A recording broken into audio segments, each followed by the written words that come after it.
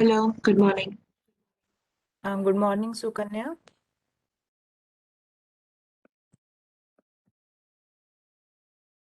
Hi, good morning.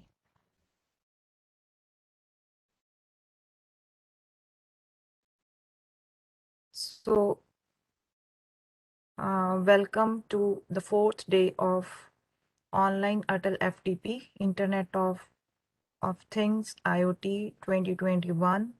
So we are moving to the closer of the FDP. Tomorrow we are having the last day of the session, and in morning we are having share the link in the chat box with you. And only 1 hour is given. At 10 I will share the link, and at sharp 11 I will close the link. So I request the participants be on time tomorrow, and don't put the request to reopen the link or reshare the link.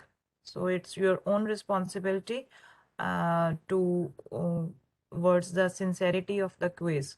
Okay, so today we are having our resource person with us, and one more personality, Arunji Chaudhary ji from EBS.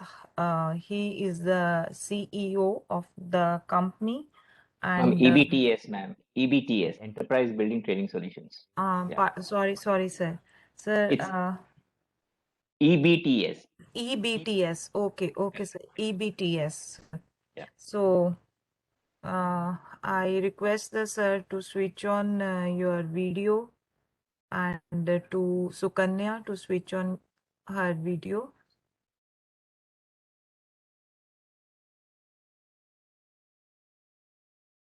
So, Sure, ma'am, sorry, I'm on limited bandwidth at the moment.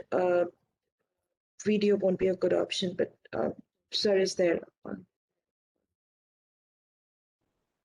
okay, no problems, no problems.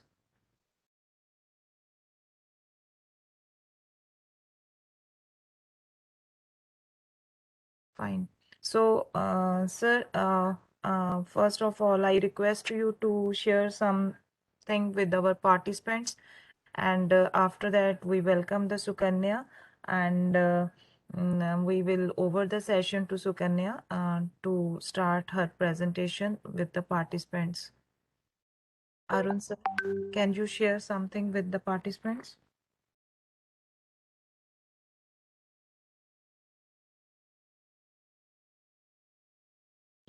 So you're on mute. Nice. Good morning to all. I just wanted to say I have nothing to say from my side. It's all Sukanya who is going to drive this session. And I'm sure you guys, with her immense expertise, will gain a lot. So, ma'am, I think we should start with an introduction and start the session, please. Okay, thank you so much. So, Sukanya Mandal, she is a data scientist passionate on building sustainable AI solutions for industries as well as for the society. A keen follower of UN SDG, contributing to projects focusing on various goals of SDG, developing AI systems, a chairmanistic team player, and a leader with strong team building and team management expertise, and a goal and a global collaborative experience. A technologist by heart with an in-depth knowledge in AI, IoT, and smart cities, along with significant understanding of technology, policy, and governance.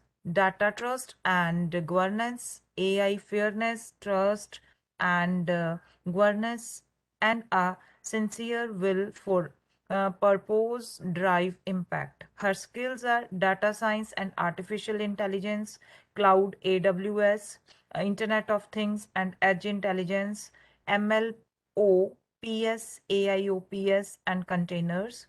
Uh, in Internet of Things, she is having the specialty weather sensor networks, HTTPS server client, M2M, MT communication, M2M XB communication, Bluetooth personal area networks, and she did her graduation from University of Oxford, Department of Continuing Education, and she has many certificates in artificial intelligence and cloud computing.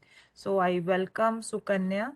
So you can share your presentation with us, and the session is over to you. Thank you, ma'am, for the introduction. I'll just quickly share my screen.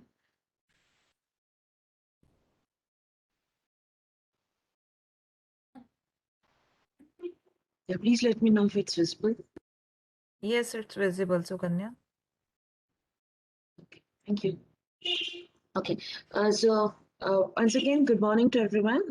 Today we'll be talking about IoT, cloud and edge, alongside a few implementations of use cases. So starting from the very beginning, classical internet versus Internet of Things. So back in the days when internet was just being the buzzword and everything, and mostly, you know, your IP phones, your firewalls, your networks, all of them were getting connected to the internet. So that scope is right now limited. So fast forward 20 years, 25 years down the line, at this present moment, we are connecting everything to the internet, be it our homes, be it our medical equipments, be it our home equipments, furnitures, home equipments as in refrigerators, ACs, be it us, be it our watches, anything and everything is now getting connected to the internet. Even we as humans are somehow linked to the internet, and all of these things together, home, your devices, whatever examples I've just plotted right now, constitute the things for the Internet of Things. So basically, physical things plus computing plus connectivity plus sensors plus actuators all together constitutes IoT. So basically, if you want to define what IoT is, so IoT, Internet of Things, is a network of ubiquitous things that are basically capable of collaborating with each other with very little or no human supervision at all. Now, what's the benefit of connecting all of these things together, and how do we derive the value out of it? So basically, once we connect everything together, this connection over the internet helps us gather the necessary data, and with those data, we can easily monitor the activity and the health of those things. Beyond that, of course, one is monitoring. Second benefit is this immense amount of data collected, when analyzed, gives us some very specific informations that that was earlier not possible. Like IoT, Internet of Things, is basically created or used to put things into perspective. As in, let's say you at a remote locations you cannot reach, but you can easily deploy a sensor network that is capable of, you know, collecting all the data and passing those data, an analysis of which you uh, understand the condition of that remote area, be it weather predictions, be it for natural disaster predictions, anything and everything. You could do that. That gives more precisions in the information that you have, rather than just anticipating that something might happen. And as and when you analyze and get that precision of information, precise information, that precise information helps you in better decision making, and hence you can control those things in a much better way. And therefore, as you have that control over you can actually create values, uh, business values as well as individual values, depending on the use cases. So basically, physical things, when connected to the internet, they can sense, communicate, as well as collaborate, therefore creating greater intelligence outcome to bring more value to the users of those things. Now, talking about the benefits, IoT benefits comes in like two folds. One, let's say the benefit of the users or the individuals, those who are using those devices, and others towards the manufacturers. So looking at the benefit of the users who are using those devices, you monitor and control the device remotely. Then you use those, you can use those devices efficiently because you have the entire health information of those devices. Your device, if it's willing to, if it's running out of charge, you get a notification. Your things, if it's, let's say a connected fan, a smart fan, right? You're out of the room and it can sense that no one is there in the room, and it can switch off on itself. And then when someone gets into the room, it again starts, right? That way we can ensure efficient utilizations of those things. As a matter of fact, since things are efficiently utilized, the service life of those things can be extended. And then, of course, you get an improved experience through collaborations of things. So as each of the things collaborate with each other, therefore you get a very improved experience. Let's say, to cite an example, your morning clock is connected. You set an alarm, and then basis your alarm, your let's say your coffee maker is connected to, again, the internet. So once you set an alarm to get up in the morning, that alarm, when it buzzes off, that triggers, you of course need to get up, but that triggers the coffee machine to start brewing and keep your morning coffee prepared. And then accordingly, let's say your microwave oven is also connected, let's say, and you just need to put in the breakfast, and once your coffee is prepared, it can also prepare the breakfast for you. This is just an example scenario. We have seen advertisements of such kinds in the near past.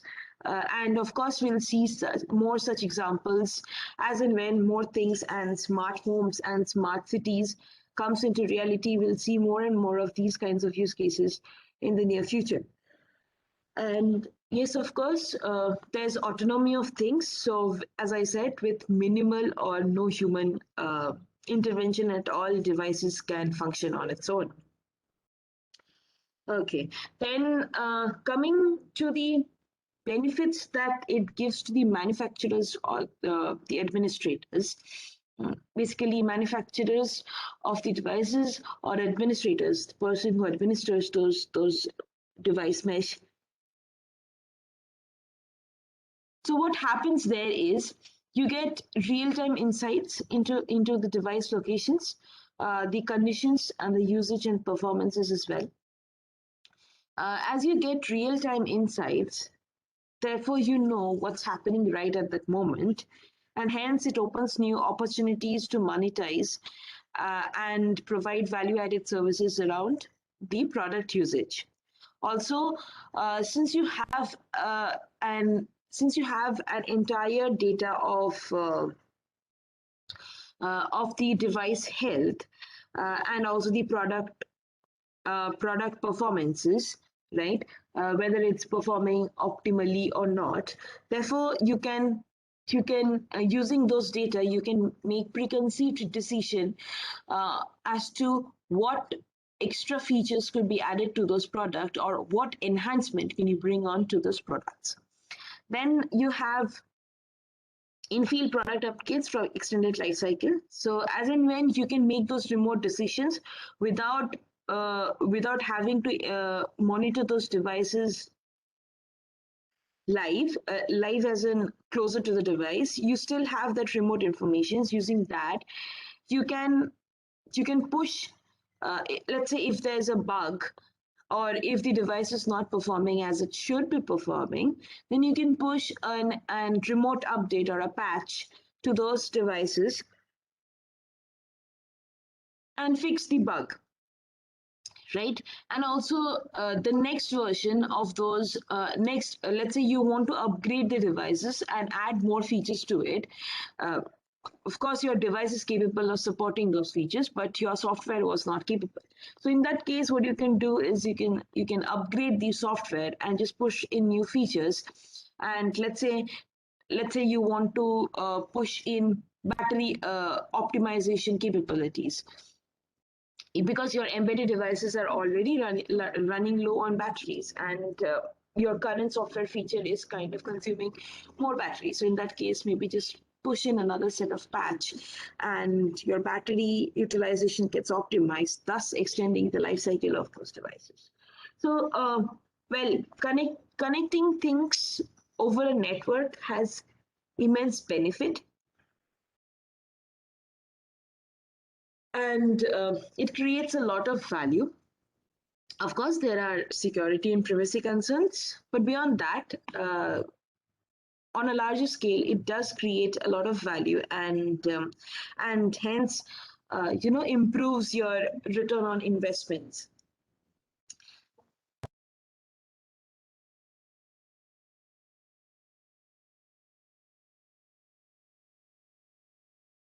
So, talking about IoT, we can easily classify. I mean, there's no need to classify, but then to understand, there could be various kinds like consumer IoT, industrial IoT, civic IoTs. So basically, consumer IoT could be your car lock and key chain that comes with RFID enabled, right? So right now, so you can lock your car as well as unlock your car from a distance, right? There are healthcare devices, your smartwatches, your other healthcare devices that are connected and can provide values once they are connected. Then your embedded devices, mobile phones to some extent, also any other embedded devices like any other consumer electronic devices that you use and that comes equipped with sensors could come under consumer IoT. Even your dog tags, let's say, those can also come under consumer IoT. Uh, Talking about industrial IoT, aviation industries using sensor networks, those comes under industrial IoT. Then there are manufacturing industries, various kinds of manufacturing industries, various kinds of factories, excuse me, if connected.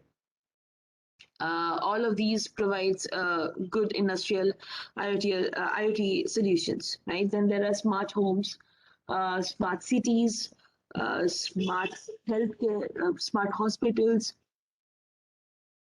then smart irrigation facilities. All of these basically, any IoT that targets towards specific industries and that caters towards specific industries could come under industrial IoT. And on the civic IoT, you have, let's say, building management, securities, everyday things, energy use. So all of these are equipped to connect over a network and can pass on real-time information so that you can keep and monitor those devices right there and right then. So these comes under examples of civic IoT. Okay, now as we are talking about IoT, it is essential to know from a technology standpoint what it takes to actually make IoT possible. So IoT itself is a horizontal field that takes in the benefit of various verticals to make an end-to-end application happen. So when I'm talking about verticals, you see sensors and actuators, single boards, computers or SoCs, embedded programming, intelligent devices, internet, cloud computing, big data analytics, and artificial intelligence. Let's look at all of these verticals one after the other. So basically, IoT, it all begins with sensors and actuators. your IoT devices needs to be equipped with sensors and actuators. So basically, sensor senses the data, sensor senses the environment and collects the data, and actuators are used for setting an alarm or an indication to help you understand. Okay, this is happening, that is happening. Then beyond sensors and actuators, you have the single board computers or systems on chips, which are basically the processing unit when it comes to an embedding hardware. And just hardware is not enough. Just hardware is not enough. You have embedded programming. Okay, so just a quick notification. If you have any questions, feel free to put it in the chat, or I believe there's also a Q&A portion, or else or else you can unmute yourself and please go ahead and ask. All right. Continuing, so just hardware is not enough. To make the hardware work, we also need softwares, and that's where embedded programming comes into picture. So so again, embedded programming requires specialized set of skills because hardwares are very sophisticated. It comes with restricted storage and other and a lot of restrictions actually. Not just storage, restricted processing power. Then it requires, if at all, it incorporates an operating system. Then that operating system needs to be small in size to be equipped to that hardware, right? So in that case, embedded programming requires those specialized set of skills where a person is not just familiar of the coding part or the programming part. Person needs to also be familiar of the hardware specifications at least, and have a fair understanding of how that hardware works, and that way those skilled workforce could actually build a software that caters to those embedded devices. Then we have intelligent devices. Once those software or the embedded programming is incorporated into those devices, then it can be monitored or controlled from a remote location. So hence, we have those intelligent mobile devices. Then now that we have those intelligence enabled on those devices, what we need to do is we need to have a connectivity. So preferably internet or any other source of connections that helps transfer data over a network. Then we have the cloud computing capabilities, where virtualized softwares or hardwares are stored, and we just get to access them over just the click of all we just need is an internet, and we can access those services through our web browser itself. And then comes the data part of it, where so cloud computing basically enables you for computation. Whatever happened on premises a few years back, like on your local servers, anything and everything is possible of possible on the cloud computing level at this present moment, with some added benefits, which I'll come to those in just a while. Okay, so now once we have the compute capacity established, now talking about the data part, the sensors and actuators are capable of collecting and generating massive amount of data, hence big data or data in general nowadays. Once we have the data, analytics, various kinds of analytics comes into the picture, which again I'll cover in a while. And then we have the artificial intelligence that basically helps us derive an understanding of what's happening. So all of these you see are verticals of its own, and all of these requires a very specialized set of skills. Even internet requires network skills. Cloud computing requires you to understand how things used to work. Have a fair understanding of infrastructure, as well as the necessary platform as well as the software skills. All right, big data, you must have heard. If not, then big data again requires very specialized set of skills. But then beyond that, various kinds of analytics, predictive, prescriptive, all of these requires another set of skills altogether, which is now coming into machine learning, deep learning, all these sorts. And then artificial intelligence, well, that's another paradigm that basically enables you to train an agent, and that agent should be able to perform on its own without any interference. It learns on its own. So again, that's again a very specialized skill. Okay, so now that we are talking about all of these, we'll see. We'll see how cloud comes into the picture. Anyway, please let me know if you have any questions. I'll just take 30 seconds of pause and then move on.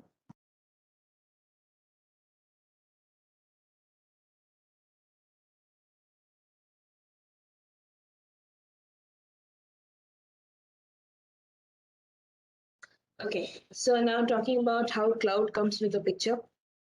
Okay, so at the bottom layer, you see you have the sensor networks that are connected, right? Those are capable of producing data. And then things are connected to gateways. So they transfer the data to those gateways, and gateways are directly connected to the cloud. So basically, gateway sends all the raw data to the cloud and receive control actions from cloud and all those things to things, right? So it sends raw data to the cloud. Cloud basically processes those data, processes those data, stores those data, performs analytics on top of it, and then sends control actions to the gateways, which further incorporates the control action to the sensor networks, and hence the sensor networks are capable of giving out the desired action. So you see, from the things until the cloud, that's the data paradigm. Cloud is basically essential to get the information, and beyond that information, what we have is knowledge. So remote monitoring and control. What we have there is knowledge. Okay, so moving on, so basically cloud at this scenario comes for storage, for compute, for processing, for data analytics. Basically any kinds of heavy tasks that needs to be done with large amount of data, cloud comes into picture. And just one thing to remember is here gateways are directly sending into the cloud. Once we talk about edge, we'll see a slightly different architecture. But just give me a few moments until we go to the next edge part. So just a brief about what exactly is cloud. So as I said, cloud is essentially a pool of virtualized computing resources. A cloud can host a variety of different workloads, including batch style as well, backend jobs, as well as user-facing applications. So in cloud, you can host anything. Clouds are nothing but, let's say, your laptop is equipped with resources, right? So similarly, cloud, the resources are hosted on a virtual server. All you just need is an internet and a web browser and a working web browser to access those resources. Okay, and just to put forward another statement about cloud. So in other words, basically cloud computing refers to a virtualized platform with elastic resources on demand by provisioning hardware, software, and datasets dynamically.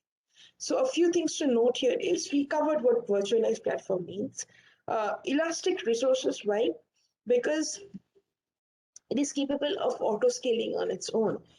Depending on your requirement, it scales down. Let's say you have provisioned, how do you say? Okay, let's say you have pulled up a virtual machine on the cloud and you have provisioned 100 GB space to that virtual machine, right? And you see it's no longer, basis the task that you have in hand, 100 GB is no longer enough. So in that case, you just provision it. You can go ahead and easily provision another 100 GB or how much ever space you require depending on your requirement. Now, this is one type of scaling and provisioning. Now, another type of elasticity is, let's say, let's say you are running a data processing workload on the cloud, and your data keeps on increasing day in and day out. So let's say at day one, you have provisioned, you have utilized very little amount of data. After a month, your data's volume has increased massively, and you require heavier computation and hence heavier space. So in that case, some services offered by cloud providers are capable of automatically scaling on its own. So depending on the requirement, let's say while processing, you just need that extra amount of compute, and once processing is done, you don't need any amount of compute. So in that case, what those services does is just expands the capacity of the services while processing. And once the processing is done, it again scales it back down to its original limit, whatever it was earlier. So there's something called auto scaling, and there's something called on-demand scaling and provisioning of hardware, softwares. You can provision anything and everything based on your requirement. Okay. So, okay, now cloud computing. Okay, cloud computing has a couple of deployment models, like private cloud, public cloud, hybrid cloud, and multi-cloud, and also hybrid multi-cloud. So private cloud is basically, how do I say this? Okay, let's say you as an organization have local servers hosted on your premises, and you use that local servers and compute everything using that local servers. That's basically an example of private cloud, where you as a member of that organizations only have access to that local server. No one else outside your organization or no one else outside your organizational access have that capacity, have that provision to access your in-house servers. Then comes the example of public cloud, where everyone can access cloud resources, like the cloud providers, like AWS, Azure, GCP, all of these cloud providers. They provide you with resources, and anyone, be it an individual, be it an organization, anyone and everyone can utilize those resources, provided that they have an account created on those public cloud portals. Hybrid cloud, it's basically a mixture of private and public cloud. So let's say, again, going back to the example of the private cloud, so you have your data or everything hosted on your local server, right? But you want to perform analysis on those data, and you don't have enough space or compute resources on your local server. So in that case, what you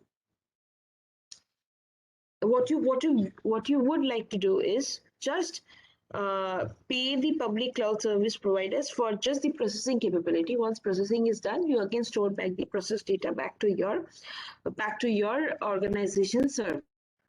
So this ideally could be an example of hybrid cloud, wherein you have your data present in your local in-house servers, and you're using public cloud for processing the data, analyzing the data, and then again utilizing back your in-house servers to store the processed data. So basically, to perform these actions, you're using both public as well as private cloud. Now, talking about multi-cloud. So multi-cloud basically entails utilizations of two or more clouds from public clouds from two or more cloud providers. Okay.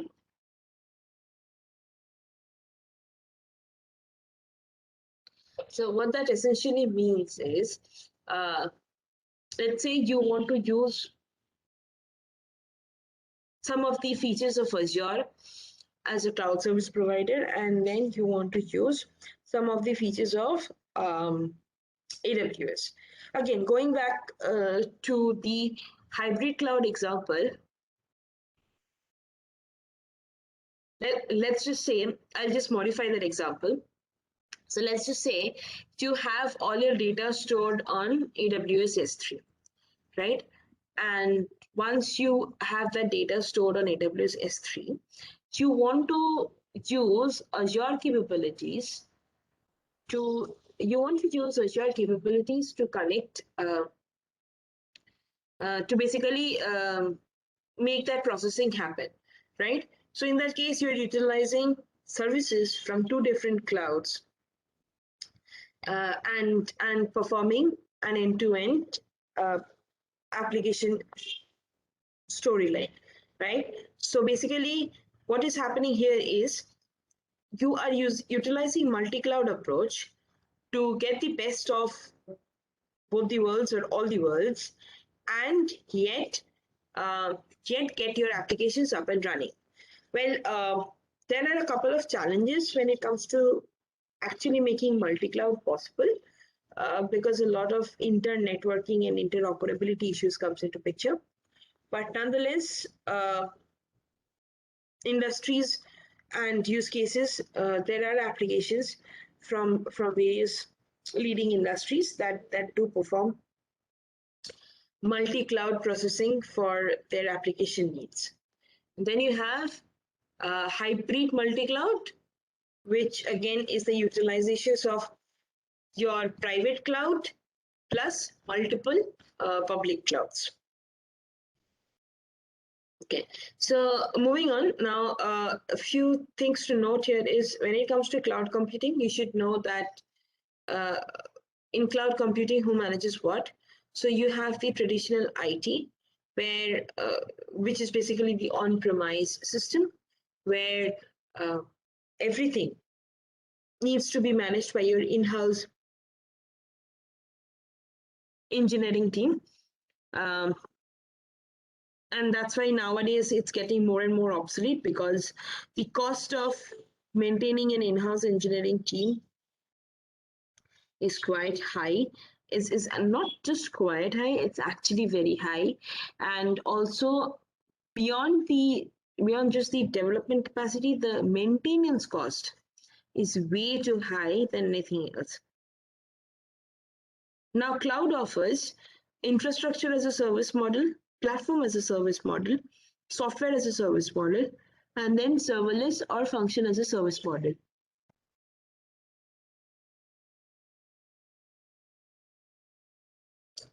So what happens in infrastructure as a service model is, you see there's a distinction between the green and the blue lines. So the blue portions are provided by the cloud service, managed by the cloud service provider. So when it comes to infrastructure as a service, networking, storage, servers, virtualizations, and operating systems are managed by the cloud service providers. And the rest of the things like middleware, runtime, data, and applications, you manage. Then there's platform as a service, where you just need to manage data and applications.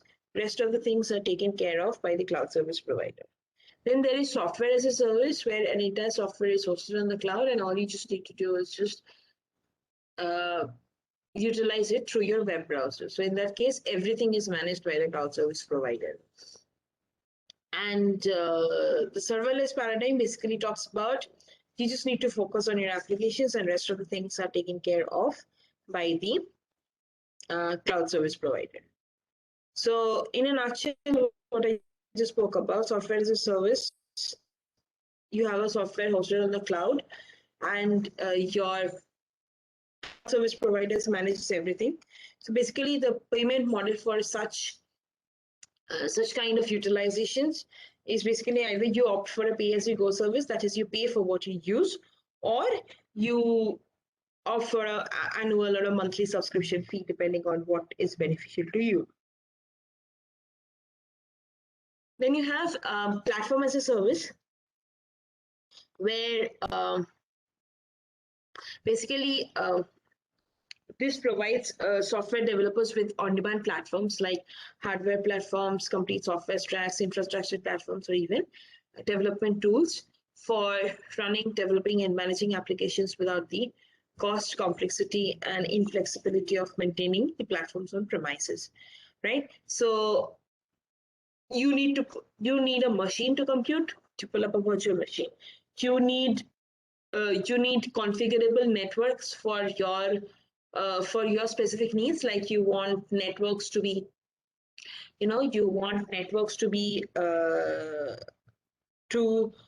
to be able to operate over restricted firewalls. All you just need to do is just go ahead and configure the network, and it works. So it provides on-demand and much required platform for running, developing, and managing applications without basically taking care of the. Without basically you as a user dealing with the complexity of managing and maintaining those platforms. Anyway, now talking about infrastructure as a service. So basically, it provides on-demand access to fundamental computing resources like your virtual servers, networking, storages. All of these are infrastructure as a service, right? So it enables users to scale and shrink resources on as need basis. So basically, when you need, you pull up a resource, and when you don't need, you just do not. You just keep it ideal, and you're not charged for that, right? So you basically are charged for what you choose. But yes, of course, if you're, let's say, if your virtual resource is running remotely, like your virtual resource is continuously processing some information or the other, then in that case, costs will definitely be incurred, right? So there you have infrastructure as a service. Okay, and you should, one thing to note here is when it comes to cloud, all you just need to note is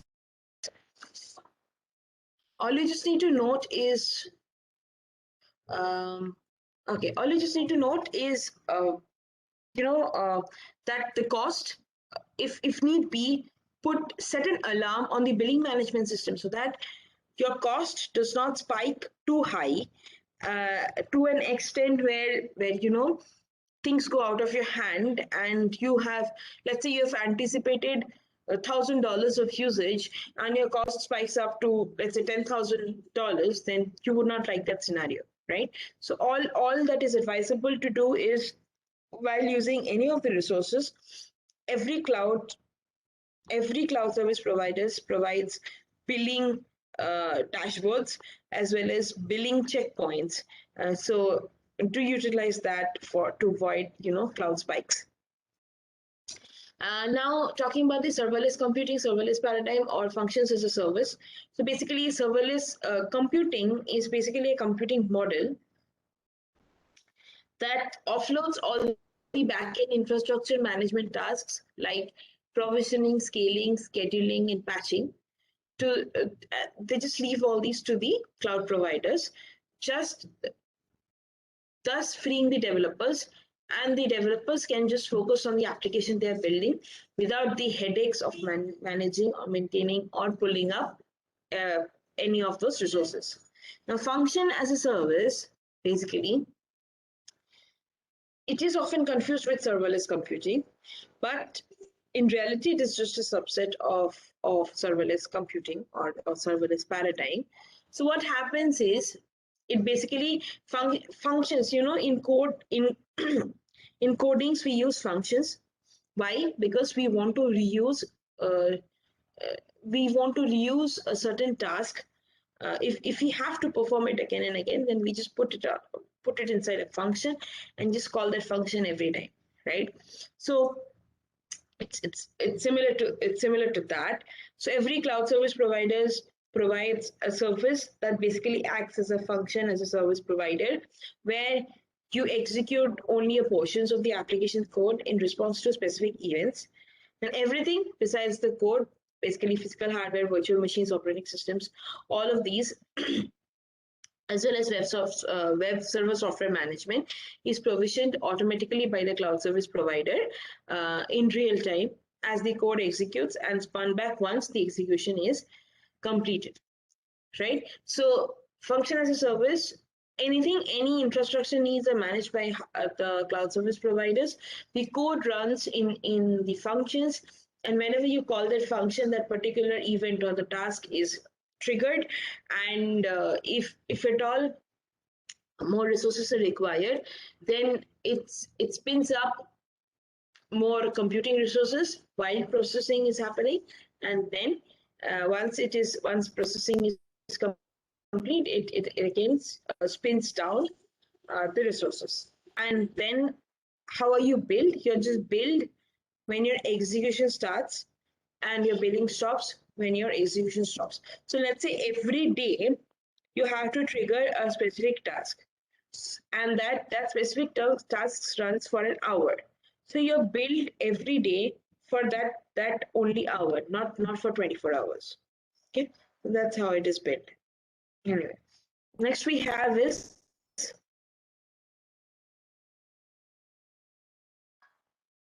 IoT challenges.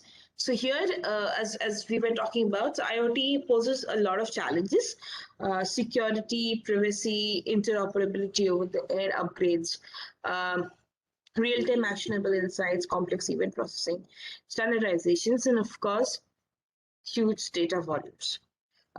So talking about these things in a nutshell. So since IoT devices are connected over a network, hence it is prone to network threats as well. Hence, security is of course a major concern. Even just for normal IT, security is a huge concern. Now with IoT, with small devices getting connected, well, security is of course large concern, but many hyperscalers like the big companies as well as many research units have identified that and are addressing securities in various possible ways. And also when it comes to security concerns, privacy of the data that IoT devices are collecting is a concern. So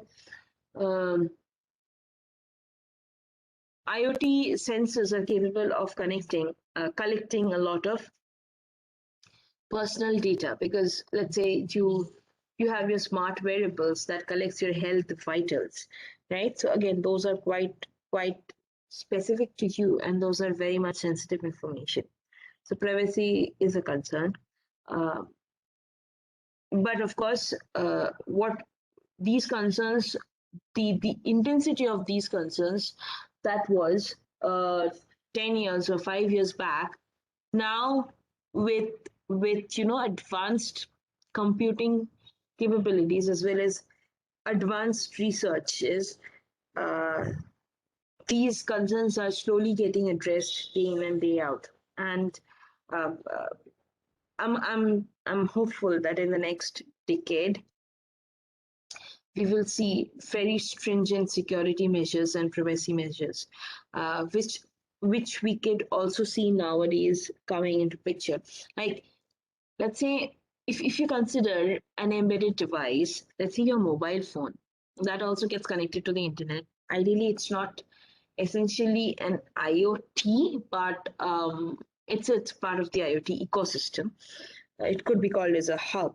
Anyway, so if you're locked out of your Android phone, the security has been so stringent that if you take it to the mobile repairing center, then in that case they also give you the right upfront answer that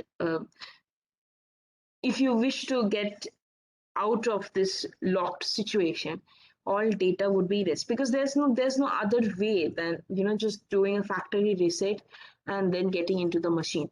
The only reason being, these are considered creating security and privacy. These are considered while developing these kinds of solutions.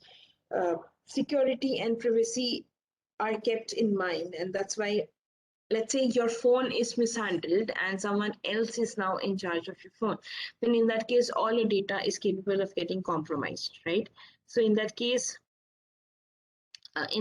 it is essential uh, that the device manufacturers or the software providers takes all these necessary security concerns into picture.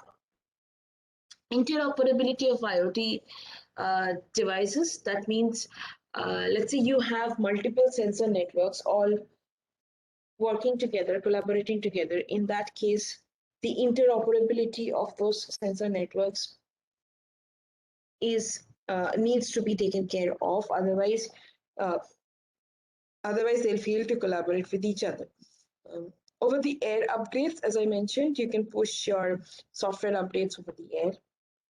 And you have, I'll cover this huge data volumes after I cover the rest of the things.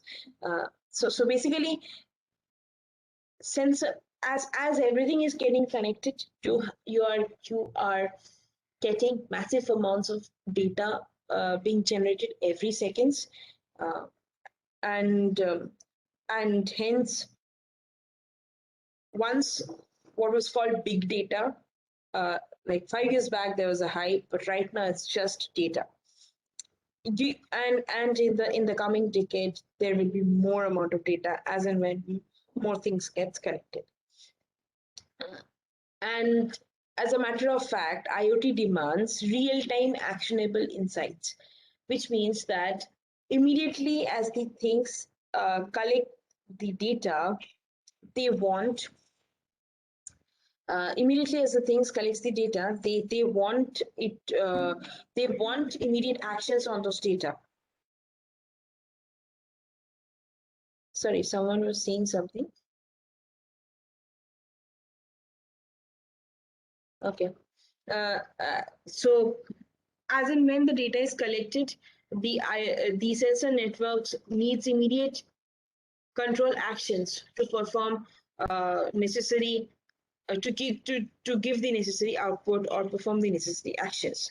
Then, of course, there's complex event processing, as these are time-bound events, and let's say event processing. Okay, to give an example, let's say your sensor network is equipped is implanted in an oil rig, and you're continuously monitoring the temperature of that oil rig. So talking about a complex event processing is like, let's say, when the temperature of the oil rig goes above and beyond a certain threshold, which is, again, set by you as a human. So let's say you have set the threshold to 70 degrees Celsius.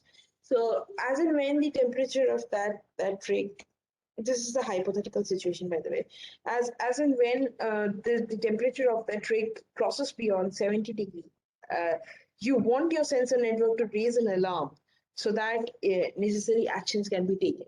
So those are like event-driven functions, event-driven actions, and hence IoT is required to do a lot of such complex event processing. Then there are standardizations of hardwares, protocols, etc., which also needs to be kept in mind. Now, talking about this huge data volumes, data-intensive tasks, to put forward an example of the amount of data volumes, basically, so you have, let's say, for an autonomous car, it is capable of generating 4 TB of data per day per car, 200 plus sensors per car. Then you have supply chains or manufacturing units or any other industrial equipment. 10 TB of data per day per well. So this is an example of oil rig. Weather forecast, 5 petabytes per day. Aeroplane equipped with, let's say, 6,000 sensors, 2.5 terabytes per day. Then you have windmills, 5 terabytes per day. And then you have, let's say, your connected ships or submarines. To put forward an example, 1.5 terabytes of data per day. So now you understand the massive amount of data that is being generated from each of these day in and day out, and all of these data needs to be processed. So it requires specialized set of skills to actually process such kinds of data. Anyway, so how to draw insights? Now, look on the left hand side, as and when we have the data, we want to derive insights so that we can take the necessary next steps, right? So at the bottom layer, we have information, then we perform analysis on top of it. Sorry, at the bottom layer, we have raw data, then we perform analysis on top of it, and then we, upon analyzing those data, we get the information. And beyond informations, we derive knowledge. Beyond knowledge, we have the wisdom, right? So, well, data to information, the path is well established now. It's quite matured, and we do it. Anyone who is a data scientist or anyone who's dealing with data engineering deals with data to information phase day in and day out. Knowledge, uh, enabling knowledge to those informations is slowly gaining popularity, and we'll get to see more applications in this area in the next 2 or 3 years.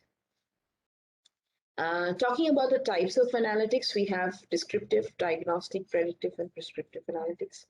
So, well, prescriptive analytics basically, so okay, so you have data, raw data, you perform some basic analysis on top of it, and then you clean up your data, process it, initial processing, and then you get what's the data all about. So that's descriptive processing, wherein it describes your data. Then you have diagnostic processing. Now, once you understand what you have in terms of your data, you go one step above and understand what's happening to that data. What is this data trying to tell you? So that comes under diagnostic analytics. Now, once you have that question answered, you go another step and try to answer. Okay, so now if this is happening, what's going to happen in the future? So that's predictive analytics. Okay. Once you have that answer, predictive analytics, so you know what's going to happen in the future, you have a prediction available to you. Once you understand what's going to happen in the future, beyond that, what you get is what you try to answer is, okay, what can I do right now to basically prevent, let's say you predict a very drastic change of events, negative scenario. In that case, you would like to know what can I do right now so that this outcome can be changed. So that's basically prescriptive analytics. Okay, now so talking again, looking at the same picture back, insights on the centralized cloud again happens at the middle layer here, and the rest remains the same as of now. Now, okay, now talking about the data processing challenges. Now we know that IoT is capable of generating huge amount of data. We'll look at the data processing challenges, and then beyond that, we'll see how edge computing basically address this all of these challenges that we will be speaking right now. Before that, I'll again take another 30 seconds of pause. Uh, any questions, concerns, or anything that you would like me to address, please put it up in the Q&A section or on the chat.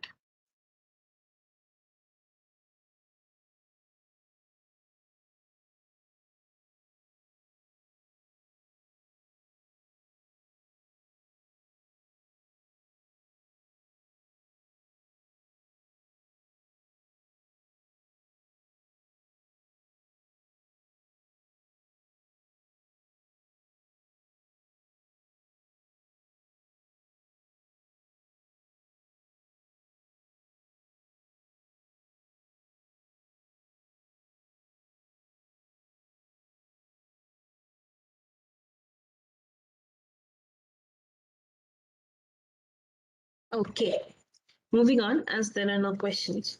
So what's happening here is okay. Okay. Now that we have an enormous amount of data getting generated from each of these connected things, uh, a few challenges comes into the picture.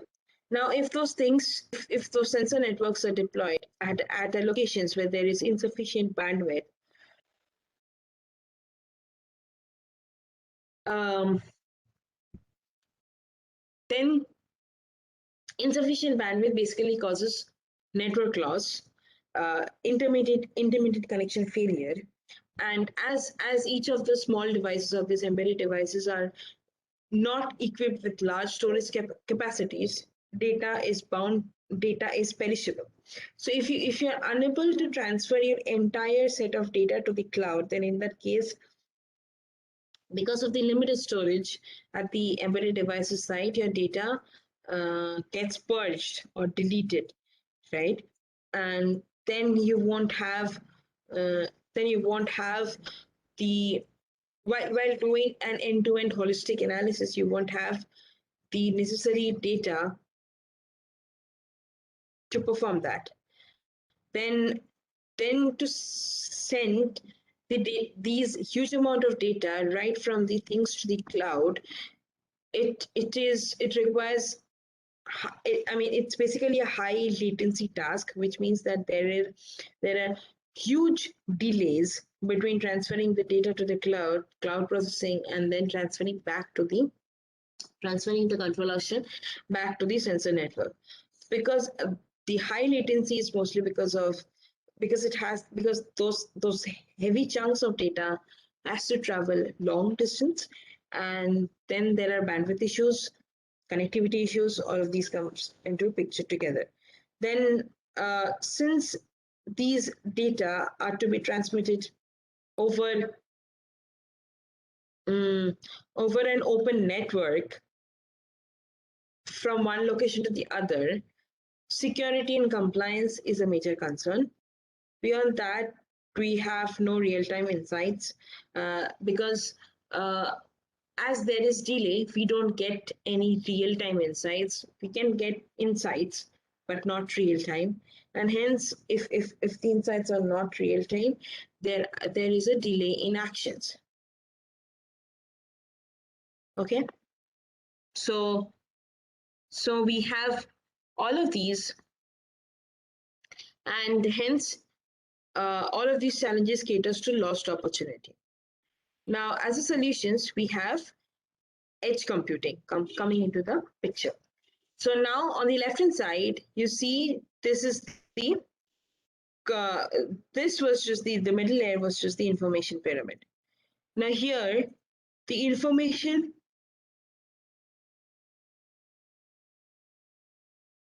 pyramid has been drastically increased, wherein we have things, and on top of things we have something called edge and fog, and then we have cloud. So basically edge and fog adds another layer before the entire set of chunk of data is transferred to the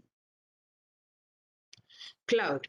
So what happens here is the things collect those raw data. Now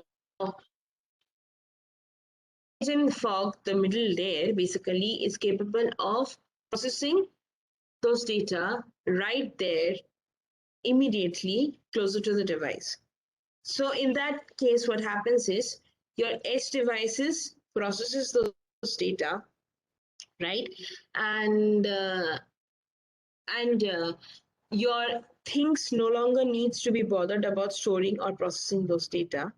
Now, once those processing is complete, only the required insights are sent to the cloud, and the redundant data is gotten rid of.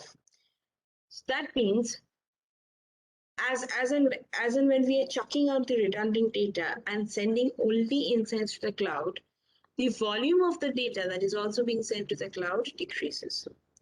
Hence, edge and fog computing basically acts as a middle layer that prevents um, the prevents or takes care of all of these challenges. So on a big picture mode, you have the things. Then you have real time. I mean, basically, when it comes to cloud providers, fog and edge computing, they have merged together, and now it's just known as edge computing.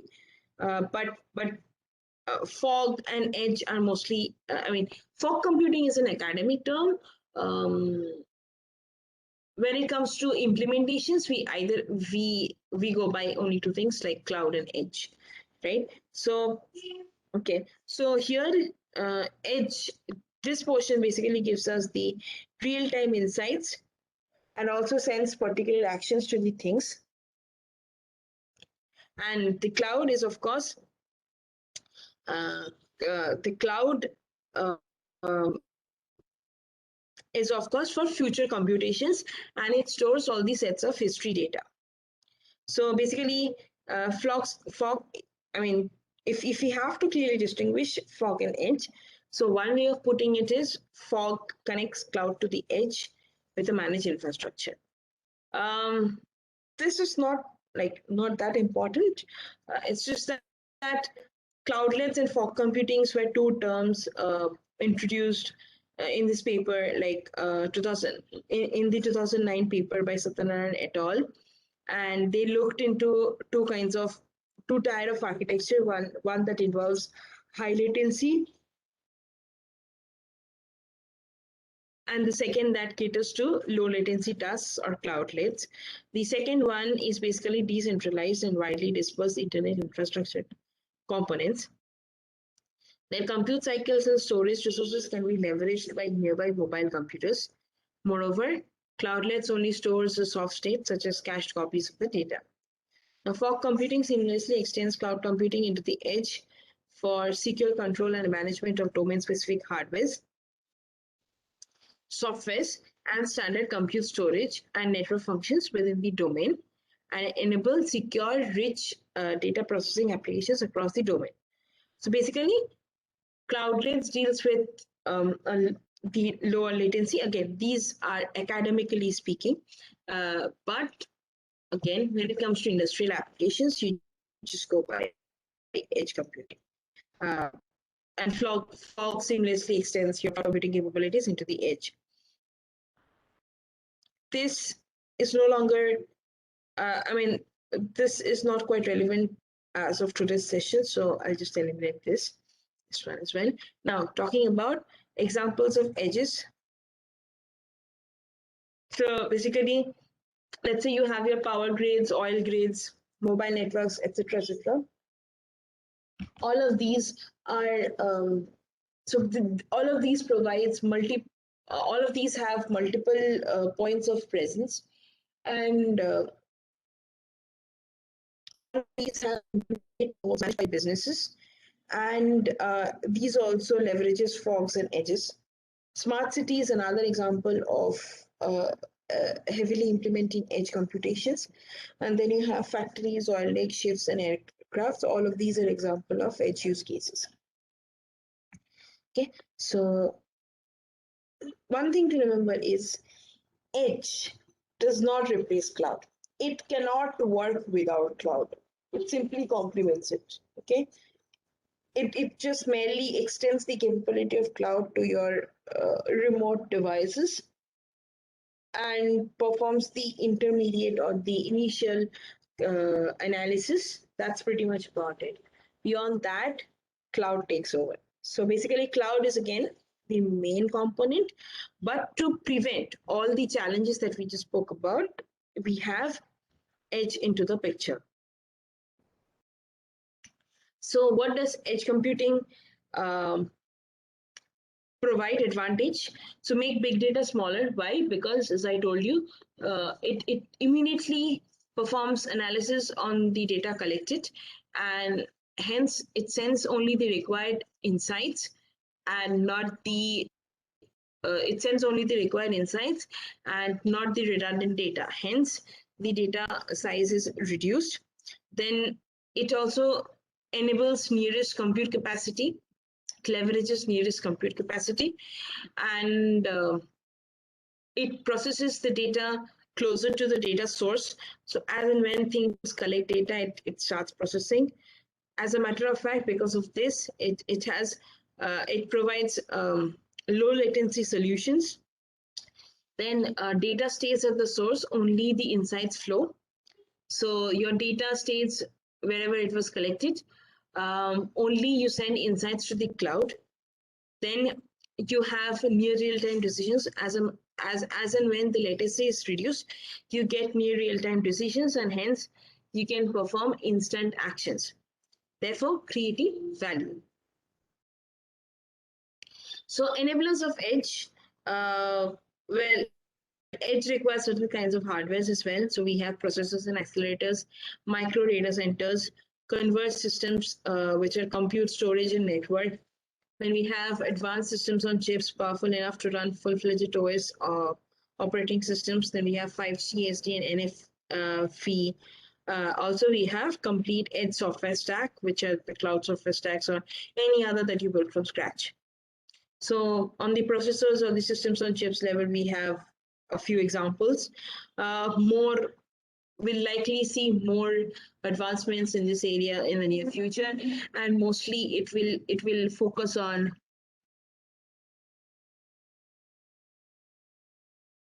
this area wherein it requires low power as well, but gives high compute capacity. Then you have accelerators like your GPUs, FPGAs, etc., that speed fast your existing compute capabilities. Then you have converged infrastructures where you have converged servers for gateways. And these are basically compute, storage, network, and virtualization components which are grouped together in a package. These are compact in size.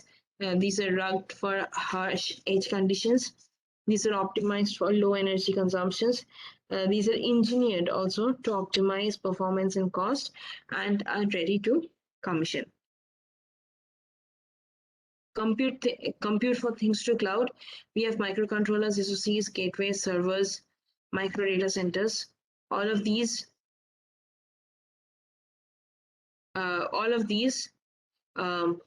just provides the necessary compute for edge computing, right?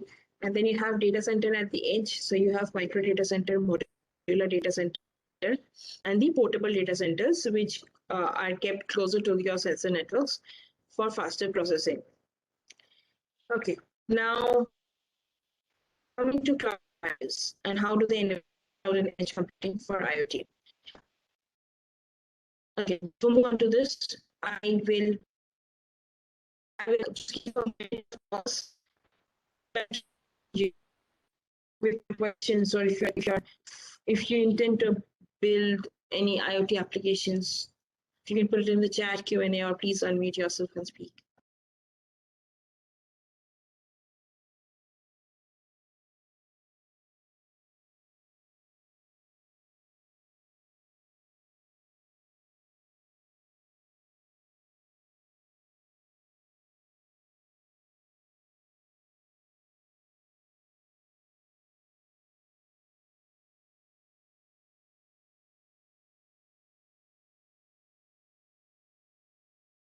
Hello, Sukanya. You are not audible.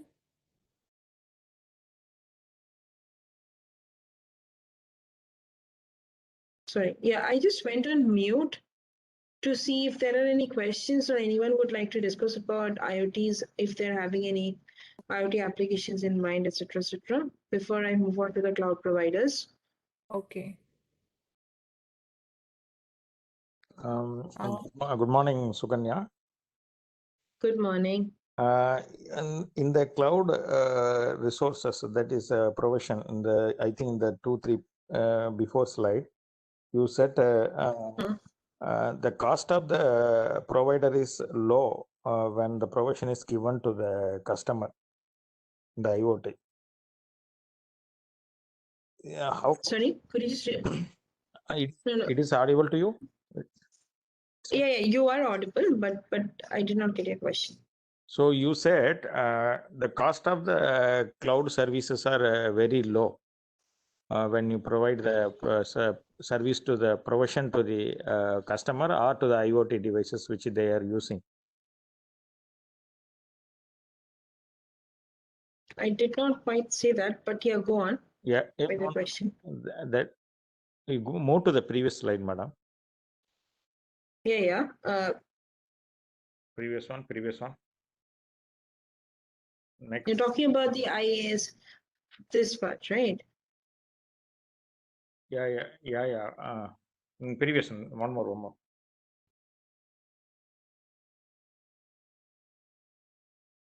One more. Previous. This one? No, previous one.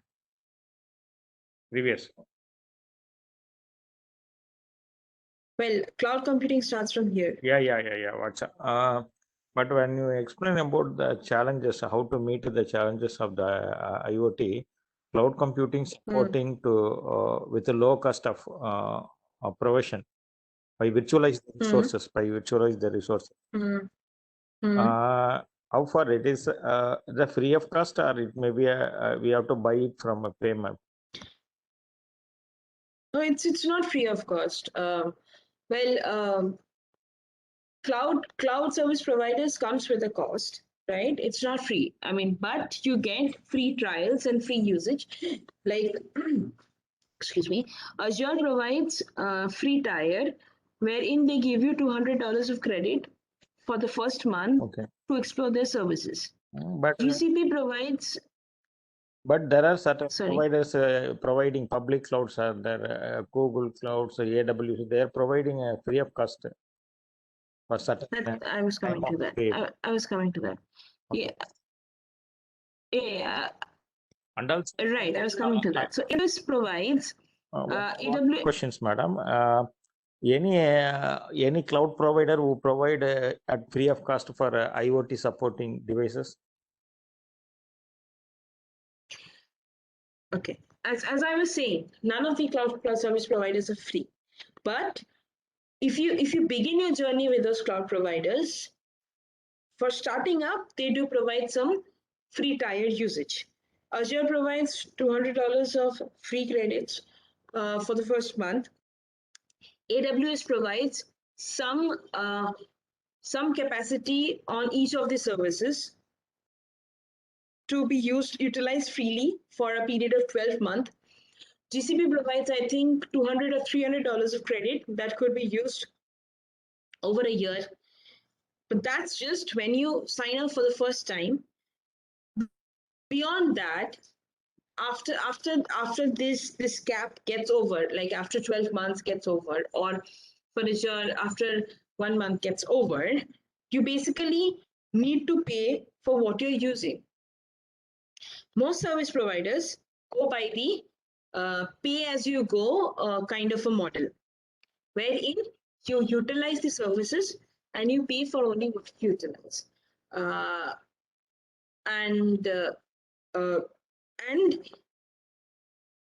That basically, I mean, if you're utilizing a hardware for 5 hours, you just pay for that 5 hours. You don't need to pay for the 24 hours. And talking about these three hyperscalers, this is what you get for free. Now, there are other cloud providers as well. There are other IoT platforms, cloud platforms, that helps you perform IoT actions as well. Again, they have their limited utilizations. But after a certain extent, since these are cloud service providers and they are providing you services, I mean, they cannot provide you lifelong free services unless they are sponsored by someone else, right? So after a certain utilization or after a certain extent, you are charged for what you choose. That is the kind of subscription model that goes on for cloud platform providers. Did that answer your question, sir? Yes, madam. That's what even AWS, ThinkSpeak Cloud and IoT support. Many providers are there. They will provide, but certain time of period and with the data use is limited. Then thereafter we have to pay and use. Suppose if you go for commercial purpose, or maybe we are using more than TB of data, then we have to buy, as what we are said, $200 like that, based on the usage and the purpose you are using. Good, ma'am. Right, Very good. Thank you, madam. right. Thank you. Okay, so moving on to cloud service providers, what each of these providers provide in a nutshell.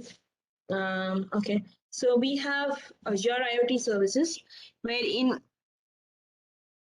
Azure IoT Central is a service which helps in accelerations of which helps in accelerating the creations of the IoT solutions. Then you have IoT solutions accelerators. So these are basically custom architectural templates that helps you reference the architectures and customize it depending on your needs. Then you have Azure IoT Edge as a service, which basically extends the intelligence of cloud to the edge. So you use to do that, you use Azure IoT Edge. Then you have Azure IoT Hub, which is responsible for connecting and monitoring and as well as controlling billions of IoT assets. Then you have Azure Digital Twins, which basically creates digital twin is a digital representations of a physical space. So Azure Digital Twins helps you enables you to create let's say a digital instance of a physical state, let's say a factory floor connected with sensors, and you want to monitor it for you bring it up to a digital space, and that's how you can monitor the sensor networks connected. You can monitor the factory floor from a remote environment.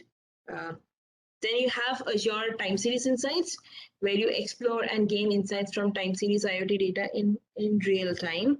Then you have Azure Sphere, where you build and connect basically highly secure MCU-powered devices. You have Azure RTOS, real-time operating system. So it's basically a fork of the free and open source RTOS, which basically is Azure is using it for embedded IoT development and connectivity and connecting the embedded devices. Similarly, and also you have Azure SQL Edge, which are used to query the data at the edge side. Now, these are just one-liner definitions of all these services. Azure Microsoft Docs has pretty good documentations of what each of these services does in depth. Due to the interest of time, I've just kept it short. So something to remember by is to do any kind of task on Azure, you would need an Azure IoT Central, you would need an Azure IoT Edge, you would also need an Azure IoT Hub.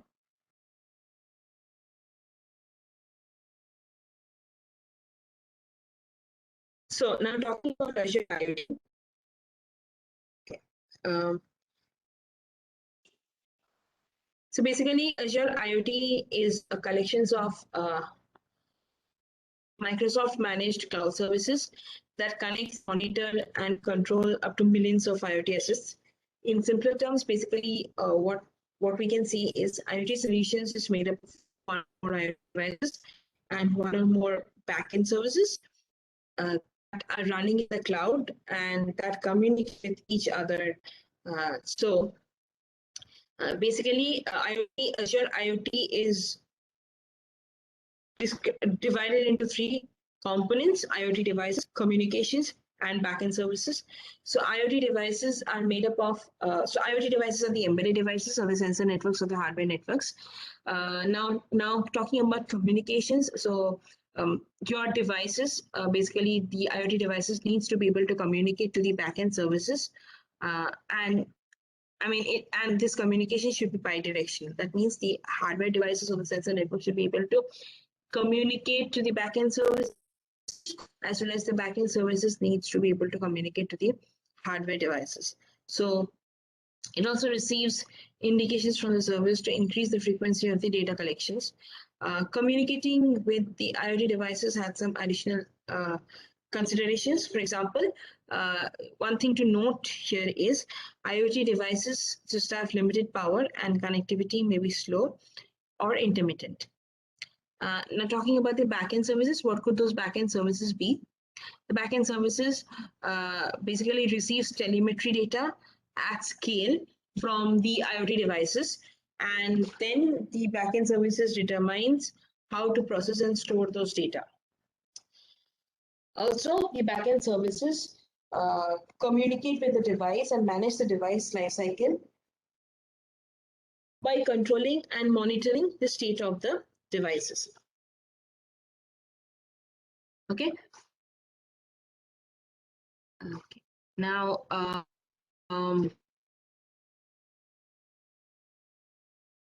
now talking about how Azure IoT works.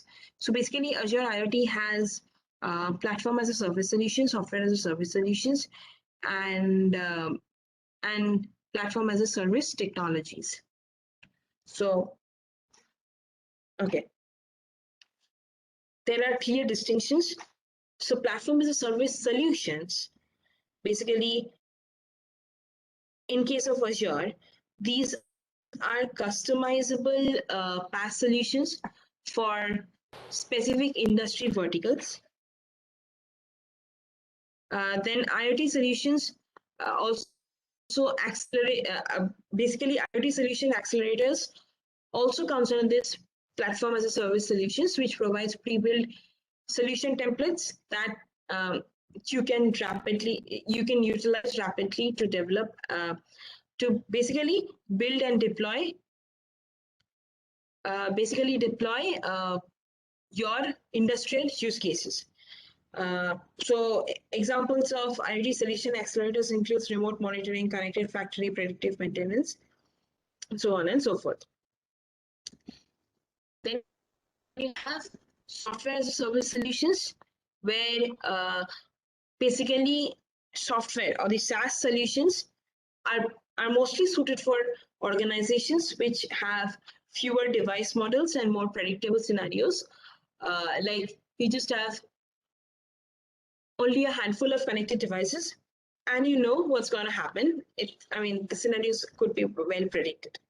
And also, you don't have that engineering capabilities. You have limited engineering capabilities for IoT or IT needs. So in that case, Azure IoT Central basically provides software as a service solutions, which allows us to get started quickly with minimal expertise required. Now talking about platform as a service technologies. So these technologies, when it comes to Azure, it can be many. And we can categorize them into device support, then IoT technologies, data analytics technologies, then visualization and integration technologies. So when it comes to device support,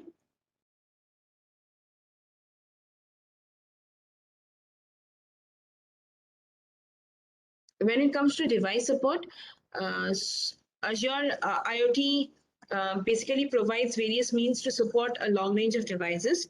This includes IoT device SDK, IoT certified devices, security program for Azure IoT, and Windows 10 IoT as well. When it comes to IoT technologies, IoT PaaS technologies, in that case, Azure provides Azure IoT Hub, Azure Time Series Insights, Azure Sphere, Azure IoT Edge, Azure IoT Hub Device Provisioning Service, Azure Digital Twins, as well as Azure Maps. When it comes to data and analytics service, there is Azure Machine Learning suite that is capable of performing the entire data and analytics capabilities. Then there is visualization and integration capabilities, where in the dashboards or the services like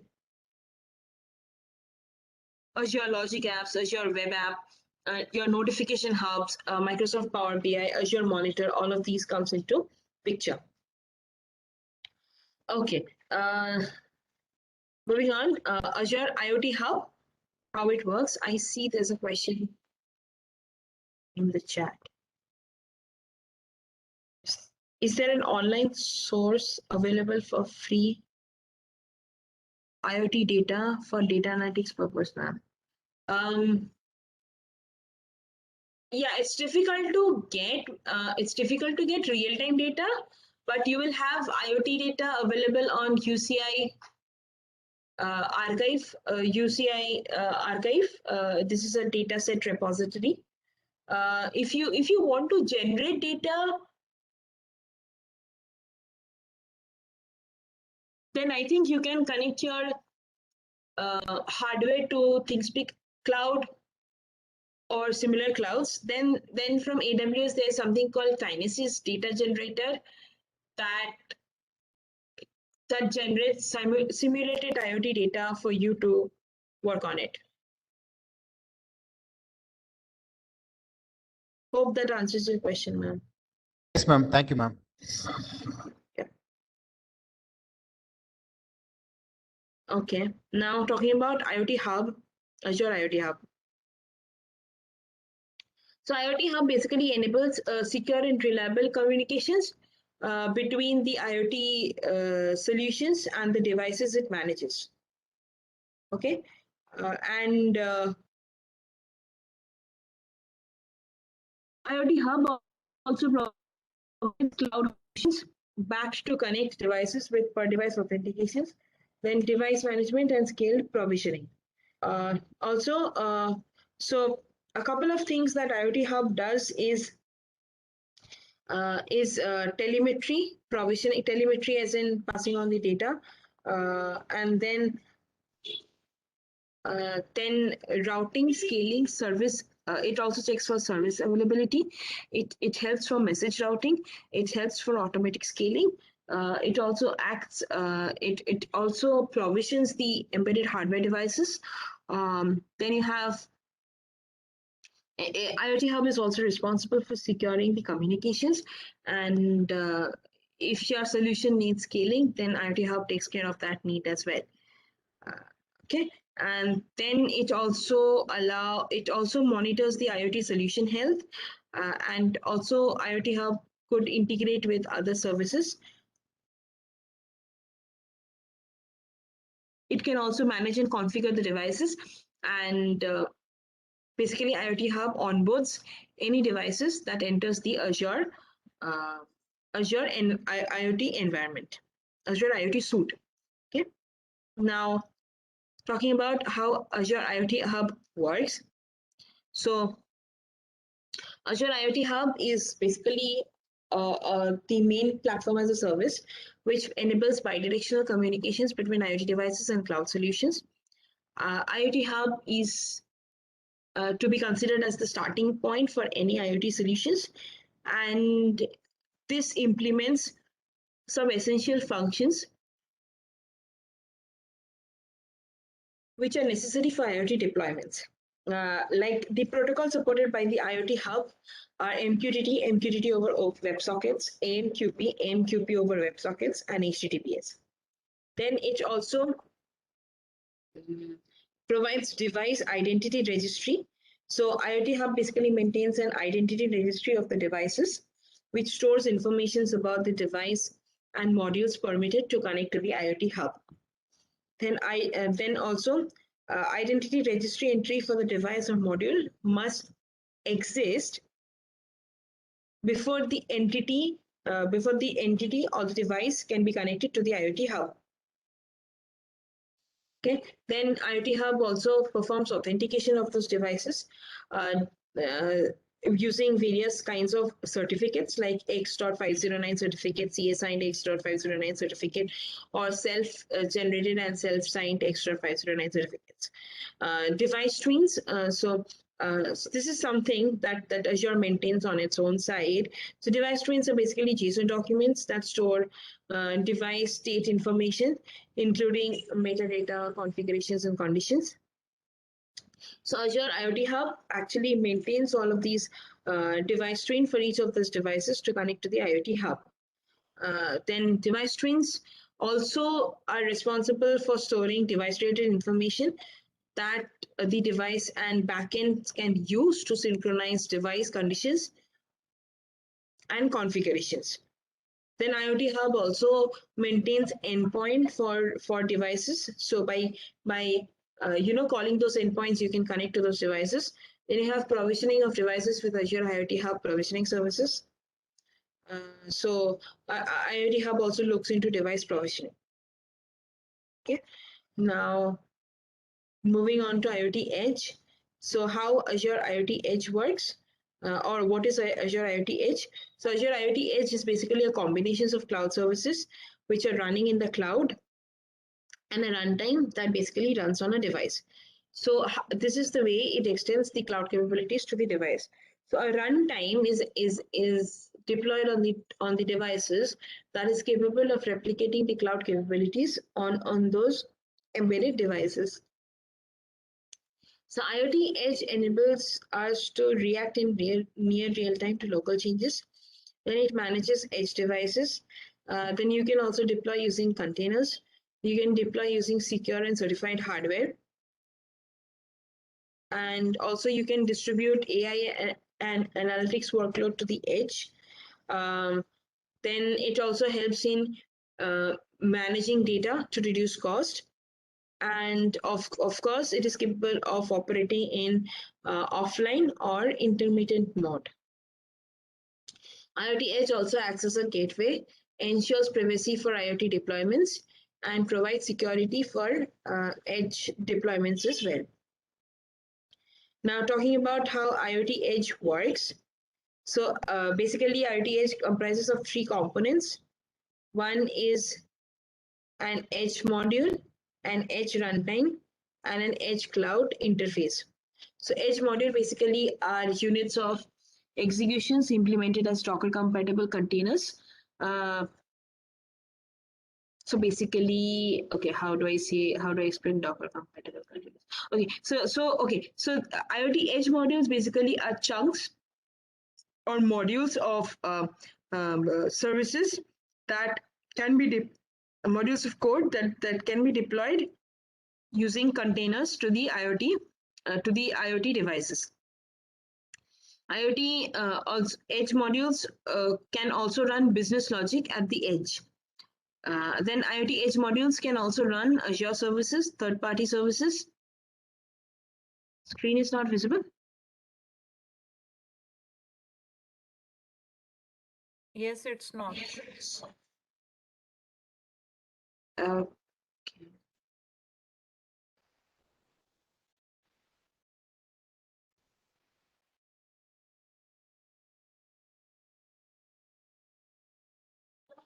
Yes, Now? yes, visible. Okay. Sukanya, can you please bind up the session so that participants can get fresh for next session? I have to give 10 minutes break for next session. Sure. Give me another 5 minutes then. Yes, surely. Because you have to take the queries as well. So bind up it on time, and I want to free them by 11:20, and 11:30 we are having the another session. Okay, sure. So no problem. Just give me another 2-3 minutes. I probably will wind up, and in case of any queries, please feel free to write it on the chat itself so that I can address them once I wind up. Okay. Thank you so much. Yeah. Okay. So then there's an edge runtime that is basically installed on the devices that is capable of performing several functions like installing and updating workloads, maintaining IoT edge security standards, managing communications between downstream leaf devices and the IoT edge devices, and also managing communications between modules on an IoT edge device, and managing communications between an IoT edge device and the cloud. And of course, there's an IoT edge cloud interface, cloud interface, which is responsible which basically enables us to monitor and manage the IoT devices remotely. Okay, so similarly, AWS IoT services. On a similar note, we have like at the device level, we have free RTOS and AWS IoT Greeners. So free RTOS is basically an operating system, and in case of AWS IoT Greengrass is the service that extends the cloud capabilities to the edge. Okay. Then we have the connectivity and control service. So for that, we have AWS IoT Core that lets connect a device to easily and securely interact with cloud applications and other devices. And we have AWS IoT Defender that basically continuously keeps on monitoring and auditing the IoT configurations. And we have AWS IoT device management that basically takes care of the of securely registering, organizing, and monitoring those devices. At the analytics services, we have AWS IoT Analytics, AWS IoT Sitewise, IoT Events, and IoT Things Graph. So this is a reference architectures of AWS IoT. And on the GCP side, we have Cloud IoT Core and HTTP, particularly for IoT functions. And alongside that, we have other GCP clouds services that could be used along with Cloud IoT Core and HTTP to enable end-to-end industrial applications using GCP. Now, here are a few examples of reference architectures that both on Azure and AWS that performs various functions. So this is an example of Azure IoT reference architecture, wherein it uses Azure IoT services to perform end-to-end industrial applications, Azure IoT services as well as native Azure services to perform end-to-end applications. This is a typical use case or an industrial use case of Azure IoT data and analytics. Like from so here data is captured from construction equipments and it's passed through IoT hub, and then it is stored, and also stream analytics is being performed. And here is another layer of data aggregations. So this is again another typical business use case for IoT and data analytics using Azure services. This is a very nice use case on predictive maintenance with IoT. So basically, predictive maintenance is a very good use case when it comes to industrial IoT. What happens there is you continuously imbibe in data from the ecosystem. From your factory ecosystem, and then utilizing those data, you predict the remaining useful life of the devices, and remaining useful life of the devices, and the device health, so that you can perform predictive maintenance of the factory floor or the factory equipments, or any other things as per se. So this is an architectural diagram that basically suggests how predictive maintenance happens for IoT using Azure IoT services. Now, these are AWS IoT services for industrial applications. We covered all of those just a while back. And a few examples on the AWS side. So this is a typical example of a connected home where you have a camera enabled, and then the camera as an embedded device is capable of not just transferring the data to the cloud and getting the real-time actionable insights, but also to predict in real time, like let's say face recognitions or any other applications, to predict in real time. So this is an example of a connected home, machine learning at the edge. Another example is predictive quality reference architecture. So it's predictive quality on a factory floor. So this is again another typical architecture. It's a little complex, by the way, but yeah, I mean, this uses various AWS IoT services to make this predictive quality reference architecture possible. Then we have predictive maintenance ML model reference architecture. So here we have the AWS. So here again is a typical use case of predictive maintenance, but this time it's using AWS IoT services, and the previous one was using Azure IoT services. So now this typically winds up my session because I just did not cover any of this reference architecture in details. But feel free to ask me any questions if you have, or put it in the chat, or please unmute yourself so that we can wind up and you get 10 minutes of break before your next session. So with this, I'll just stop sharing. Yes, thank you so much, Sukanya. Thank you. Yes. Any questions, please? Yes. I request the participants, they can ask their queries. Any questions from the participant side, either unmute or write down in the chat box. Thank you.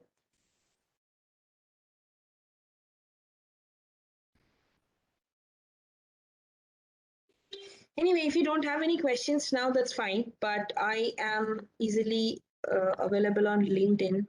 So I'll just paste my LinkedIn ID. If you just search with Sukanya Mandal, you should be able to find me on LinkedIn. And if you have any IoT needs or cloud needs, you can then reach out. Thank you. Okay, Sukanya, I have shared one Google form with you. With me, okay. Yes, I mailed you. Kindly Okay. fill that by the evening so that we can share the PPTs with the participants, because tomorrow they are having a quiz based on the content they have listened in the sessions. So you Sure, can share your surely. presentation in the PDF form with me. I'll just reply to the existing email chain that we have, ma'am, and I'll just attach this PDF and you can share it with the participants. Yes, surely. And fill the Google form as well. Surely. And any queries from the participant? There are the compliments for you. Good and informative session, madam. Thank you. And Thank you, everyone. Thanks for patiently listening. Thank you, madam. Good session. Thank you so much. All right. for So sparing your time. So thank you so much, and we will be in touch with you after this FDP as well. Thank you so much. sure. Thank you so much. Thank you. Bye bye. I'll just exit this session, ma'am, and I'll send you the details through email. Yeah. Okay, surely. Thank you.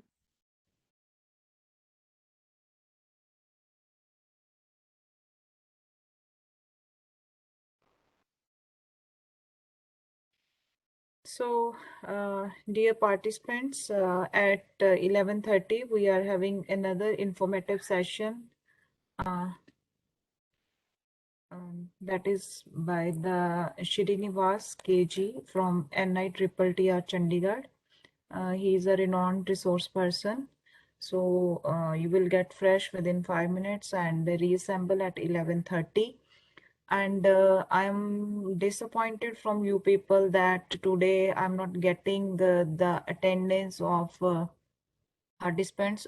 I am having 125 participants in this FDP, but today the list is not touching above 80. So I don't know why the other 40 persons are where. So you people are responsible at your own, not me. If you fulfill the ATAL requirements, ATAL conditions, only then you will get the certificate. And don't put the request to me to complete your attendance or anything else. I will be do things as by the rule. And I keep on sharing the attendance with you on time. Still, I'm getting the messages from you people in late night that, ma'am, please reopen the link. I forget to fill the attendance. As you all are mature, and I think mature than me as well, we are the professionals. We are working in renowned universities, colleges. So it's your own responsibility to be on time. I'm not here to tell you that this is your session time, join the session. I'm sharing everything with you on time, but this is the second last day. So I have to say these things. Still, the participants are leaving the meeting. I don't know how you people are working at your place when you are not sincere in the FDP. You are getting the facilities at your own end. You need not to visit anywhere to listen the renowned resource persons.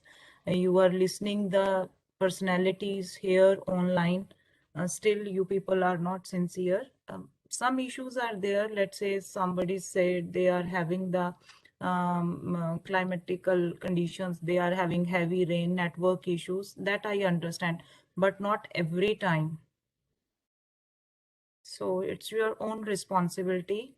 So we will reassemble at 11:30. You are having 5-minute break, and I will share the attendance link in the second session.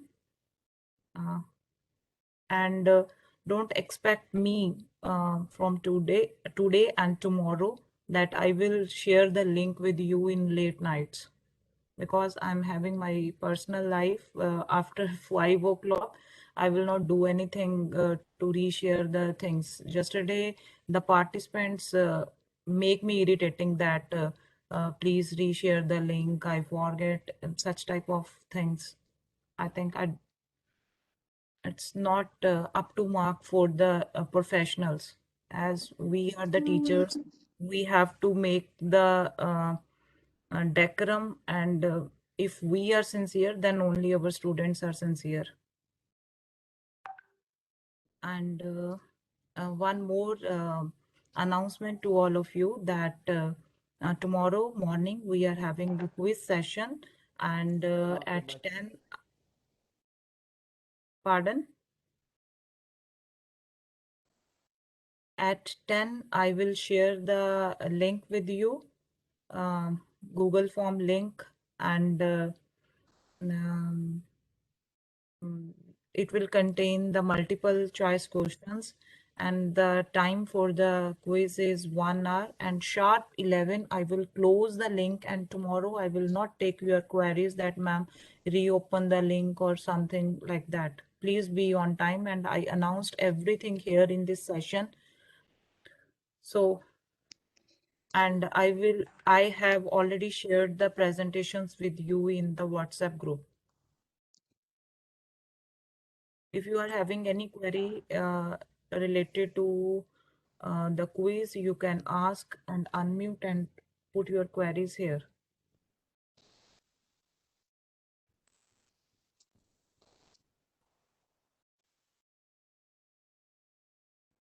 How many questions will have, ma'am?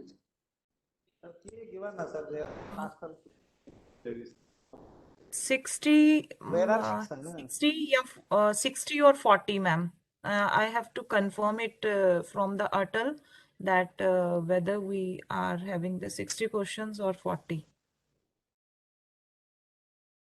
I think 60 questions are there. I will confirm and put into the WhatsApp group when I get the information.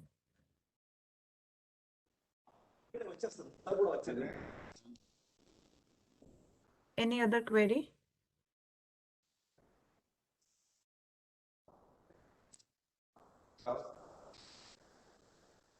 Okay, ma'am. Thank you.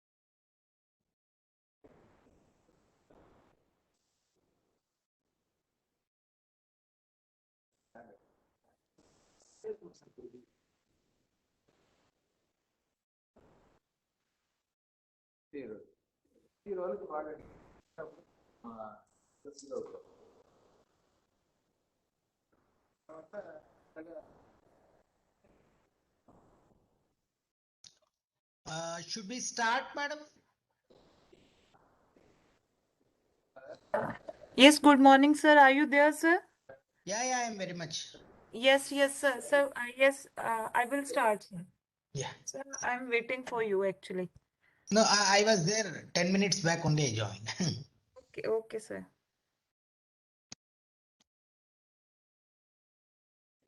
So, once again, I welcome you all in the second session of online FDP. So, sir our resource person, Dr. Srinivas KG, Professor at Department of Information Management and Coordination, NITTR Chandigarh is with us. Welcome, sir. Thank you, madam. Thank you. So we are presenting you the virtual bouquet. Thank you. Sir. Received. Thank you. So, sir, Dr. Srinivas KG is currently working as a professor in NITTR Chandigarh. He received his PhD in computer science and engineering from Bangalore University in 2007. He is the recipient of All India Council of Technical Education Career Award for Young Teachers, Indian Society of Technical Education ISGITS National Award for Best Research Work done by Young Teachers, Institute of Engineers India IEI Young Engineer Awards in Computer Engineering. Raja Ram Babu Patil National Award for Promising Engineering Teacher Award from ISTE 2012. IMS Singapore Visiting Scientist Fellowship Award. Congratulations, sir, for these many awards to you. He has published more than 150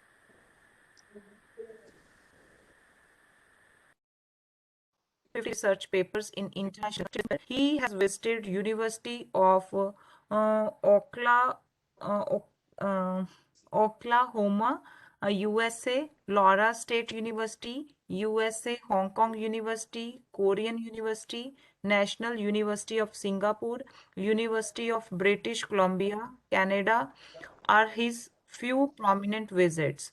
He has authored 8 textbooks in the area of Internet of Things, data analytics, soft computing, social network analysis, high performance computing, R programming, and he has edited research monographs in the area of cyber physics system for computing and energy aware computing with CRC Press and IGI Global.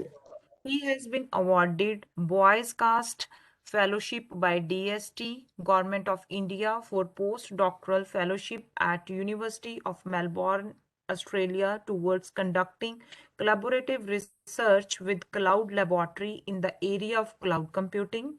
He is the principal investigator for many funded projects from AICT, UGC, DRDO, and He's the senior research areas include data mining, machine learning, IoT, cloud computing, and digital pedagogy.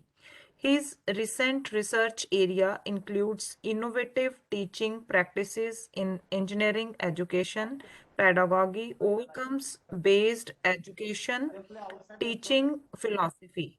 So, this is a profile of Dr. Srinivas.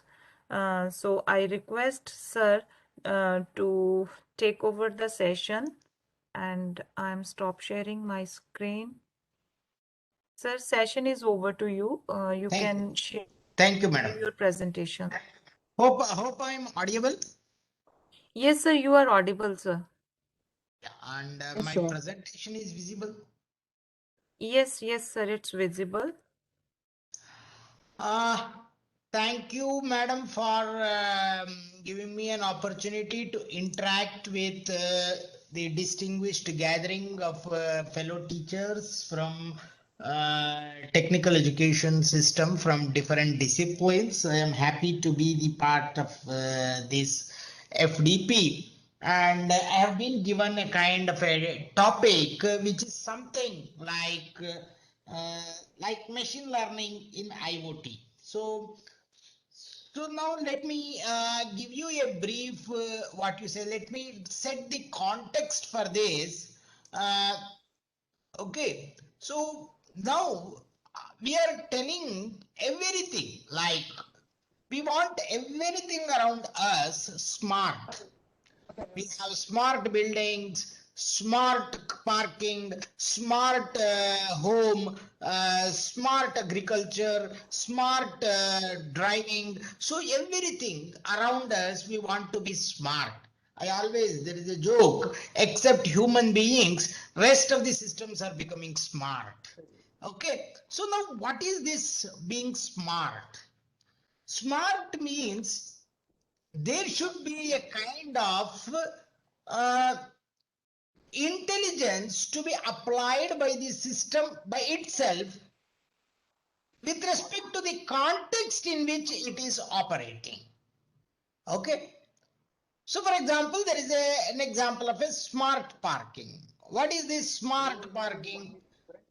You should be actually, for example, you want to go to a mall, for example, a mall XYZ.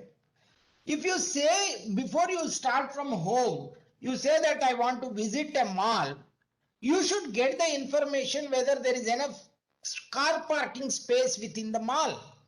So before you start from the home, if you come to know that there is no parking space within the mall, then you can reschedule your visit to some other mall, right? So what happens, this will actually make a kind of an sustainable ecosystem, diversification of traffic and congestion and many other things. So the whole system becomes, what is that, efficient. Okay, so in that way, these systems, everything, see for example, in a smart home, what we do, as soon as you enter, the lights will get on, switched on automatically, and as soon as you come out, the lights will be switched off automatically. So it is a context aware, right?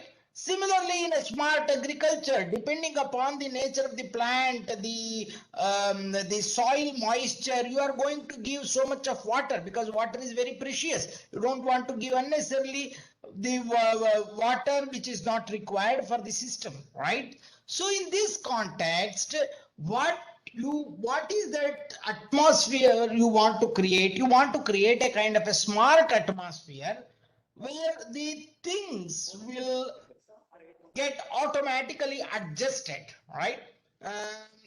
So to enable such kind of situation, we require some kind of machine learning algorithms to be adapted as a part of your IoT ecosystem, right? So my whole lecture is actually divided into three parts. First, let me introduce what are the kind of these machine learning algorithms or the systems, or which are also called as the biological, this one, how these things are actually, what is the fundamental definition of all these things? That is the first part, that is machine learning. Then how these case studies are being implemented as a part of data analytics in IoT is the second part. So if we have any doubt, we can have a kind of a discussion. Let it be interactive rather than monotonous. So let me know if you have any particular question before we start. Or you can tell what is your expectation of using a machine learning algorithm in a kind of an IoT, Internet of Things. So see, I always tell, we the people, especially from this computer science background, we generate too many jargons, and the basic definition seems to be same. Okay. So what is these jargons? We call IoT, then IIoT, then smart manufacturing, then additive manufacturing, we have agile manufacturing. We have so many jargons which actually mean the same. Smart systems, intelligent systems. So we have so many, in the sense, I don't want to pull our own leg down, but there are so many jargons which spell the same, which mean the same. That's what I wanted to tell you.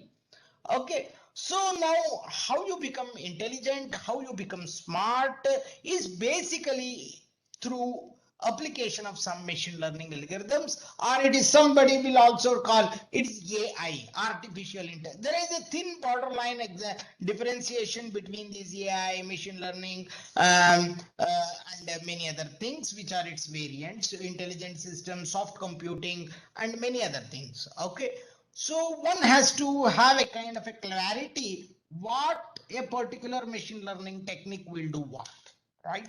So in that way, we will, first part, I will let you know the various biologically inspired systems that are used in computing. It can be used even in IoT ecosystem also. Okay, so that is my first talk. So shall we start, or if you have any question, you can put it in the chat also. Do you have any questions?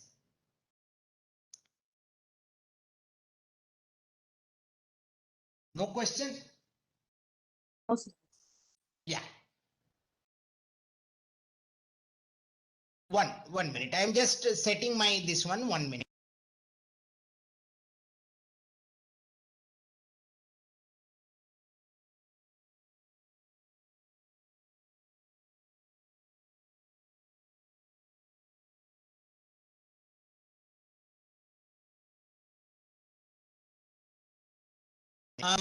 Fine. So now let us see what is this computing paradigms inspired by biological systems that are used in many of the systems. Okay.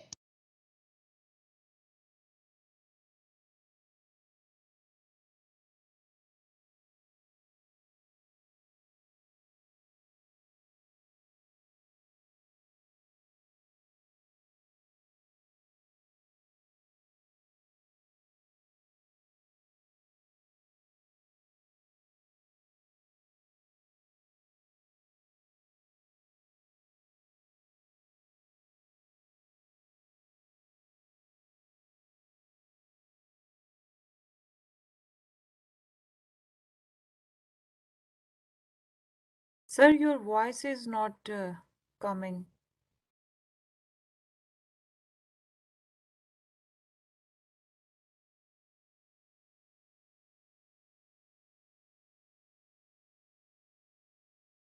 Am I audible? Yes, sir, now audible. There was some issue with my mic. Yeah, I have set it now. So now, what we talk about, what we talk in this talk is what is this classical computing and what kinds of tasks it is naturally suited for, and what classical computing is not good at. That also we should find out. Then an appreciation of how computation and problem solving are manifested in the biological system. Okay, and the appreciation of the fact that many of these examples of computations are done by the biological system are not yet matched what we can do with computers, and an understanding of the motivation of studying how the computation is done at nature. So this is a very generic talk of the machine learning algorithms. So first we will understand this, then we will go for the IoT case study.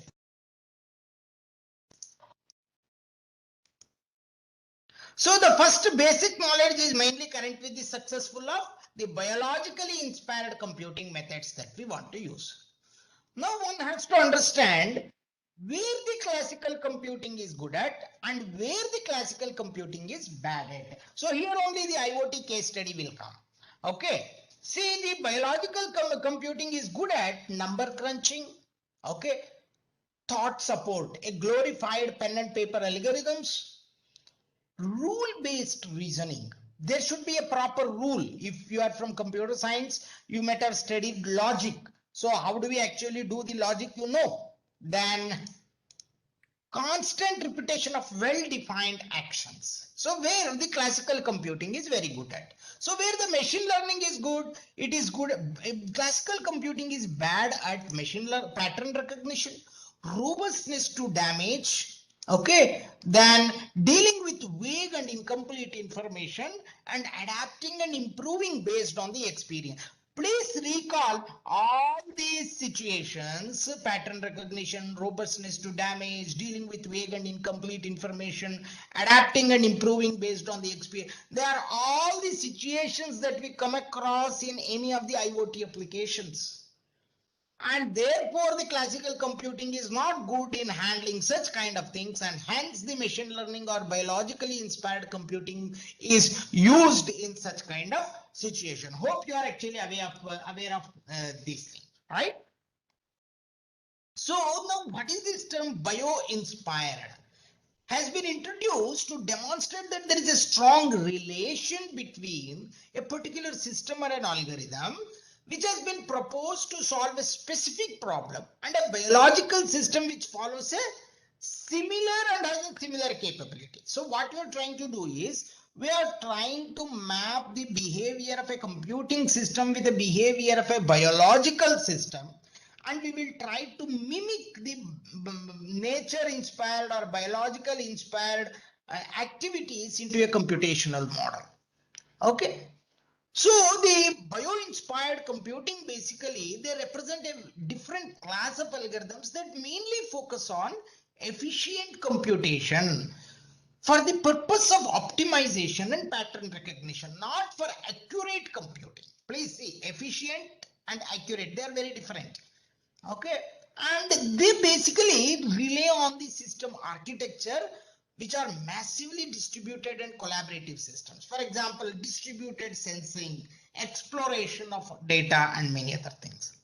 Similarly, the bio-inspired networking is a class of strategies for efficient and scalable networking under certain conditions. For example, for delay tolerant networking. This is another example. Bio-inspired networking is a class of strategies for efficient, scalable networking under which certain conditions, for example, the delay tolerant networkings are used. So, how do we design such kind of a bio-inspired solutions? Usually, first you have to identify what is the analogy. In swarm or molecular biology or IT system, what is the analogy between the swarm or molecular biology to an IT system? Then understanding, computer modeling of realistic biological behavior we have to understand. ਉਹਦੇ ਵਿੱਚ ਸਾਰੇ ਜਿਹੜੇ ਹੈਗੇ ਨੇ ਉਹਨਾਂ ਦੇ ਨਾਮ ਪਾਣੇ ਨੇ, ਠੀਕ ਹੈ? I think somebody is speaking. Yeah. So engineering. No issues. So engineering, the models we talk about in engineering model, how do we simplify the model and turning it to an IT application? So now what we are about to do, identification of analogy between the biology and the ICT. You understand, then modeling of a realistic biological behavior, then you apply engineering and model, which involves model simplification and tuning for ICT applications. So how these bio-inspired computings work? They involve autonomous cells. They involve messages like data, senders, receiver addresses, and so on. They involve operations. They contained in messages. What operations to be done on these data? Then they have something called cell differentiation. Context dependent functionality is being adopted. Okay. And what it is good for building programs, the way civil engineering design buildings, the programmers can create the objects to mimic the generic conceptual building blocks, right? So what is the difference between AI and BIC? There is an overlap between the artificial intelligence and the BIC, which is considerable, but there is also the distinctions. BIC might be the follower of AI. However, it is also regarded as a rebel, right? AI means what?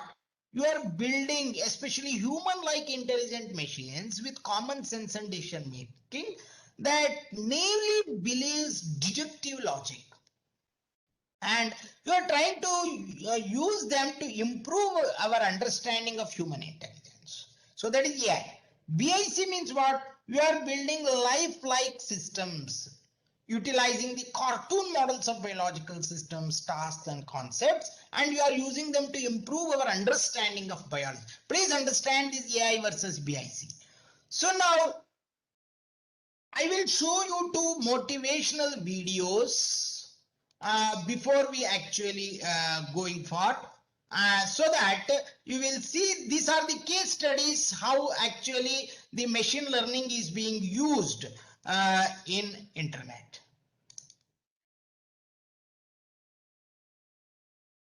Amazon's newest.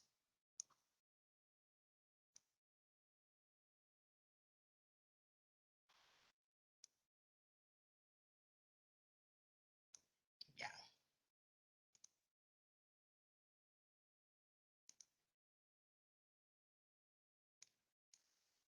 You can see this.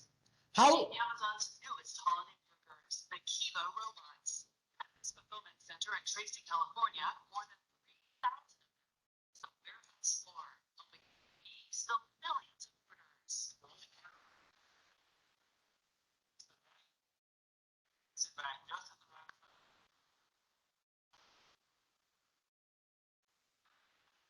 So walk the warehouse aisle.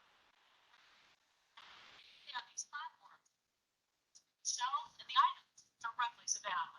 The 350-pound robots can lift up to 750 pounds. They use motion sensors to detect travel between per hour. Amazon says the robot's small footprint allows it to squeeze in 50% more inventory into this warehouse.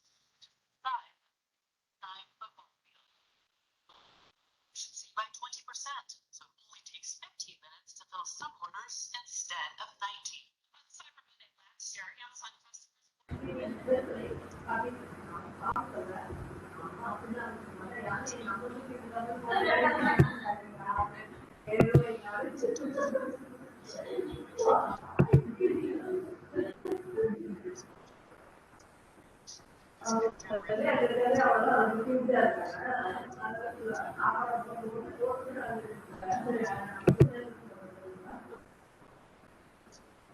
Space to stock the item on shelves. It doesn't matter if there are participants next to it.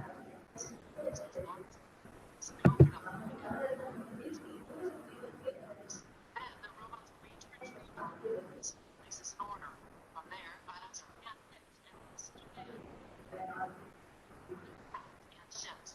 There's even a robot that while some may worry about robots, Amazon insists that is not their intention.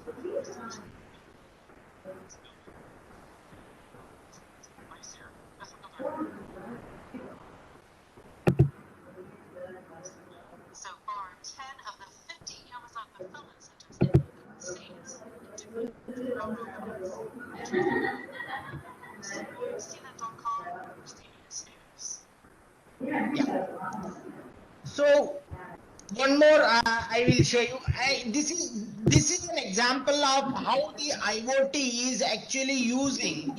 So the machine learning is being deployed in the robotics and which is actually used in industrial manufacturing. This is a smart manufacturing example. Sorry, logistics. Similarly, I will show you an example of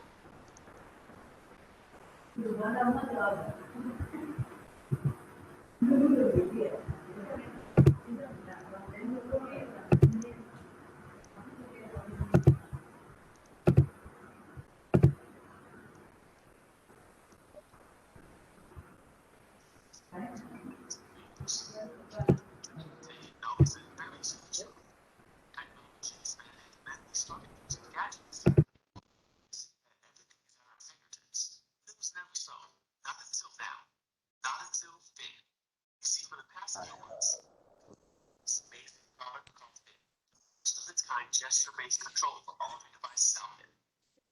Gesture-based devices, which are tiring and boring to use. Fit helps you to control any smart device just by moving your thumb over the fingers.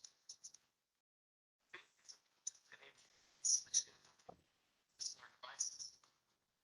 Switching the device to another tap on your finger. Now everything is at your fingertips, and it feels like having magical power.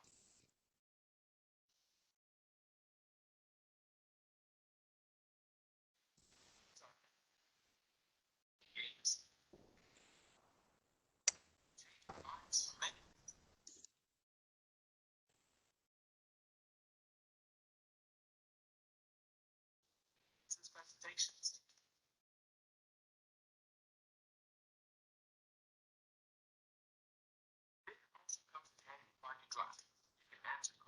Oh, okay.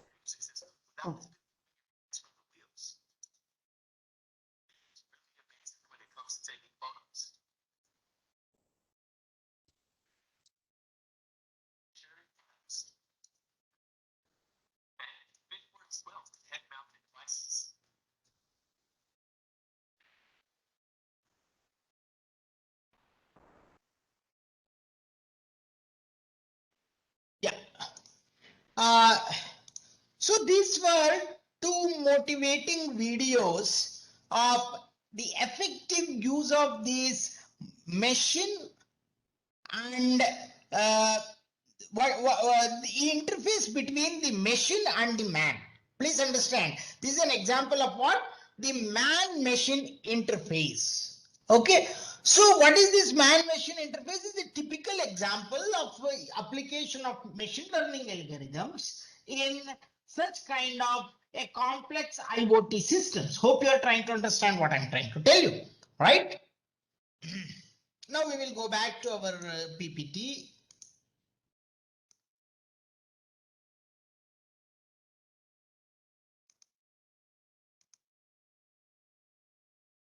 So now, how this brain seems to do pattern recognition.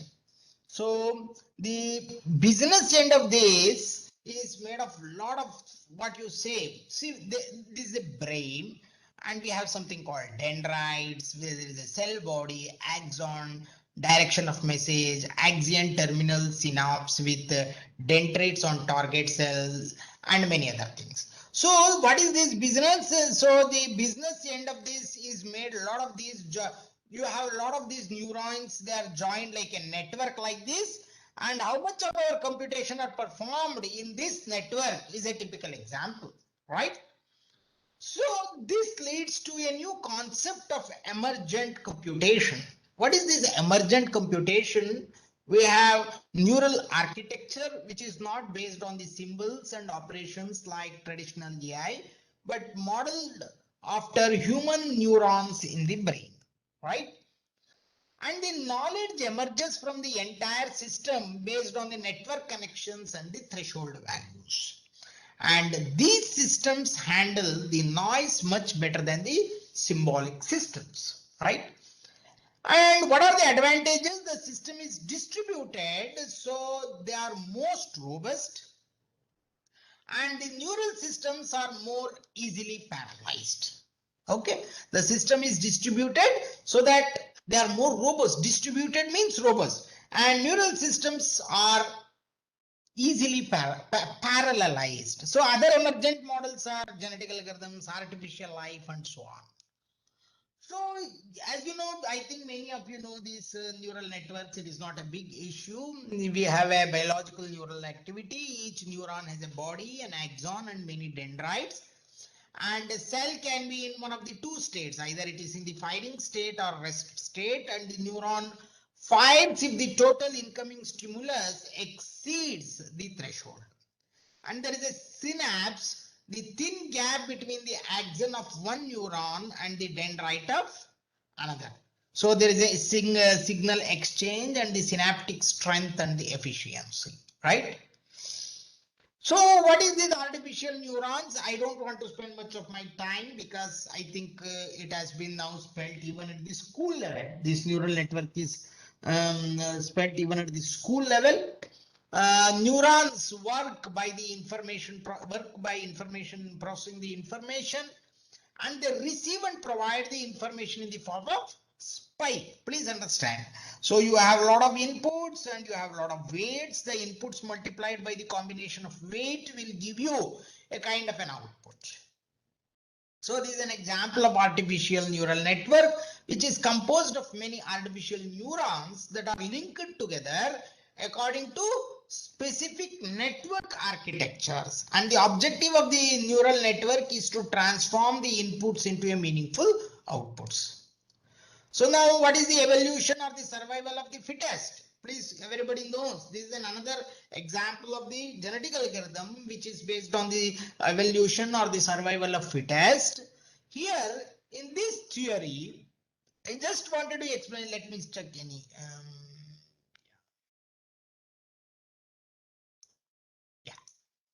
So the theory of evolution is the statement that all species of the earth have arisen in the way by evolution from one or more very simple self-reproducing molecules in the primeval soup. So that is, we have evolved via the accumulation of countless advantages or mutations over the countless generations, and species have diversified to occupy environmental niches as a result of different environments favoring different kind of mutation. We are seeing this kind of what is the mutation being happened in viruses, right? So now based on this principle, the evolution is a problem solving method. How people use the evolution as a problem solving method. So we can view evolution as the way of solving the problem. How I can survive in this environment. The basic method of the survival is the trial and error. That is, the evolution is in the family of methods that do something like this, like come up with new solution by randomly changing the old one. Does it work better than the previous solution? If yes, keep it and throw away the old ones. Otherwise, you discard. Something like that. Otherwise, you got one. So this is the kind of situation, repeated loop that happens. But this appears to be a recipe for a problem solving algorithms which take forever with little or no eventual success, right? So now, given a problem to solve, a way to generate the candidate solutions and the way to assign the fitness values are something like this. So what is the first step? You generate and evaluate the population of candidate solutions first. Then select only few randomly. This is a random process. Select only few randomly. Breed the selected ones to obtain some new candidate solutions and evaluate them. Then throw out some of the population to make the way for some of the new children. Then go back to step 2 until it is finished. Okay. So this is a kind of an iterative volume. Here everywhere what it will usually see, there are two operators in genetic algorithms. One is how you actually customize this evolutionary algorithm to individual applications. You have to have your own fitness function depending upon the situation. Okay. Depending upon the fitness value, fitness function, the probability of crossover, probability of mutation varies for the particular scenario. Fine. Do you have any doubt till here? So these two are very popular algorithms. One is neural networks, everyone knows, and next one is genetic algorithms or the evolutionary algorithms. Then now we will go for swarm intelligence. This is also another machine learning algorithm that is being used in many of the applications. What do you mean by swarming? Swarming is the aggregation of similar animals generally cruising in the same direction. They go in the same direction. For example, the termites swarm to build colonies. Birds, they swarm to find the food. Bees, they swarm to reproduce, and so on. Then why do these animals swarm? To forage for better, to migrate, and as a defense against the predators. So social insects have survived for millions of years by swarming, right? This is an example of a swarm, you see. The swarms can achieve the things that individuals can. See, individuals cannot build such a huge this one, but collectively they have built such a small creatures with their small efforts. They have built such a huge structure. Okay. Similarly, bird flocking is another example of swarming. The Boyd models were proposed by Reynolds. Boyd's means birdoids, bird-like. So only 3 simple rules in swarming. First, what are the 3 simple rules in swarming? Collision avoidance. What do you mean by collision avoidance? The rule is avoid the collision with the two. See, have you seen any two neighbors dashing each other? Our human beings do, but two birds will never dash each other. So avoid collision with neighboring birds. Then velocity matching. You have to match the velocity of the neighboring bird. Then only you can flow. You can flew with the group. Otherwise, you cannot. You will be isolated. Then flock centering. Stay near the neighboring bird so that you are centered or in a group. These are three. One is collision avoidance, velocity matching, and flock centering. So there are simple rules for individual birds or elements. There is no central control. All are decentralized, and hence they are robust and they are emergent. They perform complex functions in group. So what you learn from the insects? The computer systems are getting complicated day by day, and it is hard to have a master control. Okay, so therefore swarm intelligence systems are robust and relatively simple, and they are the best models sometimes that can be deployed on an IoT system, right? So 1 minute. 1 minute. I have.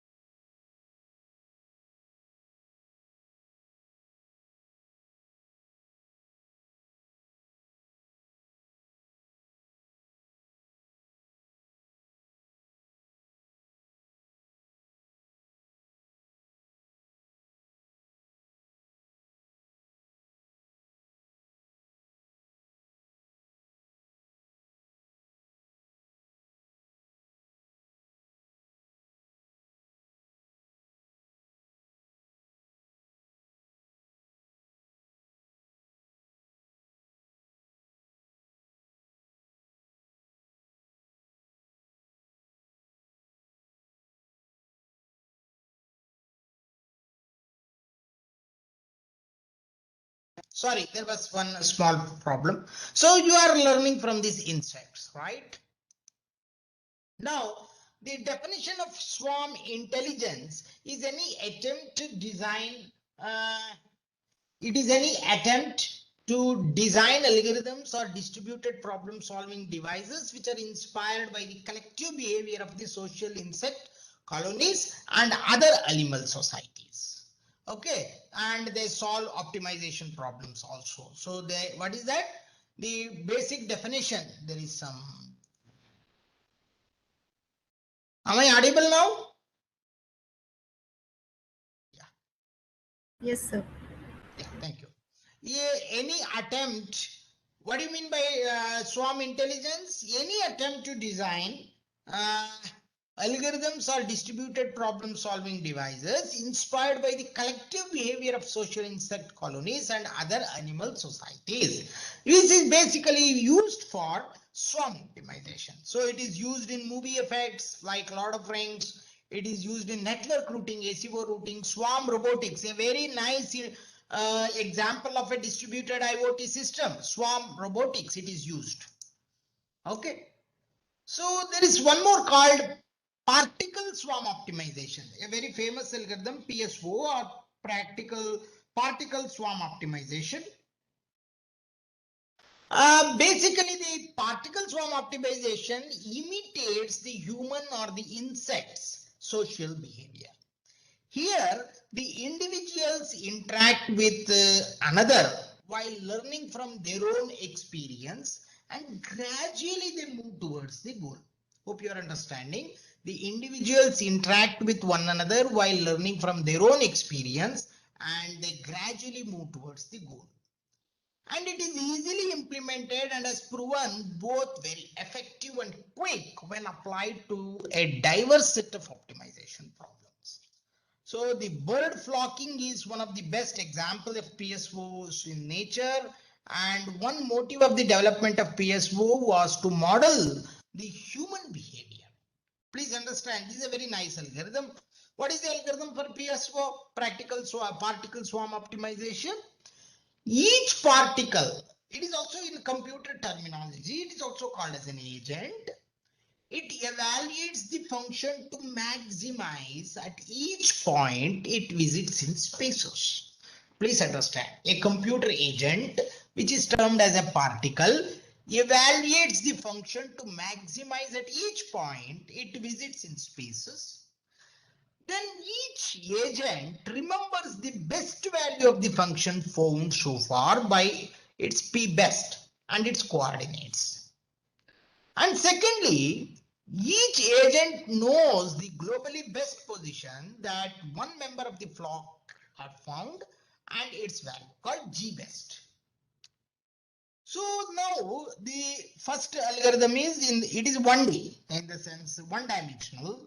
They use the coordinators of P best and G best, and each agent calculates the new velocity as Vi is equal to Vi plus C1 into random number into P best of Xi minus present Xi plus C2 into random number plus G best of X minus present Xi, where the random number is generated between 0 to 1 and present Xi is nothing but the present Xi plus velocity multiplied by the delta time. The delta time you can take periodicity of 1 millisecond or 1 microsecond or whatever it is depending upon the situation.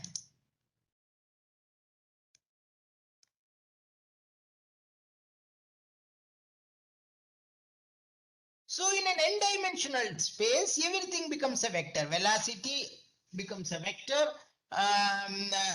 B best becomes a vector. G best becomes the vector, and present I becomes a vector. Okay.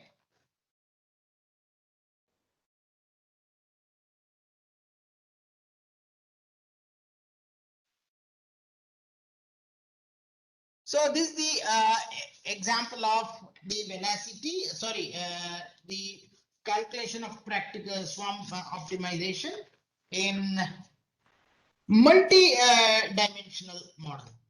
So there is a difference between the usage of any application in single dimension and the same in multi-dimension. So this is a vectorial representation of the same formula that we have seen in the last one.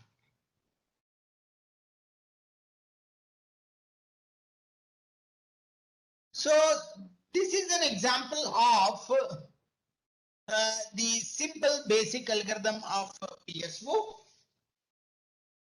So what happens is it randomly generates an initial population. Okay.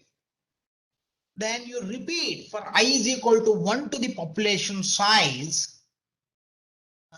What you do is if f of present of I is less than f of p best, then p best will be equal to present of I and g best will be equal to best of p best.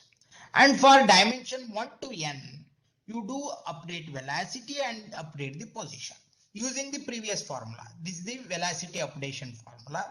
Okay. And you do it till the termination criteria is met. Hope did you understand this algorithm? You can just go through for a minute because the beauty is to appreciate the algorithms that are used in machine learning.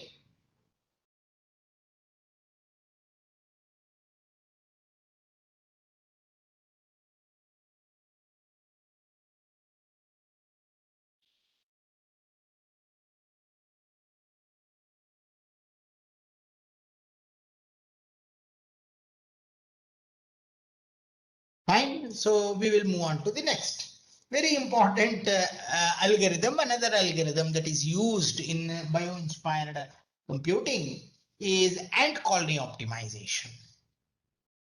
They're generally inspired by the foraging behavior of ants, and ants find the shortest path to food source from the nest. What they do?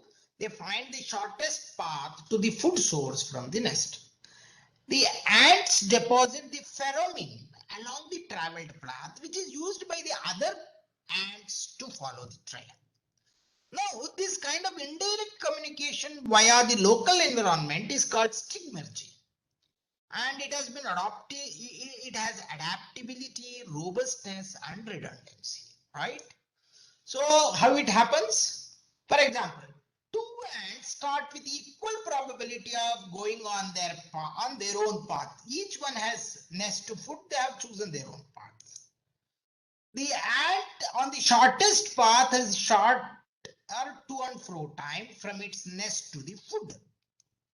So the density of the pheromone on the shortest path is higher because this two passes by the ant as compared to the another.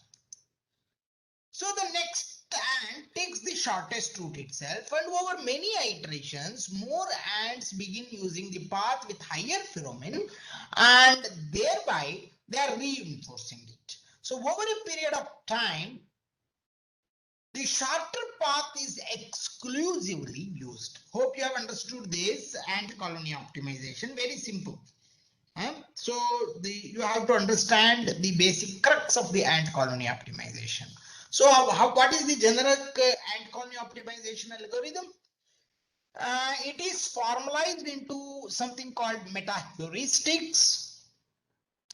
The artificial ants build the solution to an optimization problem. They exchange their information on their quality, vice versa, the real ants. And a combinatorial optimization problem is reduced to a construction graph. Okay, and the ants build the partial solutions in each iterations, and they deposit the pheromone on each of the vertex, right? So these are typical ant colony meta heuristic algorithms. So the ant colony optimization meta heuristic set parameters. They initialize the pheromone trials. While the termination condition do not met, they do construct the ant solutions. They apply local search. They upload the pheromones till the. So what this construct ant solution function will do? It is a partial solution extended by adding an edge based on the stochastic and the pheromone considerations. Okay, and apply local search. They are very problem specific, used in the state of the art SEO algorithms, and update pheromones is increase the pheromone of good solutions and declare the bad solutions, decrease that of bad solution. So basically the ant colony optimization algorithm is used as working on a here in ant colony optimization. You are working on a connected graph G which has v number of vertices and e number of edges. The ACO algorithm is able to find the shortest path between any two nodes. So what is the capability? The colony of ants is employed to build a solution in the graph, and the probabilistic transition rule is used for determining the next edge of the graph on which an ant will move, and this will be moving the probabilities further influenced by the heuristic desirability. And the routing table is represented by a pheromone level of each edge, indicating the quality of the path. The most important aspect in this algorithm is the transition probability Pij for the ant k to move from I to j. So the most important aspect in this algorithm is the transition probability Pij for an ant k to move from I to j. This is very important. So what is this Pij of k? It is a very complex formula of tau of ij of t to the power alpha n of ij to the power beta of tau of I to the power alpha for j belongs to j of k. So where ji, you can just have a look at it for a minute. I don't want to explain this. You can have a feel of this. I will give you 3 minutes and I will have some questions on each of these parameters. Please have a look for 3 minutes. I will come.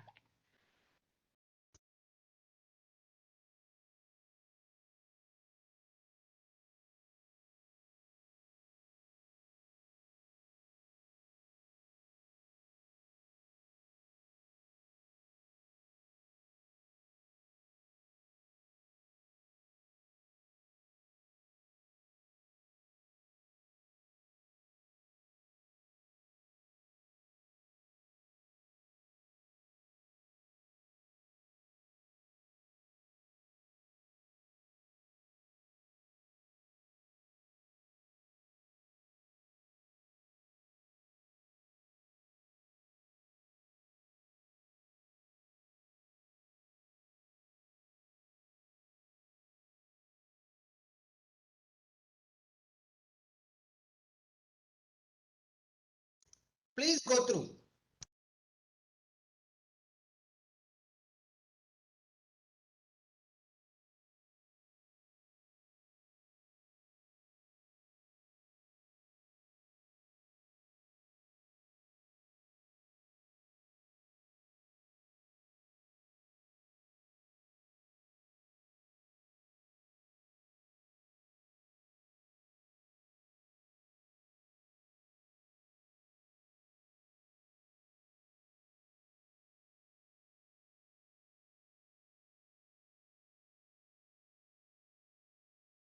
Sir, your audio is not coming.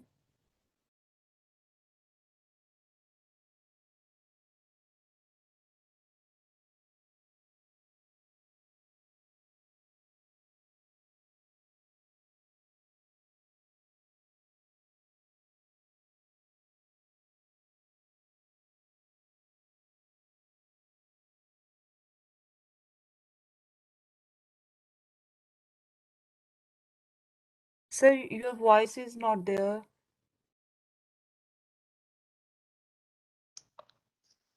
Is it is audible? Sorry, there was it gets sometimes struck.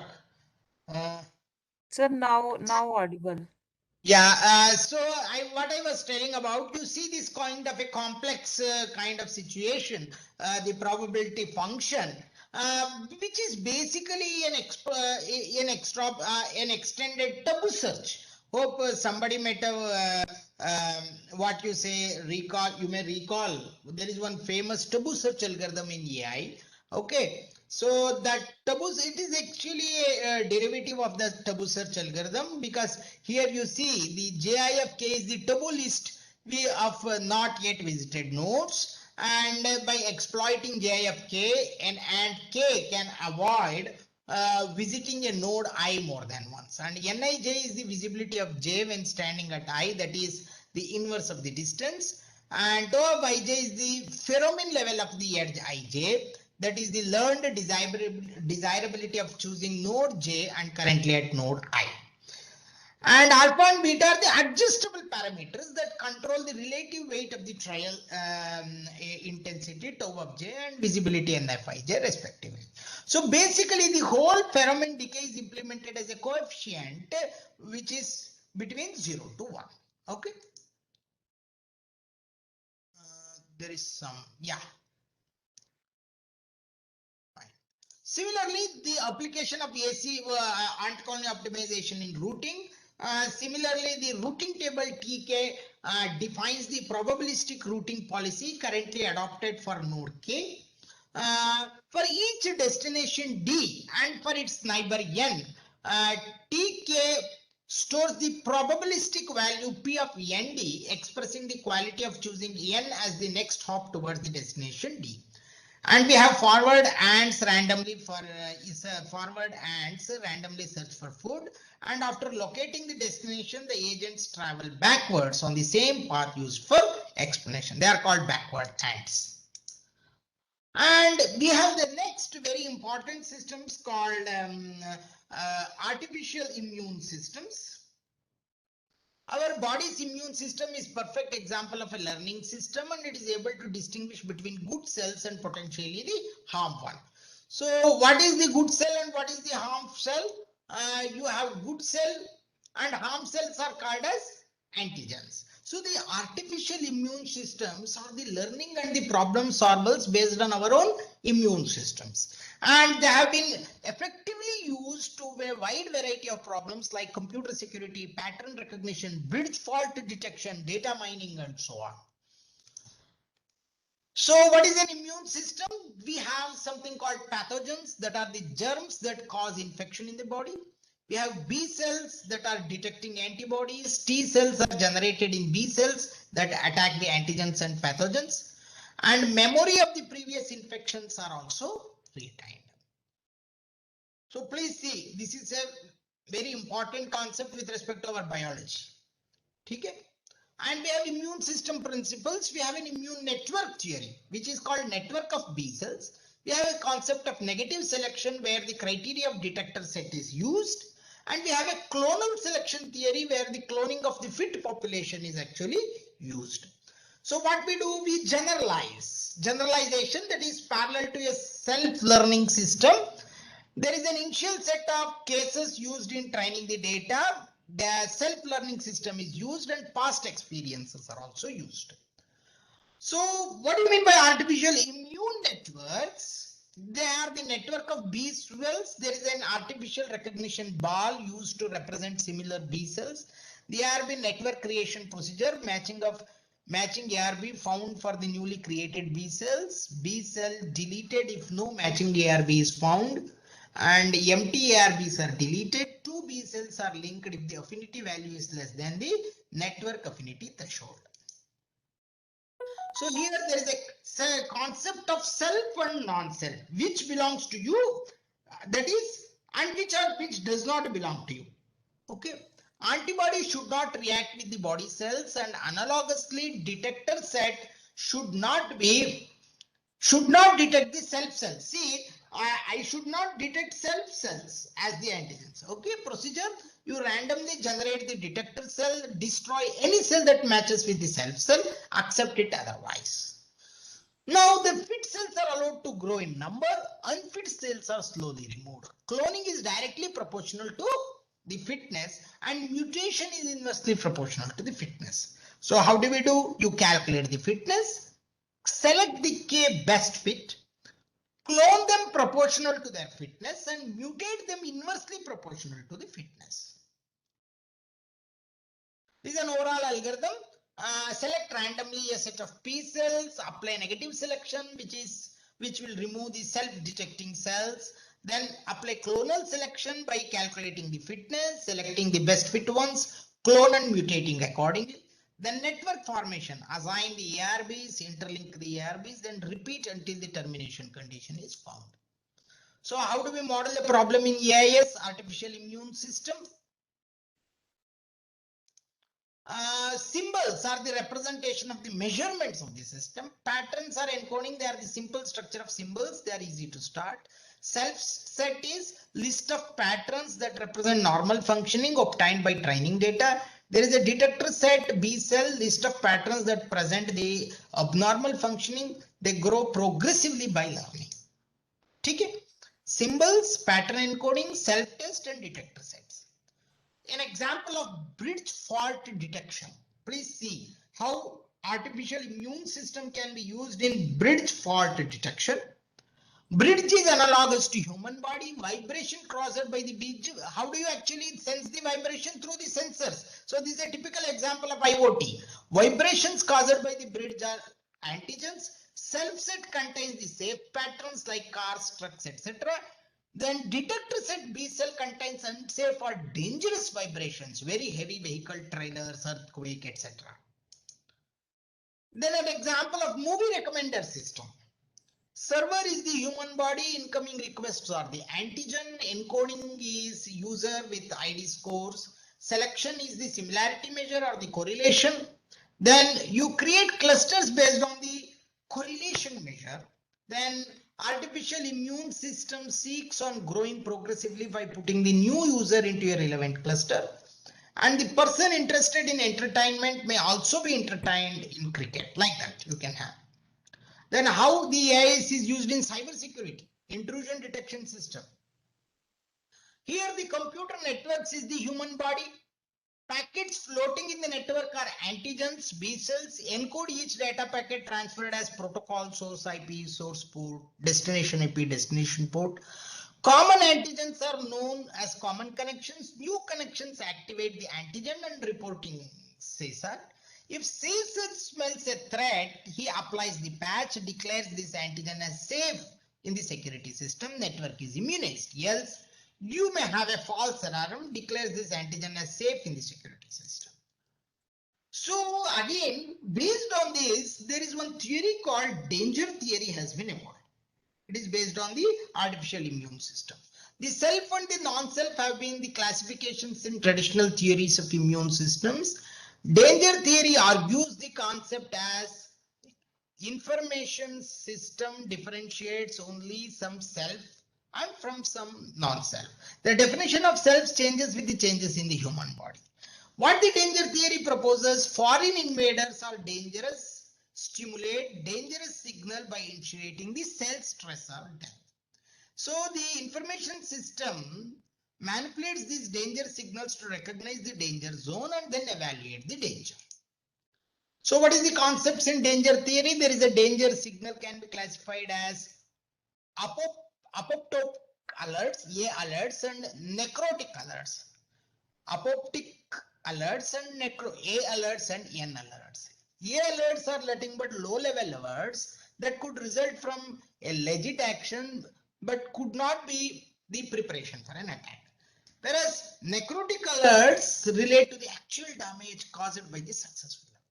So this is a danger zone. The danger alerts are transmitted into immune systems, and the artificial immune systems can quantify the degree of alert and indicate the strength of possible intrusion scenarios.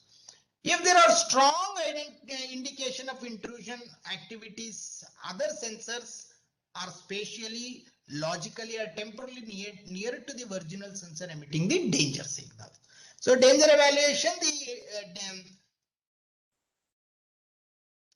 IS makes the decision whether to activate the sensor or not. So how do we do an anomaly detection in a file system using danger theory? Hope you are all understanding this. If you have any doubt, you can ask me in between. They are very important. The file systems anomaly means unusual change or the creation of files which can be caused by the computer virus, hacker intrusion, or some incidental errors. The fails in the traditional anomaly detection means it produces a large number of false flags, normal activities being tagged as abnormal, unable to detect the novel attacks, rapid development in the computer hardware and software not taken into account.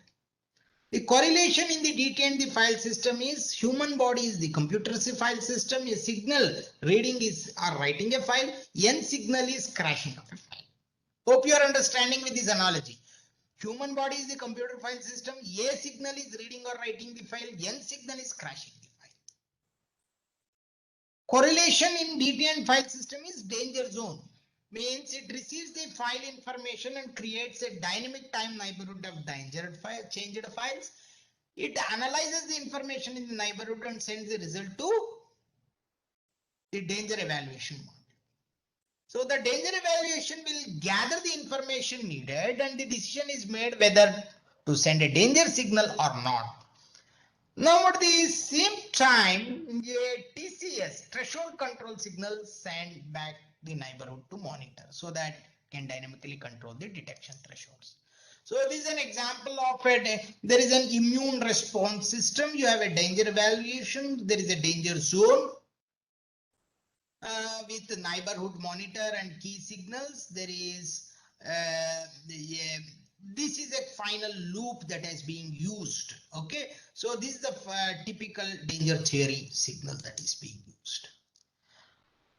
Now, apart from this, we will have 5 minutes. We will spend some time on natural computing. There are a lot of investigate models and computational techniques inspired by nature. It attempts to understand the world around us in terms of information processing, an interdisciplinary that connects the computer science with natural sciences. So nature as information, there are so many. I am just giving you an exhaustive list of all the kind of jargons that are used in machine learning. Cellular automata used for self-reproduction, natural neural computation that mimic the brain, evolutionary computation that mimic the evolution, swarm intelligence that depicts the group behavior, immunocomputing depicts the immune system, artificial life depicts the properties of life, membrane computing that depicts the cells and this one, then amorphous computing that actually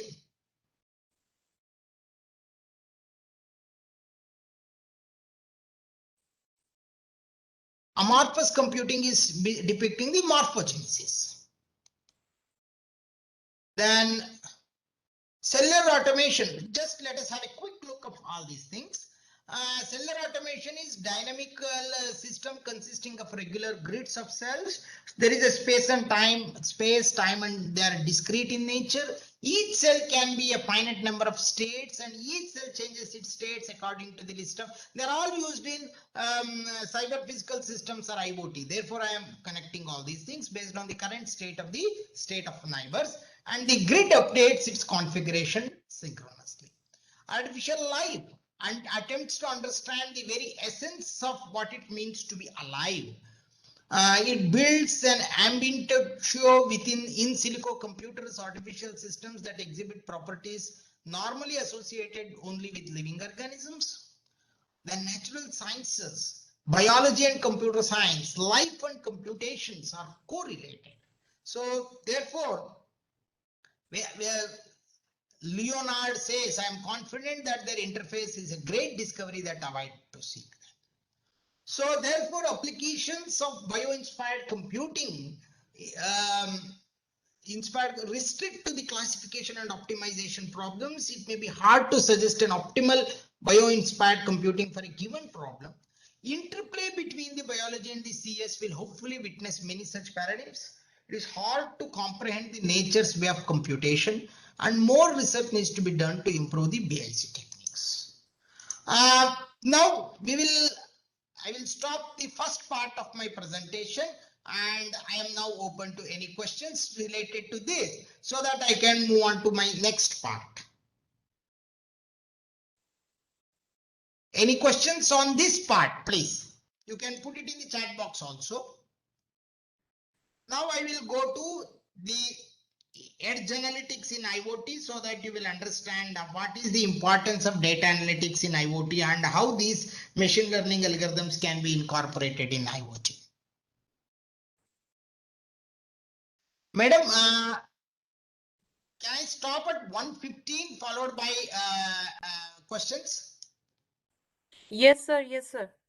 Because I will stop my lecture at 1:50 and after that I will take questions if you permit. Yes, sir. Any questions, please? 3 minutes, 2 minutes, because this is the first part. You should be aware of various such. Why I have told you this machine learning is a simple word, but it has lot of what you say a mini degree within that. You can have a degree in machine learning. Okay, so many things are involved, and everything is useful in one or the other applications depending upon the context. And depending upon the context situation, you have to use. Could you please explain ant colony meta heuristics? Ant colony, let me tell you where the ant colony is used. As I told you, the typical example that we have given in ant colony meta heuristic is shortest path algorithm. Okay, and in a very complex graph structure, finding the shortest path between the source and destination is a very, very important time crucial problem. Please see, for example, in the World Wide Web, you are trying to find the shortest path between the two nodes, which is very complex. World Wide Web is a very complex network, and you are trying to find the shortest path between the source and the sink. So definitely an ant colony optimization used because it is massively parallel. So in such kind of complex situations, it can be used. And they are very old principles. There are a lot of libraries available for ant colony optimizations in literature. Fine, so we will go to the second part.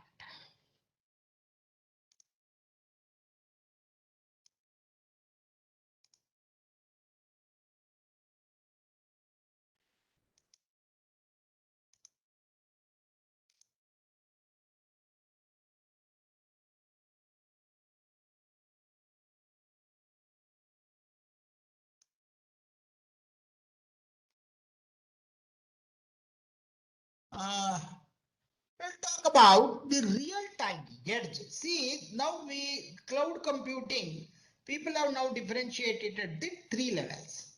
The computing that happens at the sensors level or the IoT level is called edge computing.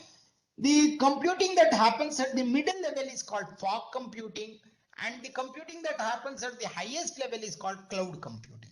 So now, since we are at the IoT level, we will talk about the edge.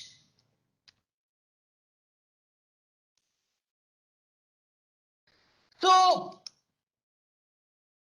how do we accelerate the digital transformation through connectivity and cognition? For example, digitization is in massive scale through edge technologies. We have so many actuators, beacons, chips, codes, controllers, LEDs, sensors, specs, stickers, stacks, etc. And the very common thing in our mindset becomes the digitized entities, smart objects, sentient materials that are capable of contributing for mainstream computing. Then coming to the connectivity. The embedded systems are networked to communicate, collaborate, correlate, and corroborate with one another. It is also called as device to device, device to cloud integration. They thrive towards sophisticated application with the maturity of IoT technologies and cyber physical systems. And they're also service enabled. In the sense, service enabling the digitized and connected entities leads to the realization of this course of digital and device services. Then there is a data virtualization. When billions of different distributed services interact with each other, in a massive multi-structured data gets produced, it has to be collected, cleaned, and context information has to be embedded with the digital. So now how do we get, now the aim is digital intelligence by cognition. This is where the machine learning in IoT. We applying a big, fast streaming analytics on the digital data systematically to create a predictive, prognostic, perspective, and personalized insights, which can be looped back to people and systems to take timely decisions and to plunge into actions with all the clarity, confidence, and correctness. So now the digital IoT and digital intelligence. Digitization is IoT. Digital intelligence is IoT data analytics and our machine learning paves the way for digitally empowered, transformed enterprises. Please understand this. This slide is very important to why the integration of machine learning and IoT is important, because the IoT and the digital intelligence paves the way for digitally empowered and transformed enterprises. Otherwise, the simple only IoT is of no use without the intelligence. Okay. So passive things are of no use in the real world scenario. So it has to be made intelligent, for which we have to apply analytics and machine learning. Otherwise, it won't become intelligence. Please see home. You have a lot of health issues, entertainment, security, utilities and appliances, transport. We have logistics, traffic, parking, emergency services and highways, community, smart metering, business intelligence, surveillance, environment, retail, factory, national, utilities, infrastructure, smart grid, remote monitoring and defense. Industrialists are there, policymakers, home or personal users, doctors are caregiver. So what they do is they use IoT, they use sensing, analytics and visualization tool to take decision anytime, anywhere and on anything. Okay. So now, for example, how to make IoT environments intelligent. Now I am coming back to the actual scenario. Any IoT environment comprises this course of networked. Please see, understand, each word is important. They are networked. IoT is network. Their resource constraints are there because they have a battery issue. Their lifespan is very less and they are intensive. They keep generating the data and they are connected or embedded, which contains digital objects, connected devices and virtualized or containerized information. And IoT artifacts are not individually intelligent, and they cater is to make the intelligent individually as well as collective. So there are so many things that are coming. There is something called intelligent Internet of Agents for empowering each digital object to be adaptive, articulate, reactive, and cognition through mapping and software agent for each of the participating digital objects. The concept of digital twin or virtual object is also maturing and stabilizing. The proven potential IoT data analytics at the edge and the cloud levels are prominent and dominant in aspect of knowledge discovery and dissemination. The application of AI technologies, machine and deep learning algorithms, computer vision, natural language processing, video processing leads to the realization of smarter systems, services and solutions. The new concept of smart contracts are being popularized through the blockbuster blockchain technology, leading to the sophisticated decentralized application. Please see the various kind of things that are being extensively used to make IoT smarter. So next, first see one by one, what is this data analytics towards sophisticated IoT environment? So what is this IoT data analytics? It is a variety of smarter environment, establishes a smarter environment like smarter homes, hotels, hospitals.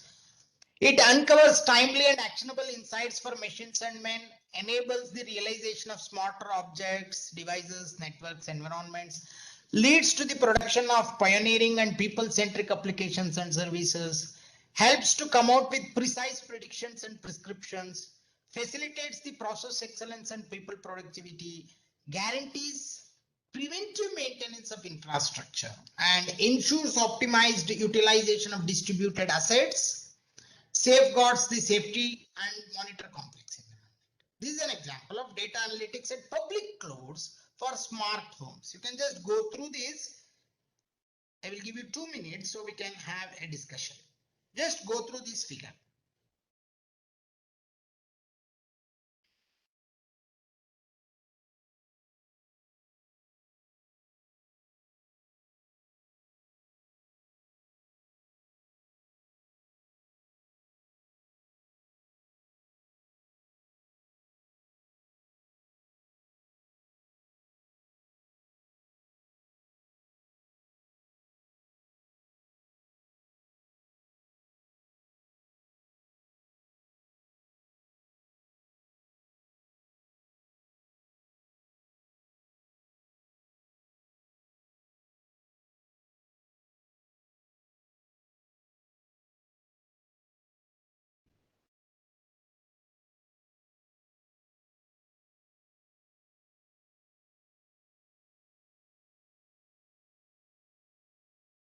So please see this, you have a lot of sensors like light, gas, temperature, smoke and humidity connected through, these sensors are connected through Raspberry Pi and they send the data to an Amazon Web Service database, and the sensor data through REST application, they are pushed into Amazon EC2 instances.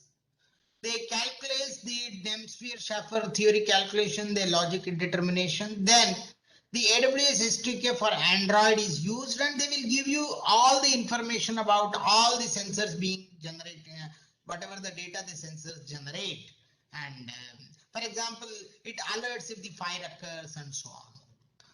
So now, why the IoT data analytics on cloud we should use? It produces agility and affordability. Then it is also used for data analytic platforms on cloud. It uses NoSQL, not only SQL and new SQL databases, data warehouses in cloud, WAN optimization techniques, social and professional networking sites, enterprise class application of clouds, anytime, anywhere network, any device information and service access. There are many cloud integrators, brokers, orchestrators, then sensor and device to cloud integration frameworks are also. What I'm trying to tell you is analytics is very important, and without analytics is of no use, in the sense if you have simply the data and if you don't analyze the data for what you have been collected, it is of no use. Okay, so therefore it has to be used.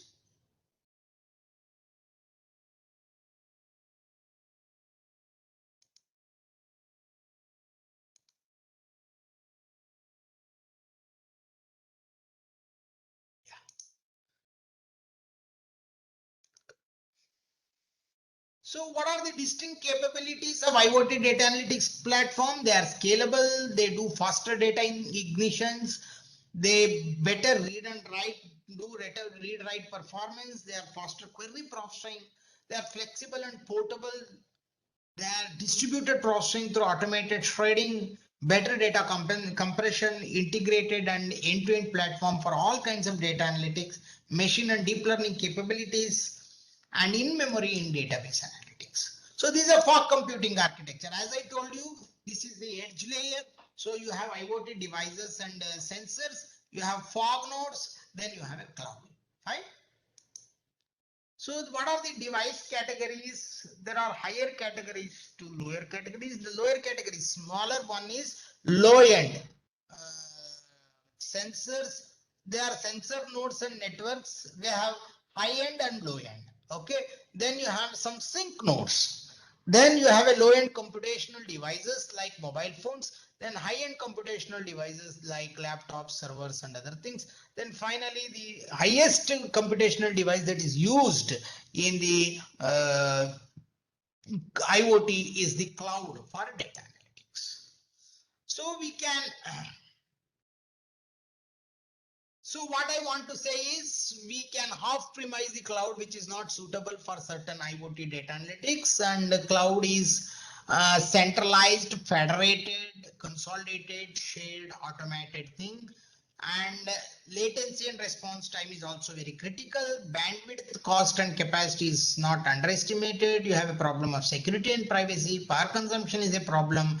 Data obesity and offline users are problems. So therefore, why you want to do data analytics to be on real time at the edge level or the IoT level is the question. So we have a lot of problems in doing the analytics on the cloud, and therefore we want to do these analytics at the edge level or the IoT level. Because of volume and velocity, we have ingesting and processing and storing of such huge data will be gathered in real time. We have security also in control. We can actually control sending the private data. We can bandwidth will be saved definitely. If it is something like video, a lot of bandwidth will be saved, and you are doing real-time capture, storage, processing, analytics, discovery, and decision making. And low latency and faster response, context aware capability is also there, and you can combine the real-time data with historical state. So the edge analytics, what is the brewing options with the edge analytics? There are two major approaches for IoT edge analytics. The first one is to have a special appliances embedded with IoT edge analytic platforms and SDKs. The second option is to form an ad hoc edge device. So what are the IoT edge devices? We have Dell, HP, IBM Watson, Axon, GE Predix platform, Foghorn, Azure IoT Gateway SDK. There are so many options. And there are a lot of the device clouds for edge analytics are also available. The edge cloud is to club together the multiple heterogeneous devices, such as set of top boxes, gateways, microcontrollers can be used. Okay. Similarly, edge analytic platforms are also used for many of the in-time. So we will just give you some of the industry use cases of fog and data. It is very much used in manufacturing, oil and gas extraction, mining, transportation, power and water, renewable energy. It is also used in healthcare, retail, smart building, drones, flying robots, unmanned aerial vehicles for surveillance and instant delivery, smart cities, connected vehicles, and many other things. Okay, in automobile, manufacturing, aerospace industry, many things are actually used. I will share this. Similarly, this is an example of how a macro level architecture system is used in applying machine learning. You have devices, you have sensors or device controllers, you have an edge analytic. It is called Edgent software Dockers, which edge compute on Raspberry Pi. They do container management using Kubernetes. Then the message broker using Kafka, which will be applied on the cloud, and the cloud analytics is used by Flink. So this is some example. Hello.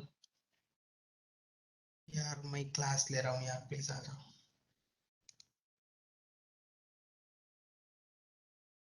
So a lot of components are used. One is Raspberry configuration steps. I will share this. You can do this. Then you have some promotion. There are p4j4.com. You can Apache Adgent 2.1.2 server. There are such kind. The Docker container, AWS compute instance, Apache Flink, and these are some of the softwares that are used. These are example of Raspberry Pi layout. I don't want to go with this Raspberry Pi. Okay. So with this, I will. So a lot of connectivity options are also there, like cloud to cloud integration, device to cloud integration, device to enterprise integration, sensor to cloud integration, multi-sensor fusion, mobile edge computing, cloud edge. These are all some of the various jargons that one has to understand. So with this, I will show you one.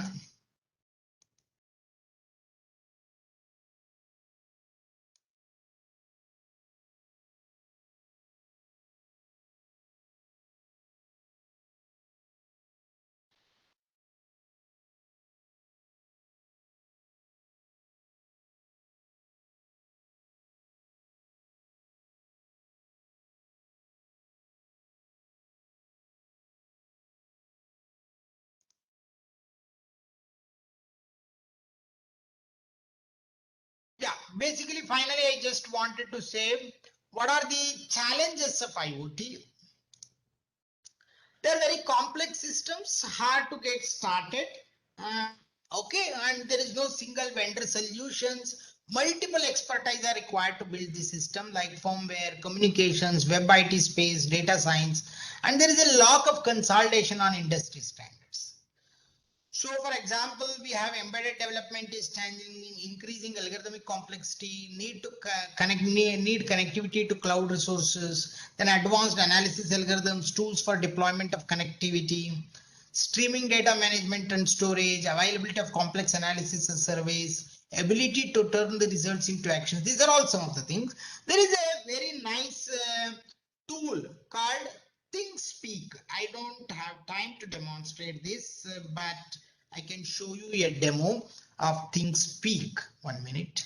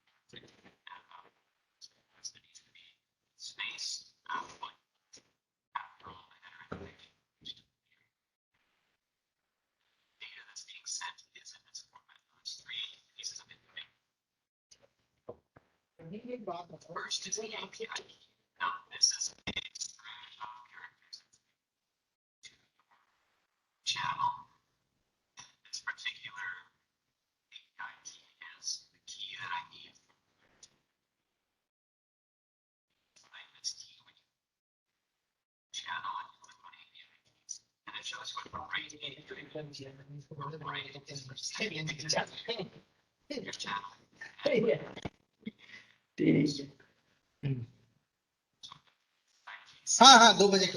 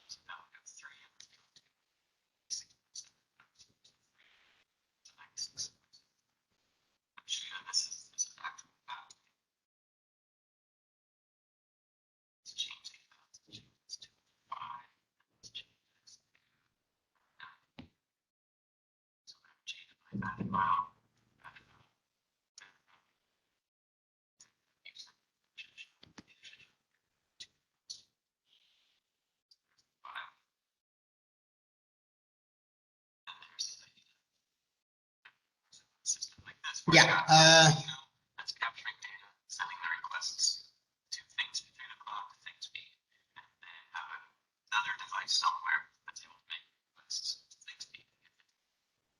Yeah.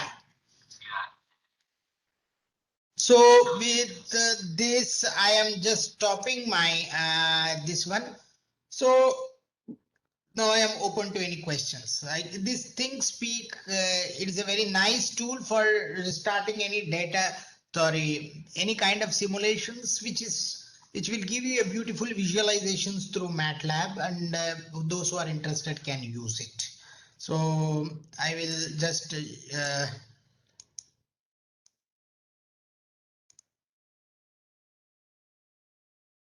okay. So questions, please. Any questions? Thank you so much, sir. I request the participants they can ask their queries.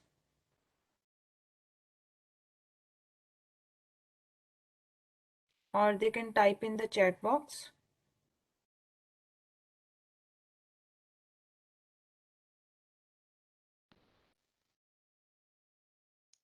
Queries from the participant side.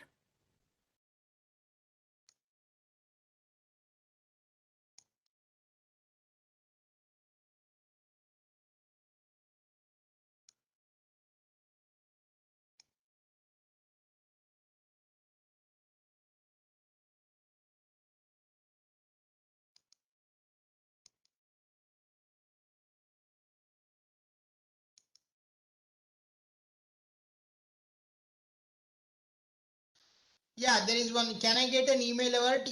This is not. There is one question. Can I get an email alert from ThinkSpeak Cloud Data? Not in the free version. In the paid version, you can get. Not in the free version. It has both free version and paid version. Only in paid version you can get the email alert.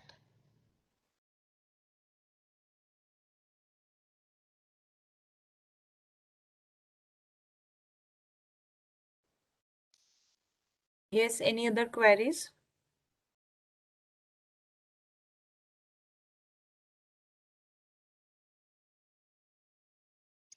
So I think it is a lunch time, madam. People are tired. Yes, sir. Sir, Thank you so much Thank for you, madam. providing the knowledgeable lecture.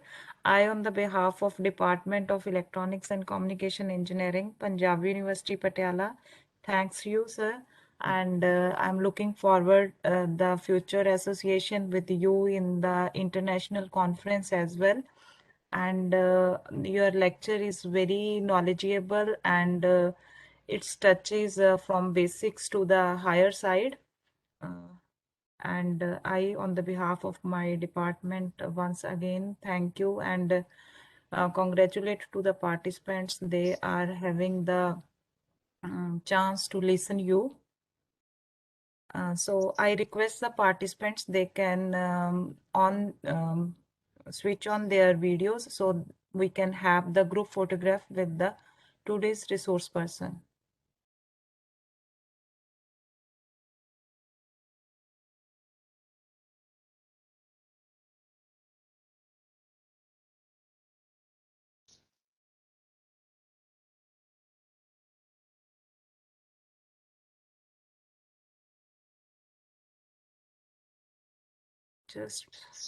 Just a moment.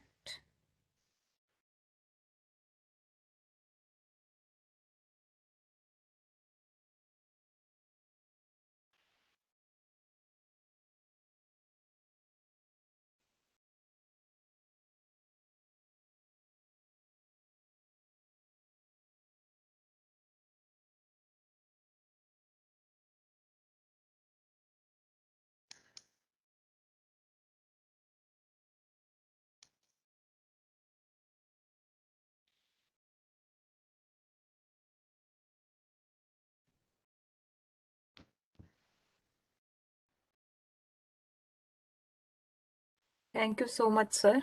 Thank you, madam. Thank you, everybody. Thank you. Thank you, sir. Thank you, sir. madam. Thank you. Very Yes, sir, you can leave the meeting. Thank you.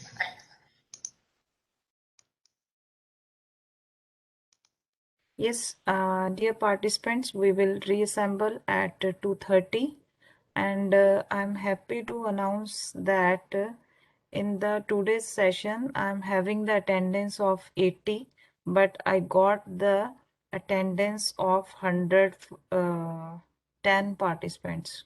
I don't know from where they get the attendance link, and so it's up to you how sincerely you are attending the FDP.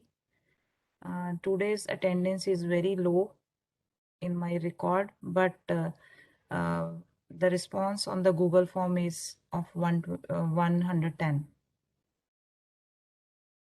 So you people can go for the lunch and we will reassemble at 2:30 with another speaker. Thank you. So good afternoon, dear participants. Our resource person has joined us, Dr. Yogesh Chhabra. So,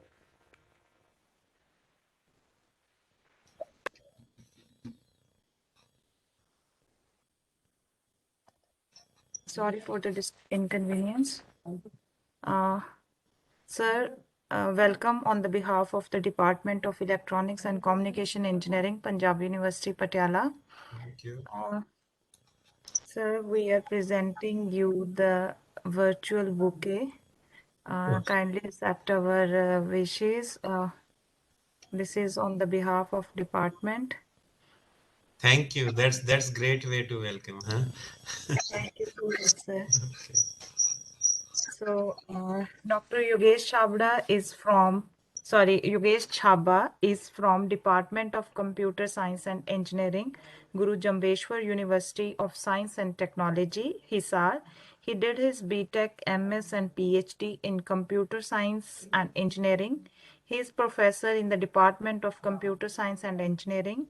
His research area is computer networks and mobile communication. He has published good number of research papers in national and international journals and conferences to repute, including IEEE, Springer, and Science Direct journals. He has completed two major research projects funded by AICTE and UGC India in the area of network security. He has experience of holding various administrative posts in university.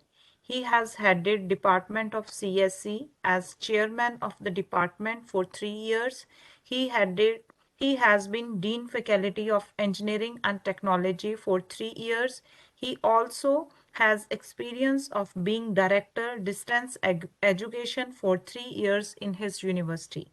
He has vast international exposure as he has visited different universities and research institutes in USA, UK, Netherlands, Malaysia, and China for various academic assignments. So, sir has a very great profile. Sir, once again, I welcome you. And sir, we are having the participants all over the India, and they are from the background of engineering. Many are from the electronics and communication engineering and computer science engineering. So I'm stop sharing my screen and the session to you, sir. I hand over the session to you. So now you can share your screen, sir. Okay. Thank you, ma'am. Thank you for introducing me.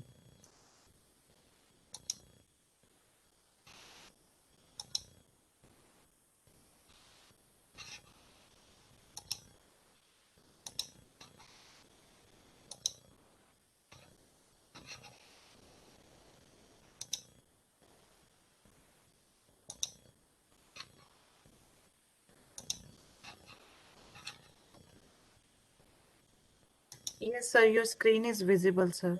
Okay, fine. Is it readable? Yes, sir, it's readable. Okay, that's good. That's good. Okay, so dear participants, you all are teachers in some or other institute. I hope all are teachers.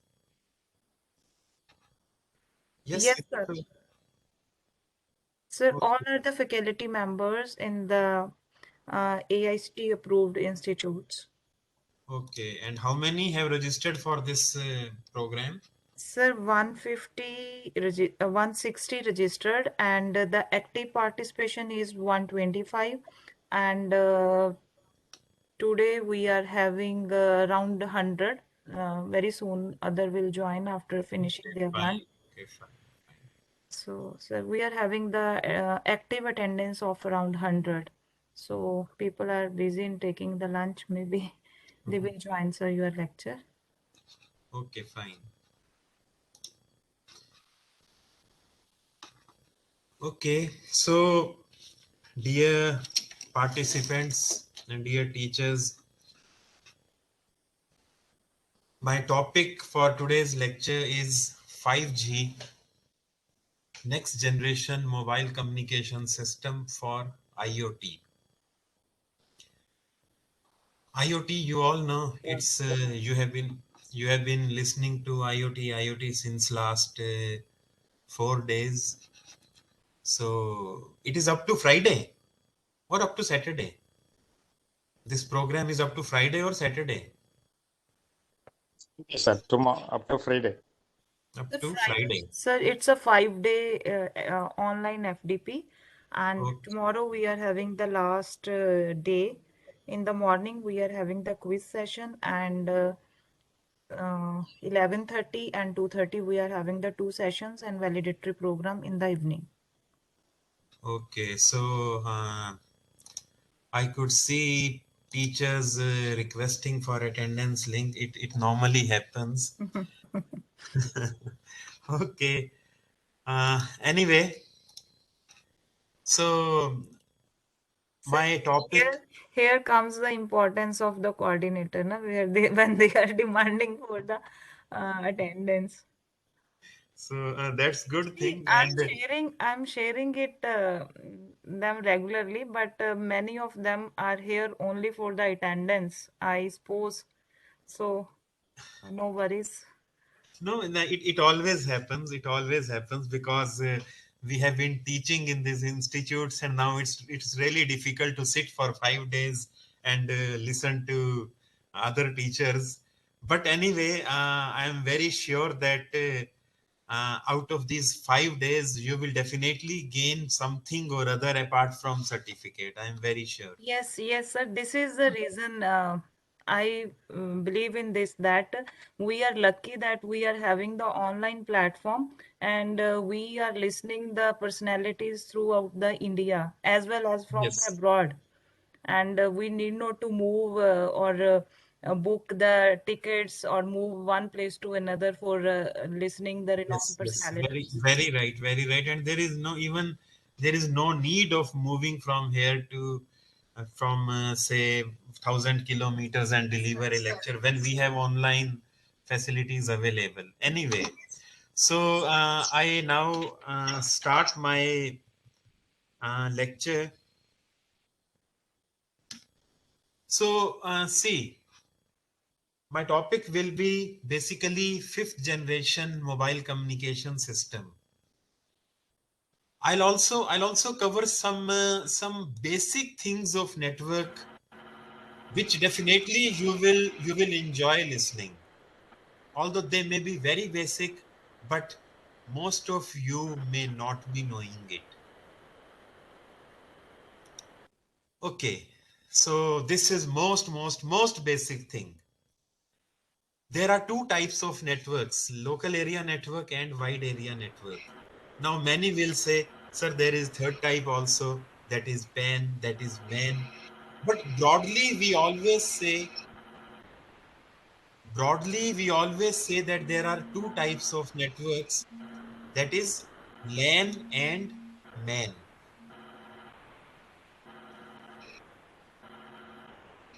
So there is some disturbance. I don't know from who.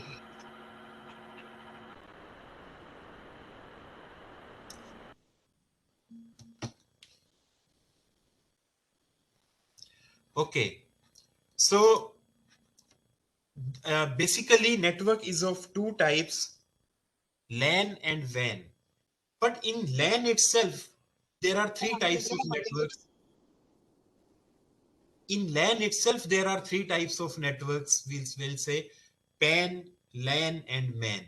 So what is PAN? PAN is personal area network, where distance is only 10 meters. LAN is local area network, where distance is around 100 meters. MAN is metropolitan area network, where distance is a city. And WAN has no limits. Okay. Okay.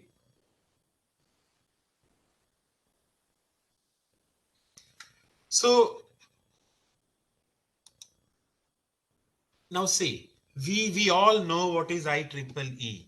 IEEE is Institution of Electrical and Electronic Engineers,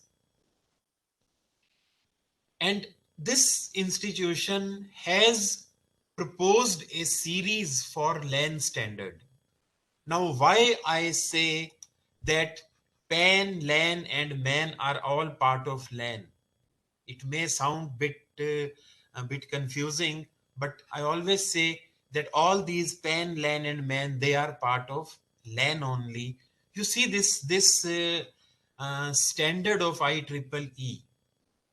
IEEE has proposed 802 standard, 802 LAN standard, in which IEEE has given various standards: 802.1, and now it has gone up to 802.24.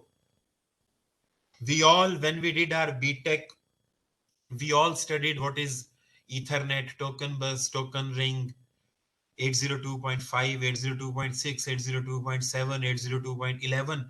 But what is being really used today? Today, if we talk about wired LAN, wired local area network, then 802.3 is being used.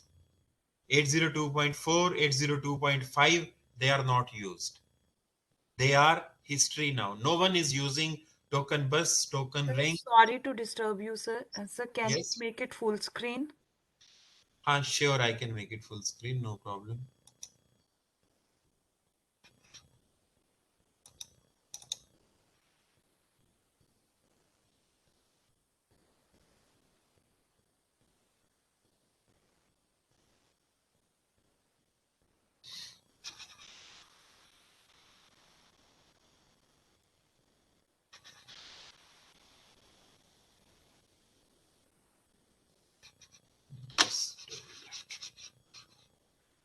Yes, is it visible now?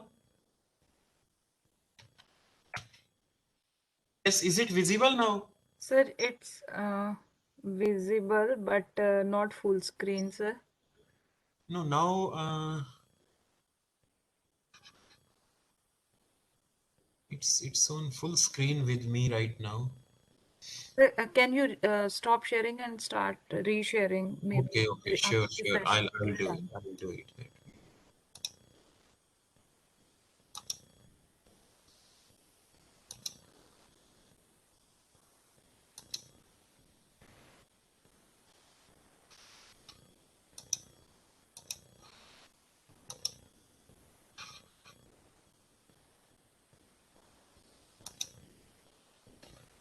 Yes, is it visible now? So visible. Okay, anyway, I'll also speak it out. So IEEE has proposed 802 LAN standards, local area network standard. So what they said is that 802 is a number we have given to local area network. 802 is a number they have given to local area network. And in 802, they have proposed it from 802.1 up to 802.24. So, and in this series, 802.3 is Ethernet.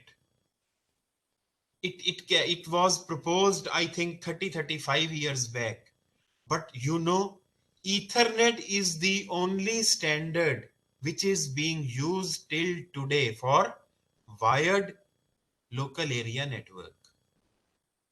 This token bus, token ring, DQDB, 80, all are not used. The only successful technology, the only successful standard in 802 series for wired LAN is Ethernet. Fine.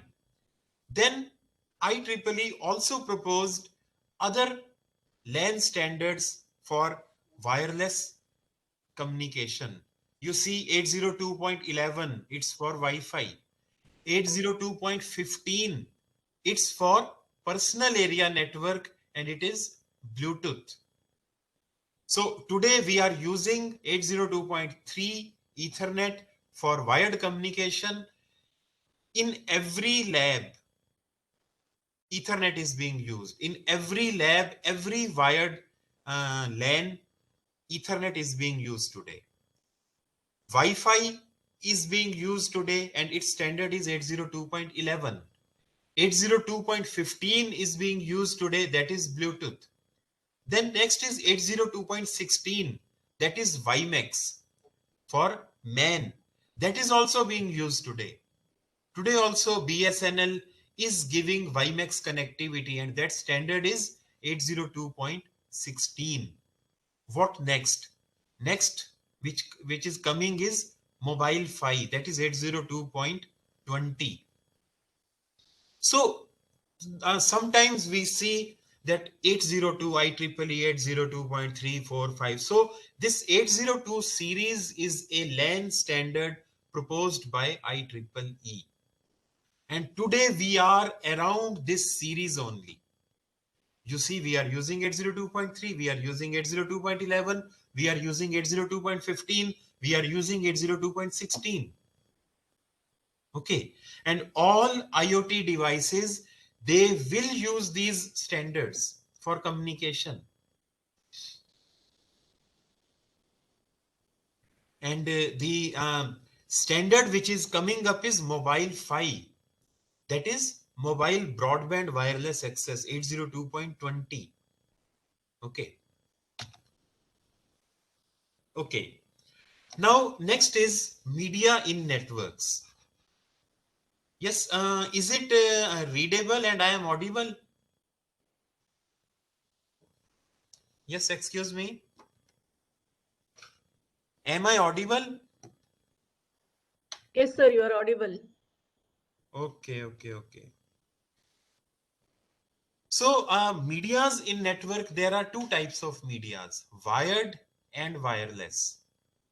Now in wired media, electrical communication and optical communication.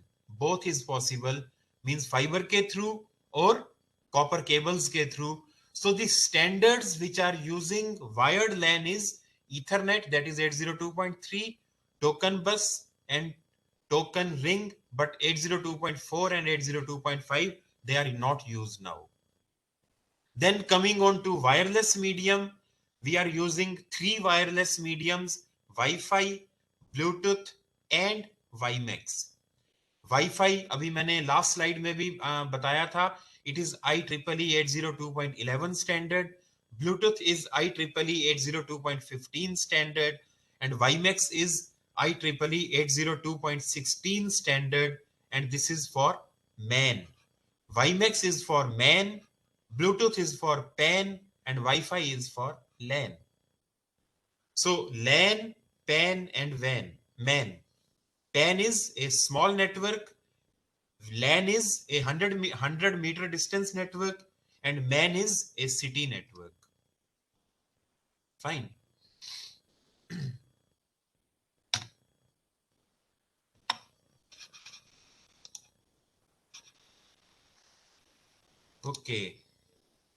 Okay, now very simple, very basic concept, OSI layers in computer. I'm not going to explain you OSI layers because I know you all are teachers and you all have studied what is OSI layer.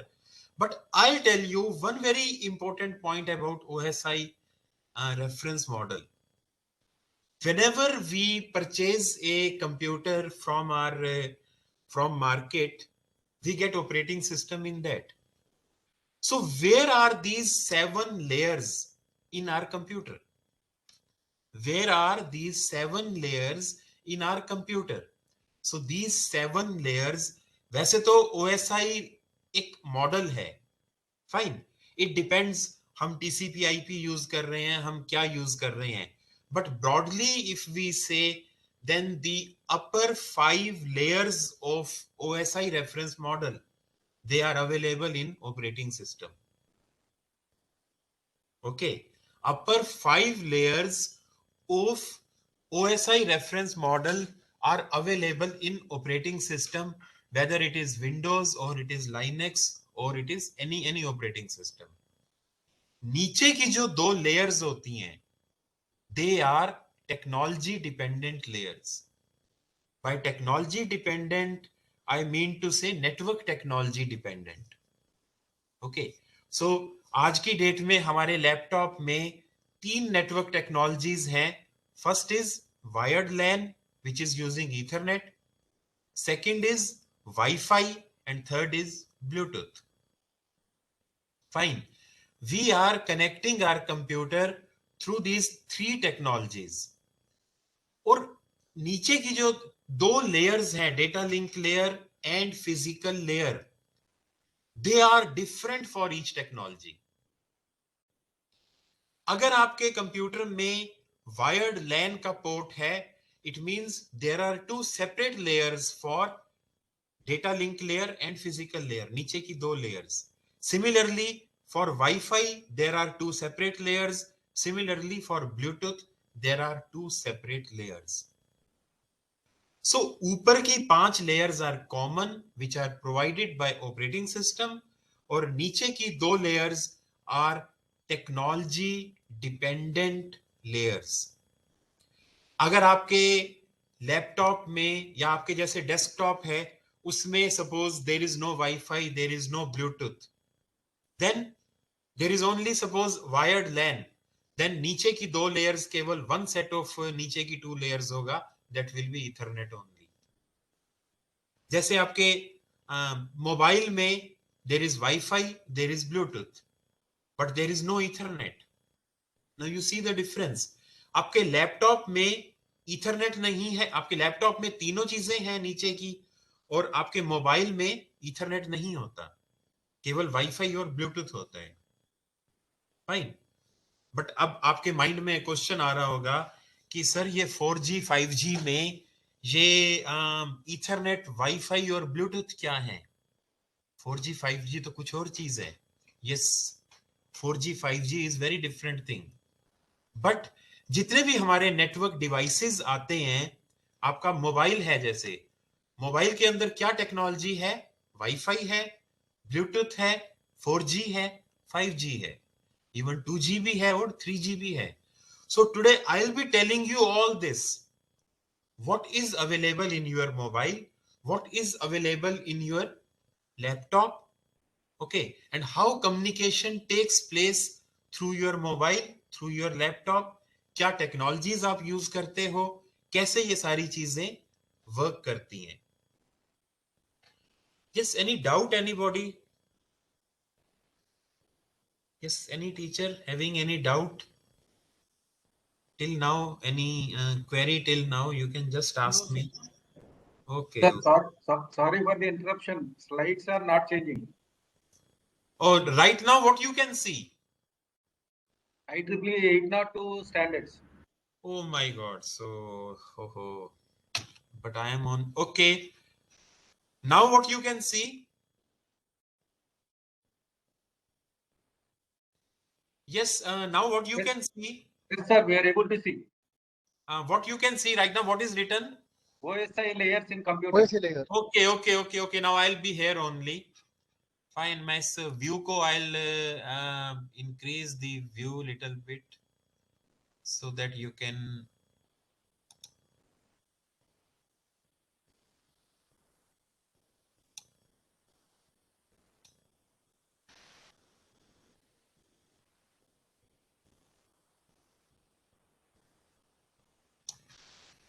Okay, so I was telling about, yes, can you read on this OSI layers in computer? Yes, application, presentation. Okay, that's fine.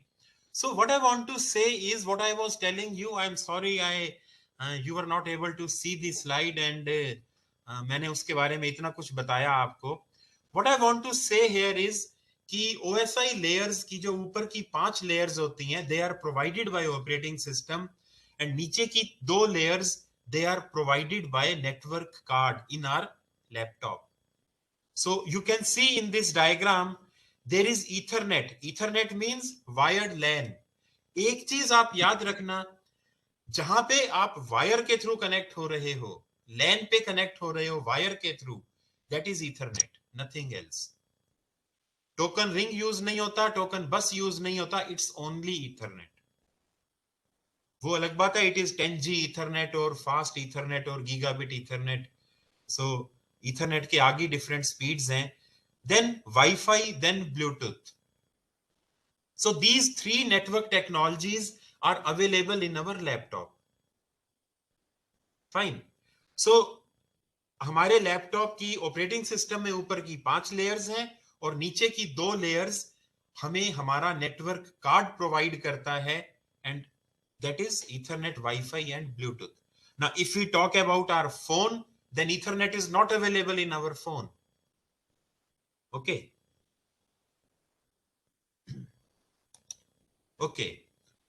So another good thing about ISO reference model, last slide on ISO reference model. Yes, can you see this ISO's OSI reference model transmitter receiver? Yes, anyone? Yes, sir. Yes, sir. Okay. So मैं आपको इस diagram के बारे में एक बड़ी interesting सी चीज बताऊंगा. ऊपर की 4 layers they are only available with end-to-end computers. नीचे की 3 लेयर्स रस्ते में ऑन द वे जितने भी राउटर्स होंगे, जितने भी डिवाइसेस होंगे रस्ते में, उन सब में नीचे की 3 लेयर्स होंगी, 3 से ज्यादा नहीं होंगी. So suppose I am sending a mail to someone in America. So I'll be sending my mail to my switch, from my switch to my router to Delhi gateway to Bangalore gateway to London gateway. Maybe on the way there are 100 of machines, but only last 3 layers will work for this communication on the way. Fine. जो ऊपर की 4 layers हैं, they will be available only with end-to-end machines. नीचे की 3 layers, they will be available with all the devices on the route. Fine. So इसलिए नीचे की जो 3 layers होती हैं, they form a chain. That's why they are called chained layers. You can see in the diagram, there is physical layer. Okay. And you can see data link layer. So lower 3 layers are called chained layers and upper 4 layers are called end-to-end layers. Yes, any doubt, anybody? Very basic concepts. I'll take one more slide on some basic concepts because these things you always come around because we all are having internet connectivity. So what are these network devices? So first of all, what is a repeater and what is a hub? Repeater and hub, they operate on physical layer, lowermost layer. They are not intelligent devices. Through this hub, we can connect many computers, but hub is not intelligent. Hub cannot store address of any computer. So nowadays, hub is not used. Hub operates at physical layer, but it is not used now. So hub has been replaced by a switch.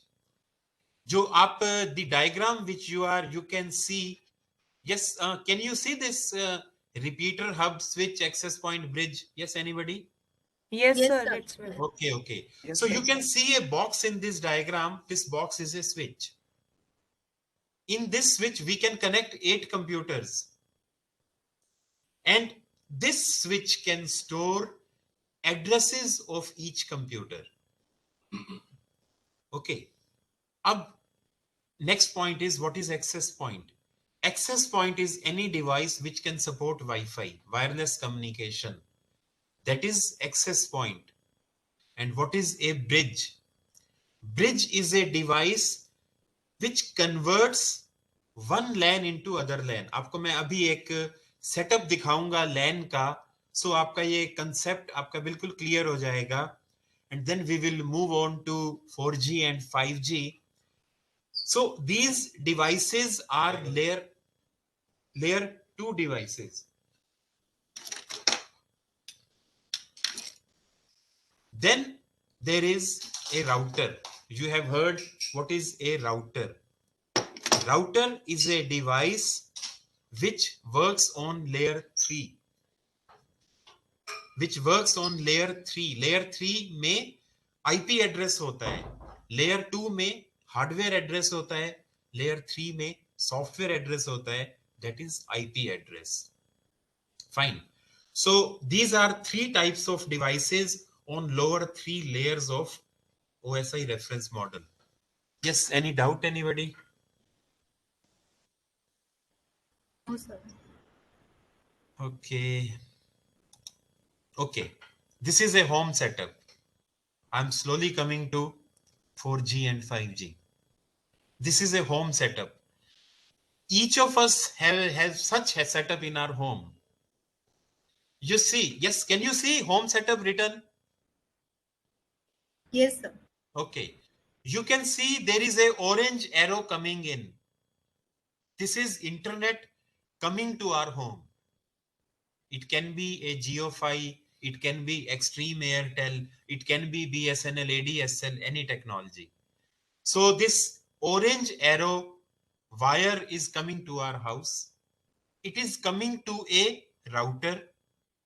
From router, you can see on the right side, there are 3 wireless devices and there are 3 wired devices on the downside. You can see. So now this wireless devices, they are using Wi-Fi. And Wi-Fi is which IEEE protocol? Anyone can please let me know.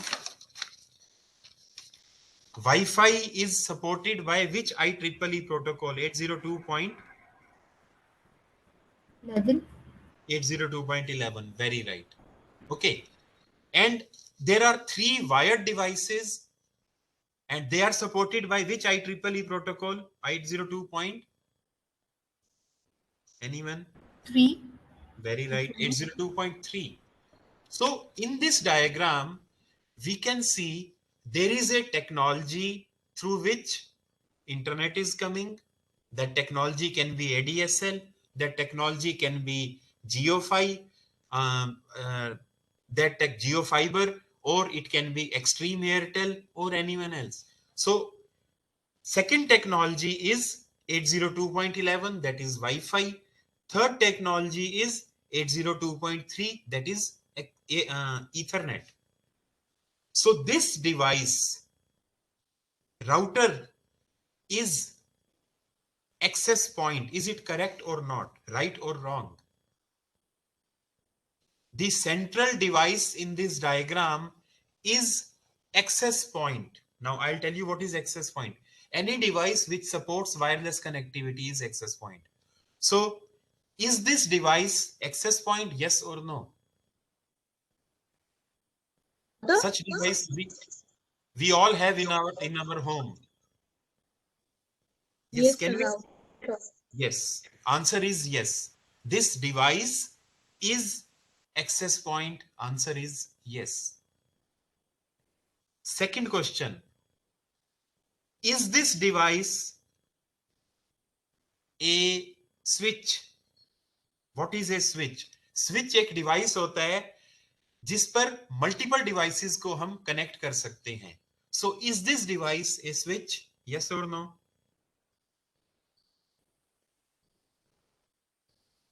Switch is a device on which multiple computers can be connected. So is this device a switch? Yes or no? Yes, sir. Yes. Yes. Answer to this question is also yes. Next question.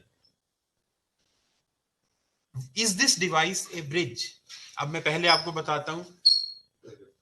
What is a bridge? Bridge is a device which connects one LAN to other LAN. Means 802.3 to 802.11 or 802.11 to ADSL. किसी भी दो different networks को अगर कोई device connect करेगा, then it is a bridge. So can I say this device as a bridge? Are we able to connect wireless LAN, wireless devices to wired Yes, sir. devices? Yes. Yes. So this Yes, device sir. is also a bridge. So see, हमारे घर के अंदर we have best example of a switch with us, of a bridge with us, of an access point with us. Everything is available in our home. Okay, fine. Now in next slide. Yes, can you see WiMAX to Wi-Fi connectivity? Yes, can you see on screen? Okay. Yes, sir. Okay. So in this scenario, you see what is happening. There is a WiMAX base station. WiMAX is a MAN connectivity, metropolitan area connectivity, and it is supported by 802.16. Remember 802.16 WiMAX. So हमारे घर पे we are receiving a wireless signal through WiMAX. Fine. हमारे घर की छत पे on the rooftop of our home there is a bridge. This bridge is receiving 802.16 signal and it is converting into 802.3 signal, that is Ethernet. Always remember 802.3 is Ethernet. So in this diagram we are receiving a wireless signal of 802.16 from telephone exchange which may be 10 kilometers away. Bridge एक ऊपर हमारे घर के ऊपर लगी हुई है, that is converting this WiMAX to Ethernet. WiMAX is 802.16 and Ethernet is 802.3. And this Ethernet signal is coming down in our house through a wire. And again, we have a access point in our home. Access point पे again wifi devices connected हैं and ethernet devices connected हैं. So once again, this device is a bridge, this device is a junction box, switch, this device is a you can say bridge, then access point and a switch. So normally this happens in our home if we have taken wireless connectivity from any service provider. और दूसरा scenario क्या है कि हमारे घर में fibre आ रही है. फाइबर हमारे घर में किस टेक्नोलॉजी के थ्रू आ रही है? रिमेंबर, इट इज, अगर बीएसएनएल दे रहा है इट इज एडीएसएल टेक्नोलॉजी, अगर एयरटेल दे रहा है it is extreme Airtel technology, अगर जियो दे रहा है it is Jio fibre technology. वो वायर टेक्नोलॉजी है, जहां पे वायरलेस के थ्रू आ रहा है. बट घर के अंदर का सिस्टम सबका सेम होगा. एक एक्सेस पॉइंट होगा, उसमें हम ईथरनेट के थ्रू कुछ वायर डिवाइसेस कनेक्ट कर सकते हैं और वाईफाई के थ्रू कुछ वायरलेस डिवाइसेस कनेक्ट कर सकते हैं. Okay, so this is about basic setup of a network system. Fine, basic setup in a network system. Now I come over to mobile. अब आप कहोगे, आप सोचोगे कि सर जब भी हम इंटरनेट लेते हैं या तो जियो से लेते हैं, LTE है, GSM सुना है, CDM में सुना है, and sir is talking about Wi-Fi, Bluetooth and Ethernet. So where is this mobile technologies? Where are IoTs? So mobile generations, हमारे जो आजकल नेटवर्क डिवाइसेस हैं, let us take it our phone also. Our phone is combination of mobile technologies and other data technologies. जैसे Wi-Fi and Bluetooth, they are network, wireless network technologies. और इनमें internet कहां से आ रहा है? Through some mobile technologies. So now I'll come over to mobile technologies. सबसे पहले let me discuss about 1G. 1G हमने किसी ने नहीं देखा, 1981 में आया था, analogue voice communication, and it was used by defence operations only. It was used for defence operations only. Then came in 1992 2G. Yes, can you read mobile generations on screen? Yes, anybody? Yes, sir. Yes, sir. Yes, 1G, 2G. Okay, so 1992 में 2G आया. Difference was it was supporting digital voice communication. Digital signal की transmission होती थी और 1G में analogue signal की transmission होती थी. Then in 2G there were two basic technologies for voice communication. One was GSM and other was CDM. Fine. One was GSM and other was CDMA. GSM क्या था? Global system for mobile communication. CDMA क्या था? Code division multiple access. ये दोनों technologies थी voice communication के लिए. GSM use करती थी frequency and time division multiplexing. You all know what is FDM and TDM. CDM में यूज करती थी code division multiplexing. Means GSM में डिफरेंट यूजर डिफरेंट फ्रीक्वेंसी पे डेटा भेजता था. CDM में हर यूजर सेम फ्रीक्वेंसी पे डेटा भेजता था, but language was different. Can anyone tell me how this is possible? More than one user is sending data on same frequency but language is different. ये कैसे होता है? किसी को थोड़ा सा आइडिया इस बारे में? Many of you might be in electronics. Orthogonal frequency signals. Yes. Orthogonal frequency signals, बिल्कुल ठीक है, ये तो एक टेक्निक हो गई। बेसिकली ये कैसे पॉसिबल है? अगर मैं सेम फ्रीक्वेंसी पे बोल रहा हूं और लैंग्वेज इज डिफरेंट, इसका मतलब क्या है कि मेरी और किसी और की आवाज तो बिल्कुल सेम है, बट हमारी लैंग्वेज डिफरेंट है। मैं अगर पंजाबी बोल रहा हूं, दूसरा हिंदी बोल रहा है, तीसरा से इंग्लिश बोल रहा है, fourth one is speaking in Tamil, but our voice is exactly same because our frequency is same. So one question arises here कि कंप्यूटर के अंदर तो कम्युनिकेशन सिर्फ 0 और 1 की फॉर्म में होता है।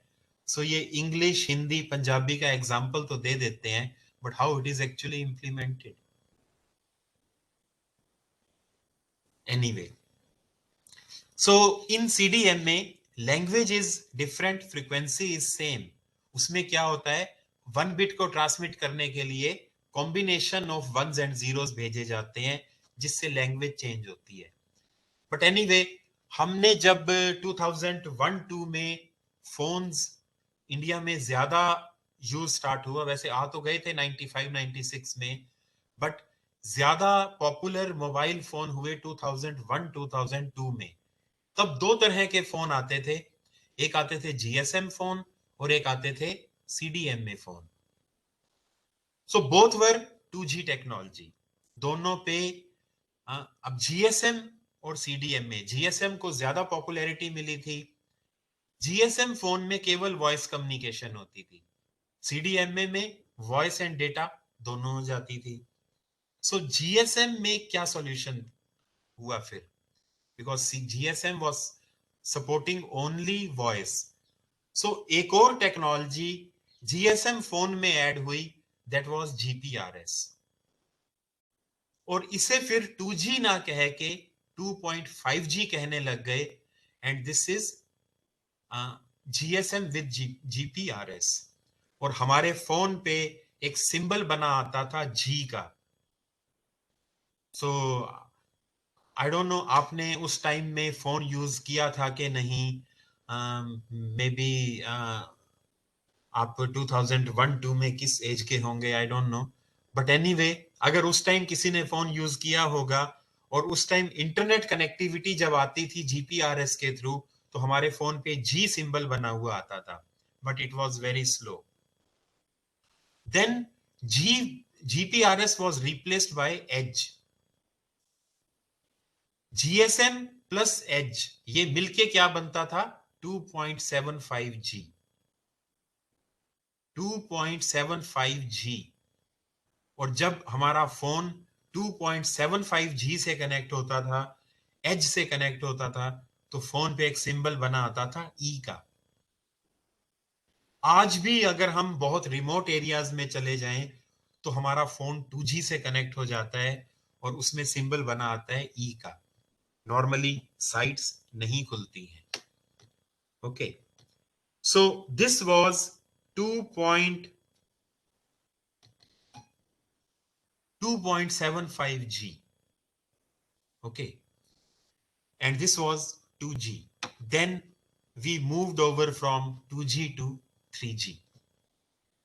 3G में क्या था? Digital voice, data and video. Okay, 3G में जीएसएम और सीडीएमए को मर्ज कर दिया। ओके, जीएसएम और सीडीएमए दोनों को मर्ज कर दिया गया, और जो नेटवर्क टेक्नोलॉजी, जो डेटा की टेक्नोलॉजी थी इंटरनेट की, that was HSPA। Do you know who was first to launch 3G in India? Anyone having any idea?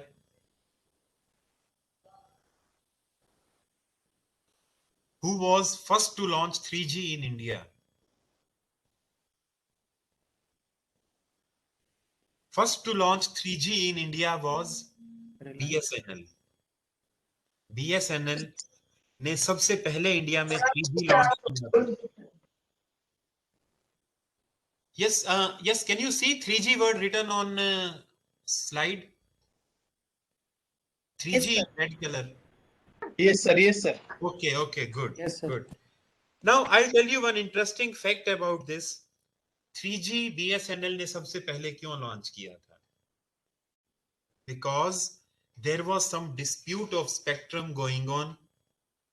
जो 3G घोटाला, 2G घोटाला, whatever it was. तो उसमें गवर्नमेंट ने क्या किया था?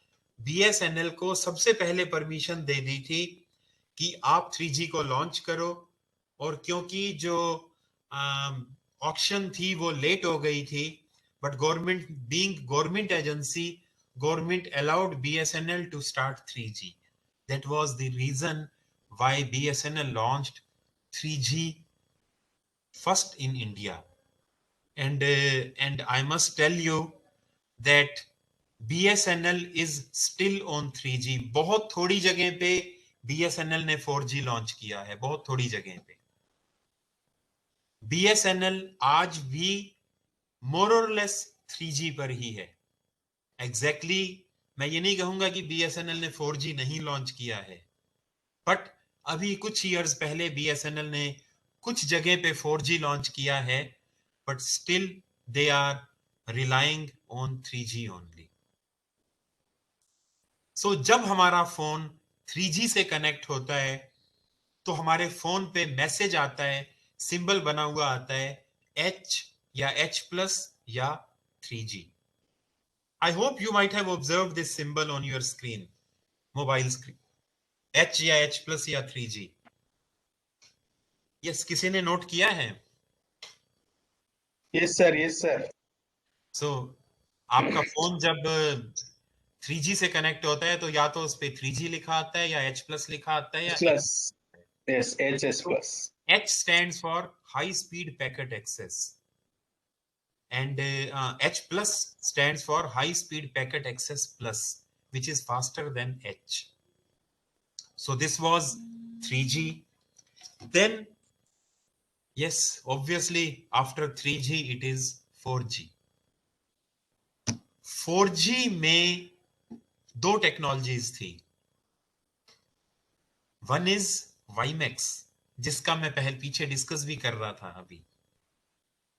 वाईमैक्स जो मेट्रोपॉलिटन एरिया नेटवर्क टेक्नोलॉजी है, एक सिटी को कनेक्ट करने के लिए टेक्नोलॉजी है. It is IEEE 802.16 standard. और एक और टेक्नोलॉजी आई थी 4G में, दैट इज LTE. अब ये दोनों टेक्नोलॉजीज 4G की टेक्नोलॉजी थी. पहले IEEE 802.16 वाईमैक्स आई थी, फिर LTE आई थी, बट स्लोली वाईमैक्स अब खत्म होती जा रही है और LTE उसको ओवरटेक करता जा रहा है. फाइन. आज हम सबके फोन अगर 4G से कनेक्टेड हैं, then it is LTE. It is through LTE technology. Okay. आपने सुना होगा VoLTE. Yes, anyone has heard about VoLTE? Yes, sir. It is coming on mobile LT VoLTE. Yes, it is for mobile.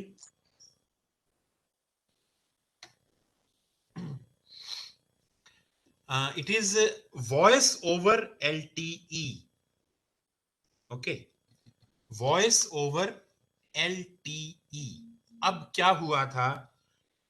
Reliance ने, मुकेश अंबानी ने announce किया कि I will offer Jio and I will not charge anything for voice.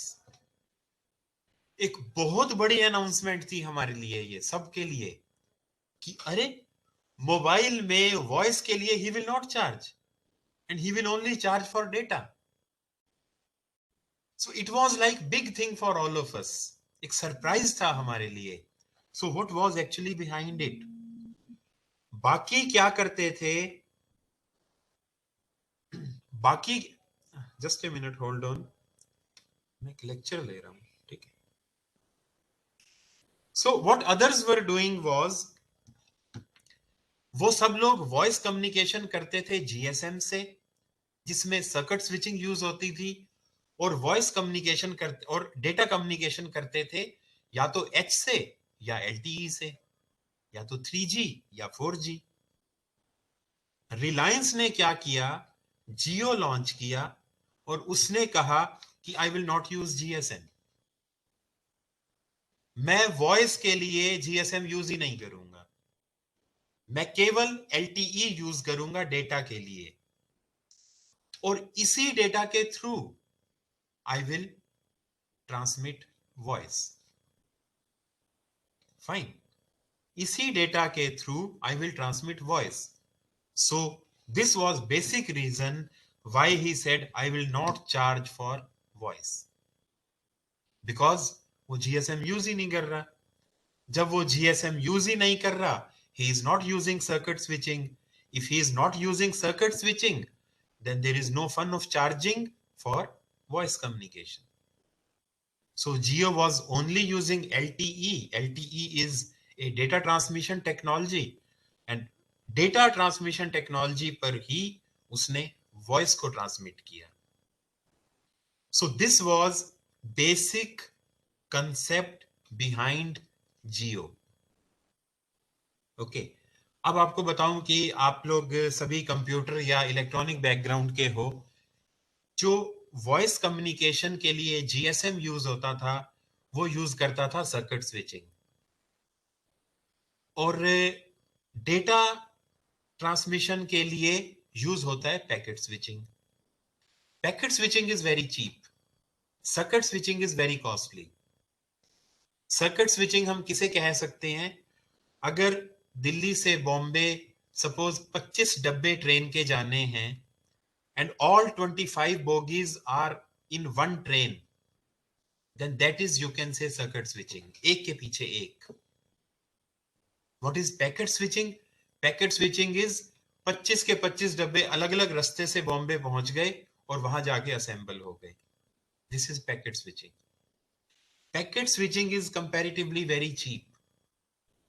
Circuit switching is very costly. So what Jio did, Jio said, I won't be using GSM, I won't be using circuit switching, I will only use LTE, I will only use packet switching, और packet switching के through ही मैं data भेजूंगा, packet switching के through ही मैं voice भेजूंगा।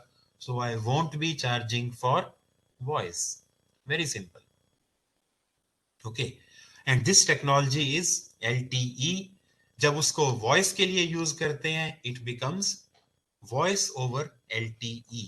LTE की फुल फॉर्म है long term evolution. Okay, long term evolution. So this was 4G। 4G के बाद 5G। 5G was, yes, any doubt in 4G concept? मैं थोड़ी डिटेल आगे और 4G की भी बताऊंगा आपको। Yes, if you have any doubt, then you can please ask me. Anybody? If you feel like asking anything.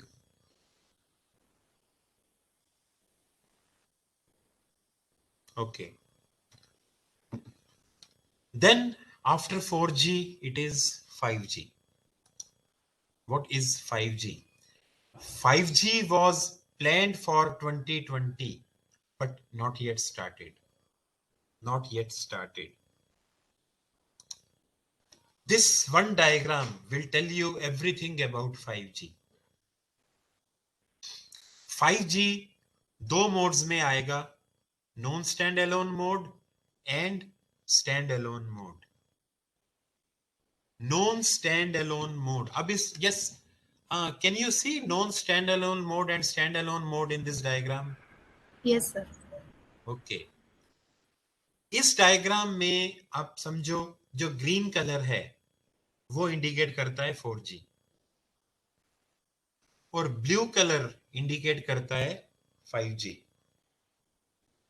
Okay, green color indicates 4G and blue color indicates 5G. अब हमारा phone, पहले जो 5G phone आपके पास है आज की date में, आज की डेट में अभी 5G शुरू नहीं हुआ है, लेकिन हो सकता है आपके पास 5G फोन हो। हम में से बहुत लोगों के पास 5G फोन है। So what is difference? Sir एक क्वेश्चन कर सकता हूँ सर? हाँ, I always encourage questions. Thank you, sir. Please Sir, ask. as we're talking about 5G, sir, just I have one small question, sir. Actually, a few days back, I actually installed Geo Fiber in my home. Now, they Okay. are actually giving two brands. One is 2.4 mHz and another is 5. And they are saying it's 5G. It is written in the Wi-Fi, it is 5G. Whether I am using the No. 5G or not. Listen. That is different thing. मैं बताता हूँ, आपका बड़ा valid question है, very good question. Thank you, sir. Wifi दो modes में काम करता है, 2.4 और 5 गीगाहर्ट्ज। और वाईफाई के वर्जन्स हैं wifi 3, wifi 4, wifi 5, wifi 6, wifi 7। तो ये वाईफाई के सीरीज हैं, वो वाईफाई की जनरेशंस हैं, वो मोबाइल की जनरेशन नहीं है। आज की डेट में हम वाईफाई 7 तक पहुंच चुके हैं। आप वाईफाई 5 कह रहे हो, आई एम सेइंग हम वाईफाई 7 तक पहुंच चुके हैं। Okay, that is series of wifi, that is not series of mobile communication. Okay, sir. Okay, thank you, okay, sir. सो क्या है कि वाईफाई के बहुत सारे सीरीज आया करती थी, A B, wifi ji, 802.11n। तो फिर उन्होंने क्या किया, ग्रुपिंग स्टार्ट कर दी, wifi 3, wifi 4, wifi 5, wifi 6, wifi 7। हम वाईफाई 7 तक पहुंच चुके हैं आज की डेट में। So please don't confuse with wifi 5 with 5th generation. No, they are entirely different thing. Okay. Okay, sir. Thank you, sir. Okay, now अब इस डायग्राम में blue colour indicates 5G, green colour indicates 4G। Now ये जो हमारा mobile है, ये आप देख रहे हो LTE से कनेक्टेड है और NR से कनेक्टेड है। LTE is frequencies of 4G and NR is frequencies of 5G, new radio जिसको बोलते हैं। वहां पर LTE बोलते थे, यहां पर न्यू रेडियो बोलेंगे। Fine. What is EPC? EPC is full form होती है evolved packet core and it is server for 4G, जो डेटा देगा हमें। कम्युनिकेशन फ्रीक्वेंसीज LTE दे रहा है, डेटा हमें EPC दे रहा है। अब आप नॉन स्टैंड अलोन मोड का मतलब समझ गए कि फ्रीक्वेंसीज तो हम 5G वाली यूज करेंगे, डेटा हमें 4G का सर्वर देगा। This is non stand alone mode. And in case of stand alone mode, हमारा फोन 4G मोड में भी काम करेगा, 5G मोड में भी काम करेगा। 4G के लिए फ्रीक्वेंसीज होंगी LTE और बैकएंड सर्वर होगा EPC, evolved packet core, 4G server. In case of stand alone mode, हमारा फोन न्यू रेडियो पे चलेगा, दैट इज 5G फ्रीक्वेंसीज, और बैकएंड पे सर्वर क्या होगा, 5G कोर, वो 5G का सर्वर होगा। सो पहले मे बी 1 साल बाद नॉन स्टैंड अलोन मोड में 5G आएगा, फिर स्टैंड अलोन मोड में 5G आएगा। जब नॉन स्टैंड अलोन मोड में 5G आएगा तो जो टॉवर्स होंगे वो 5G के अलग होंगे, because new radio is different. आप ये मान लो कि टॉवर्स और उनकी फ्रीक्वेंसीज वो तो है LTE और न्यू रेडियो, और बैकएंड पे उनके ऑफिस में जो सर्वर है वो है EPC और 5G core. Okay, yes, any doubt anybody, please ask me if you have any doubt.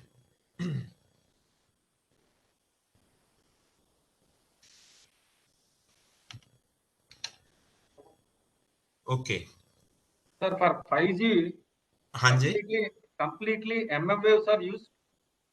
completely MM waves. For 5G, yes. They will be different from LTE. The frequencies which you are using for LTE, for 5G, it will be different. Okay. So that's why it is this blue color new radio. It will be having different frequencies. Okay. Any other doubt, anybody? Okay. Now this is evolution of radio access technologies. All this is radio. Any wireless communication is through radio, we all know. Okay. So सबसे पहले we got 1G, then 2G. 2G में we used to have CDMA and GSM. Then 3G. 3GMA technologies were CDMA 2000, then WCDMA, then HSPA. 4G technologies were LTE and LTE Advanced. Okay, LTE and LTE Advanced. In addition to that, there was 802.16, that is WiMAX. Now, after 4G, we are moving over to 5G. 4G may be LTE was 3.9G or LTE Advanced was 4G, complete 4G. जो जियो use करता है that is LTE advance, और जो बाकी use करते हैं that is LTE. That's why Jio का 4G fast है because it is using LTE advance. Fine. Okay, fine. So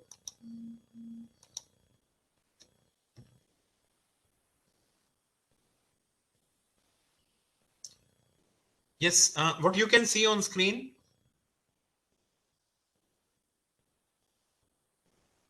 What is LTE in 4G? What is LTE in 4G? Anyway, I think running bit out of time, so I'll skip few slides of 4G. So वैसे I can tell you in 4G we are using OFDMA for downlink and SCFDMA for uplink. This is used in 4G. Okay, you can see this diagram. We are using for uplink, it is single carrier multiple access, frequency division multiple access, and for downlink it is OFDMA. This is used in 4G. In 4G we are already using MIMO concept. MIMO concept का मतलब होता है कि आपके mobile से multiple antennas काम करते हैं. एक सिग्नल नहीं जाता, मल्टीपल सिग्नल्स निकलते हैं, मल्टीपल एंटीनास हैं आपके मोबाइल में. एक मैट्रिक्स बनाते हैं ये एंटीना की. Normally 4 antenna in uplink direction and 8 antennas in downlink direction. Normally ऐसा होता है 8x8 and 4x4. Anyway, okay, LTE and LTE Advanced, you can see the difference. What Reliance is using and what others are using. LTE की speed 150 Mbps है, LTE Advanced की 1 Gbps है. Okay. Then transmission bandwidth जो है वो 20 megahertz है, इनकी 100 megahertz है. Okay, so number of users एक सेल में 200 हो सकते हैं LTE में, and in LTE advance 3 times means 600 हो सकते हैं. So LTE advance is much better technology than LTE. सो 4G in India, this is now very old thing. Everywhere we have 4G. Okay, now what comes after 4G? Obviously it is 5G. Yes, 5G की जरूरत क्या है? Yes, anybody, can you please let me know 5G, is there need of 5G?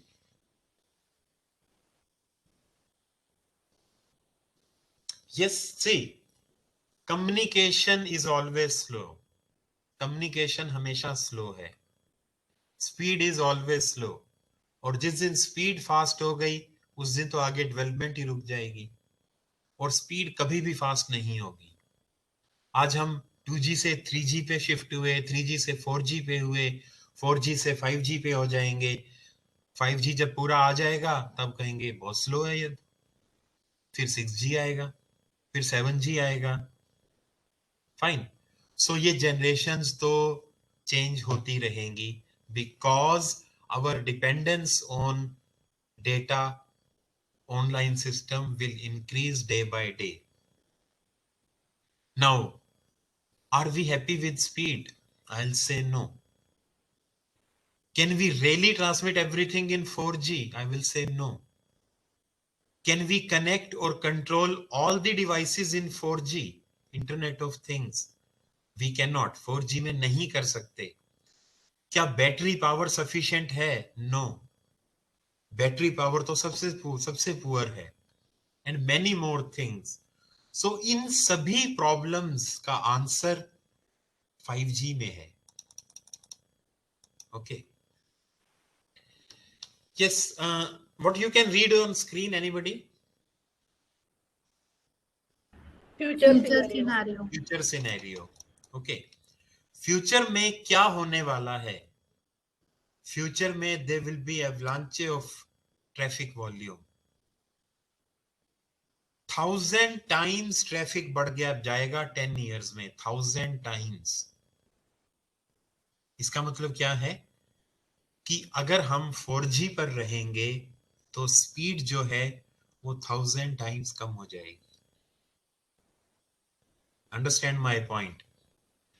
10 साल में traffic 1000 गुना बढ़ेगा, और अगर हमने अपनी स्पीड को, अपनी जनरेशन को अपग्रेड नहीं किया, इसका मतलब क्या है? हमारी स्पीड 1000 गुना कम हो जाएगी। You got it? Because traffic बढ़ेगा तो हमारी स्पीड अपने आप स्लो हो जाएगी। हमें अपनी स्पीड को तो बढ़ाना ही पड़ेगा ना। It's very simple. कार्स अगर बढ़ेंगी तो हमें उससे पहले हाईवे बढ़ाने पड़ेंगे ना। अगर आज हर कोई कार खरीद रहा है, अगर हर साल I don't know exactly 10-20 lakh cars add हो जाती हैं रोड पे, तो सिर्फ कार ऐड करने से थोड़ा ना कुछ होगा। हमें हाईवेज को इंप्रूव करना पड़ेगा, हमें रोड्स को इंप्रूव करना पड़ेगा। सो सिंपल, कार आपका डेटा है और रोड आपका नेटवर्क है। दोनों हैंड टू हैंड एक दूसरे से मिलके चलेंगे, तभी ये सब कुछ चलता रहेगा। रोड्स बनानी बंद कर दो, लोग कारें खरीदनी बंद कर देंगे। Fine. So that's why we have to move from 4G to 5G, because traffic will increase 1000 times in 10 years. Next, connecting devices. Internet of Things जिसे मैं बोलूंगा, connected devices बढ़ेंगे। You know, एक टाइम आएगा जब आपका पेन, आपका चश्मा, आपके शूज, आपके कपड़े, सब कुछ IoT के थ्रू कनेक्ट हो जाएंगे। सबके अंदर एक छोटी सी चिप तो लगनी है। कितनी बार होता है पेन कहीं रख दिया मिल नहीं रहा, चश्मा कहीं रख दिया मिल नहीं रहा। सो फिर इन हर चीज के अंदर आपको चिप लग जाएगी, एंड दिस विल हैपन। ये दूर नहीं है बात। Fine. And device to device communication, अभी क्या मोबाइल टू मोबाइल कम्युनिकेशन होता है? नो। फिर क्या होगा? धीरे धीरे टॉवर्स के थ्रू कम्युनिकेशन ना होके डिवाइस टू डिवाइस कम्युनिकेशन होगा, and 5G is being planned for all such things. 5G में ये सब कुछ होगा, जहां पे आपकी चश्मे से लेकर, आपके पेन से लेकर, आपके जूतों तक नेटवर्क से कनेक्टेड होंगे। डिवाइस टू डिवाइस कम्युनिकेशन होगी। आपकी एक चप्पल दूसरी चप्पल से बात करेगी, I am very sure about it, मजाक नहीं कर रहा हूं मैं। ओके, और इतना ट्रैफिक बढ़ेगा, for all such things we need 5G। See, जो 2020 के लिए प्लान था 5G, वो शुरू नहीं हो पाया 2020 में। You see what are plannings in 5G। Planning is 1000 times speed with minimum speed of 1 Gbps per user. Minimum speed of 1 Gbps per user. Connecting 7 billion people. You know what is 7 billion? Yes, can anyone tell me what is 7 billion?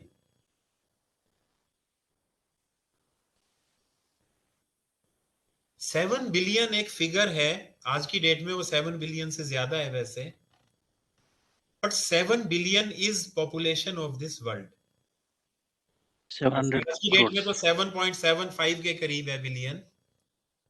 Okay, but अभी भी जब जैसे हम बोलते हैं ना round figure में, तो वर्ल्ड की पॉपुलेशन क्या है? It is 7 billion. Okay, so 5G is being planned for 7 billion people. And you know 7 trillion things. 7 trillion, एक ट्रिलियन के अंदर 1000 बिलियन होते हैं। ओके, क्लास ले रहा हूं। सो 1 ट्रिलियन के अंदर 1000 बिलियन होते हैं। इसका मतलब क्या है कि 5G जो डिजाइन हो रहा है वो पर पर्सन 1000 चीजें, 1000 डिवाइसेस के लिए डिजाइन हो रहा है। 1 person will be holding 1000 network devices average, on an average। उस हिसाब से डिजाइन हो रहा है 5G। Fine. Then battery life, battery is very important. अगर मैं कहूं कि मेरा चश्मा भी IoT से कनेक्ट हो जाए, मेरे रूम की कीज भी IoT से कनेक्ट हो जाए, तो भाई नॉर्मल बैटरी से तो ये सब नहीं हो पाएगा। So we need to improve battery. बहुत छोटी छोटी nano wire batteries, graphene batteries, बहुत तरह की बैटरीज आ रही हैं, बैटरी डिवाइसेस हैं, रिसर्च बहुत चल रही है। So we need to have batteries also जो कम से कम 90% एनर्जी सेव करें। Okay, then device to device communication, internet of things, ubiquitous computing. Ubiquitous computing का मतलब क्या होता है? You move on with application. आपको एनवायरमेंट सर्वर्स देगा, प्रोसेसर्स आपको एनवायरमेंट देगा। आप एक बिल्डिंग के अंदर गए, वहां पे छत पे प्रोसेसर लगे हुए हैं, तो जो आपका क्लाउड कंप्यूटिंग का कंसेप्ट है वो यही तो है कि you move only with your application, cloud will give you, environment will give you all the processors. So all this is being thought in 5G network. Same diagram में दोबारा से आया है वही वाला। 5G 2 मोड्स में लॉन्च होगा, एक नॉन स्टैंड अलोन मोड और दूसरा stand alone mode. Non stand alone mode में सर्वर 4G का होगा बट फ्रीक्वेंसीज 5G की होंगी। स्टैंड अलोन मोड में 4G के लिए अलग सर्वर, 5G के लिए 5G कोर सर्वर अलग से। Okay, yes, any doubt anybody?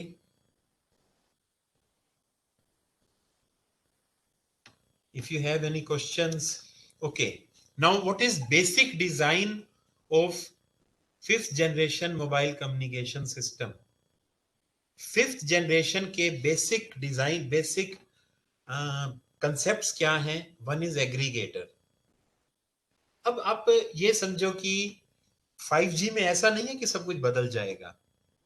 जो एग्जिस्टिंग नेटवर्क टेक्नोलॉजीज हैं वो सब यूज होंगी 5G में। वाईफाई भी यूज होगा, जीएसएम भी यूज होगा, एलटीई भी यूज होगा, वाईमैक्स भी यूज होगा। तो इसीलिए सबसे फर्स्ट जो बेसिक डिजाइन कंसेप्ट है 5G का, दैट इज एग्रीगेटर। एग्रीगेटर का मतलब है कि वो सारी टेक्नोलॉजीज, एग्जिस्टिंग टेक्नोलॉजीज को एग्रीगेट करेगा। ओके, एग्रीगेट करके एक एक एक सर्विसेज देगा। सो एग्जिस्टिंग टेक्नोलॉजीज रिप्लेस नहीं होंगी, but they will get aggregated. Then flatter IP, internet protocol address होता है जो, वो अभी क्या यूज हो रहा है, वर्जन 4। फिर जब इतने डिवाइसेस इंटरनेट ऑफ थिंग्स के थ्रू कनेक्ट होंगे तो जो आईपी वर्जन 4 है वो यूज नहीं हो पाएगा। Then we will have to move on to IP version 6, जिसके अंदर 128 बिट का एड्रेस होता है। आईपी वर्जन 4 में जो आजकल यूज हो रहा है ओनली 32 बिट का एड्रेस होता है। ओके, देन इसके अंदर 5G कोर सर्वर होगा। हमने पिछले डायग्राम में भी देखा था, जो 4G का सर्वर था दैट वाज ईपीसी, और 5G का सर्वर था 5G core. So this is that server, nano technology based 5G core server. Device to device communication possible होगा 5G में। एक डिवाइस डायरेक्टली दूसरे डिवाइस से कम्युनिकेट करेगा। आप कहोगे सर अब भी तो करता है। नहीं, अब डायरेक्टली नहीं करता है, अब वो थ्रू सम टॉवर करता है, थ्रू सम जो टॉवर लगे हुए होते हैं उनके थ्रू हम कम्युनिकेट करते हैं। Then massive MIMO technology, multiple input multiple output antennas, वो यूज करेगा 5G। सो ये 5 कंसेप्ट्स हैं जिनको 5G यूज करेगा। Aggregator, so this is you see aggregator. Aggregator जो एग्जिस्टिंग रेडियो एक्सेस टेक्नोलॉजीज हैं उन सबको एग्रीगेट करके, देखो इसमें क्या क्या है आजकल, GSM, GPRS, UMTS, LTE, WiMAX, WiFi, CDMA, IS9, इन सबको मिला के 5G में एग्रीगेशन होगी। This is first concept of 5G, aggregation. Okay, then second concept in 5G is flat IP. Flat IP का मतलब होता है कि देखो अब क्या होता है, I will show you in next diagram here. Yes, what can you see on screen, anybody please tell me so that I am in sync with you. Flat and hierarchical network. Okay, flat and hierarchical network. आजकल hierarchical network use होता है। Main, उसके बाद gateway, उसके बाद अलग gateway, उसके बाद अलग आईपीज, उसके अंदर आईपीज, उसके अंदर आईपीज, मतलब नेटवर्क के अंदर नेटवर्क, उस नेटवर्क के अंदर फिर नेटवर्क। आजकल ये यूज होता है, लेकिन जब 5G यूज होगा तब फ्लैट नेटवर्क यूज होगा। फ्लैट नेटवर्क क्यों यूज होगा? क्योंकि 5G के अंदर IoT आएगा, इंटरनेट ऑफ थिंग्स जो है उसमें नंबर ऑफ डिवाइसेस इतने ज्यादा हो जाएंगे कि हमें IPv6 पर शिफ्ट करना पड़ेगा और हम हायरार्कियल अप्रोच को फॉलो नहीं कर पाएंगे, हमें फ्लैट अप्रोच को फॉलो करना पड़ेगा। किसी हायरार्कियल में इसमें 1 2 3 4 लेवल्स दिए हुए हैं और फ्लैट नेटवर्क में केवल 2 लेवल्स होंगे, root and then all devices. Okay, and all this is because IoT will be used in 5G. Okay, so first concept in 5G was your aggregation, second concept is flat network, and third concept is 5G nano core. 5G का जो server होगा वो nano core server होगा, nano technology based server होगा, cloud computing उसके अंदर inbuilt होगा, okay, and all in one IP network होगा, ओके। सो 5G के अंदर सर्वर जो है हमने उस डायग्राम में देखा था, it is 5G core server, nano technology based server होगा, क्लाउड कंप्यूटिंग इंटीग्रेटेड होगी और ऑल नेटवर्क्स इंटीग्रेटेड होंगे, okay, and it will be nano technology based, fine.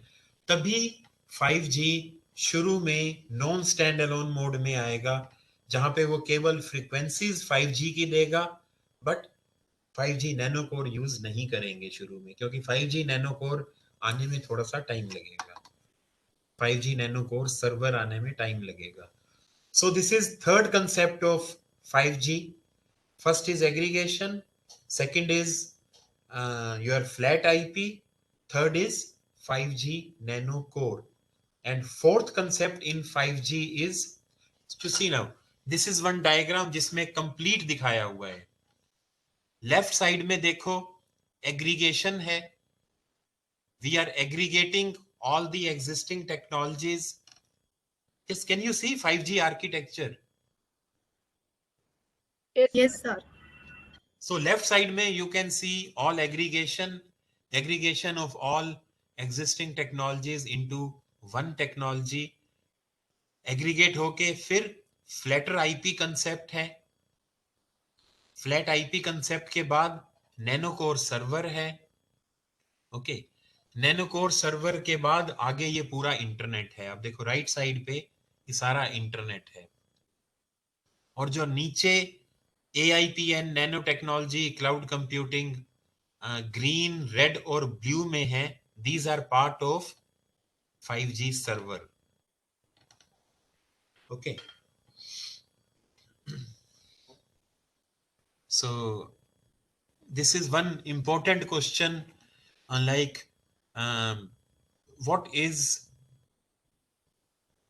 what are new concepts in 5G? So new concepts in 5G is aggregation, flat IP and nano core server, okay. So this is today and tomorrow. Today we have all networks, ATM, IP, और उसके बाद क्या होगा, पूरा एक flat network आ जाएगा, flat IP concept आ जाएगा, aggregation होगी। ये सेम डायग्राम दूसरी तरह से बनाया हुआ है, okay. Then 5G network layers, again मैंने OSI रेफरेंस मॉडल से शुरू किया था, और OSI रेफरेंस मॉडल पर ही लाके मैं लगभग एंड करूंगा। Don't worry, this is not last slide, still I have a few more things to show. So 5G में total there will be 4 layers. नीचे की फिजिकल लेयर और डेटा लिंक लेयर मिला के it is OWA, open window architecture. Network layer of OSI reference model is divided into upper network layer and lower network layer. Then transport layer and session layer मिलकर 5G में होंगी open transport protocol, and ऊपर की application layer and presentation layer मिलकर हैं application service, okay. So this is also important question that there are how many layers in 5G reference model. So there are total 4 layers in 5G reference model, okay. Network layer is divided into 2 sub layers, that is upper network layer and lower network layer. So total there are 4 layers in 5G network as compared to 7 layers in OSI reference model, okay. So this is lowermost layer, open wireless architecture.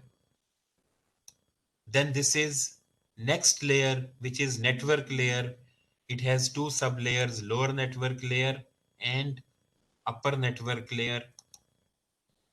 Then this is Open Transport Protocol, which is made up of transport layer plus session layer. It is called Open Transport Protocol in 5G network. Then this is last layer of 5G, that is application layer. Okay. So this is about 5G reference model. And now in last, the research initiatives in 5G.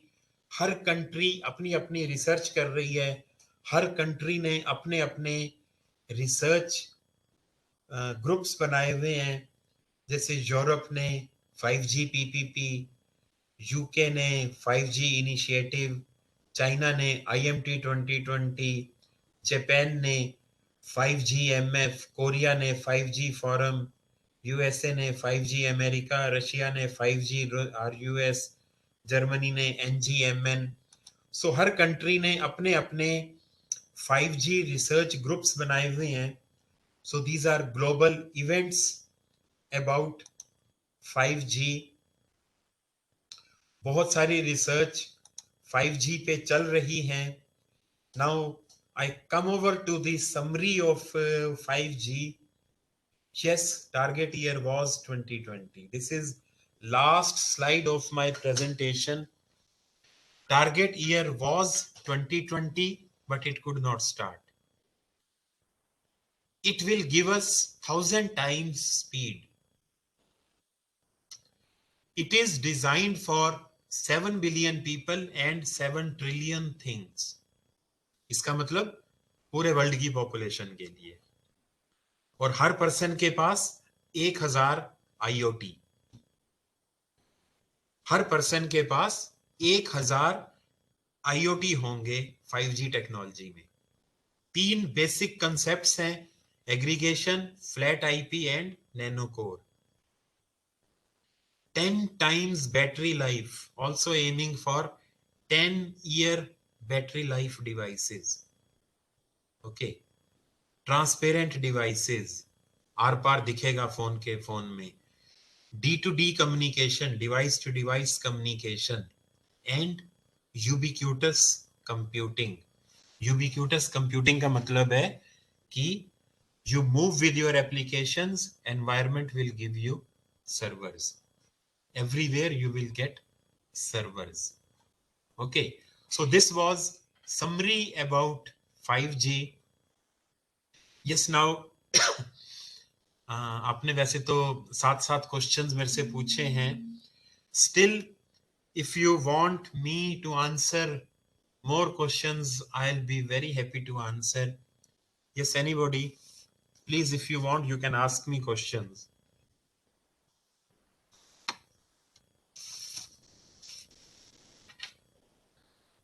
Yes, thank you so much, sir. I request the participants, they can ask their queries.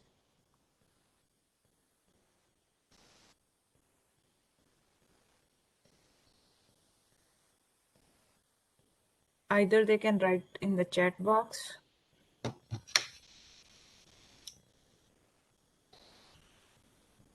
Yes, in chat box I could find excellent, informative, very informative, but not any question. So yes, anybody, if you want to ask any questions, you can ask me.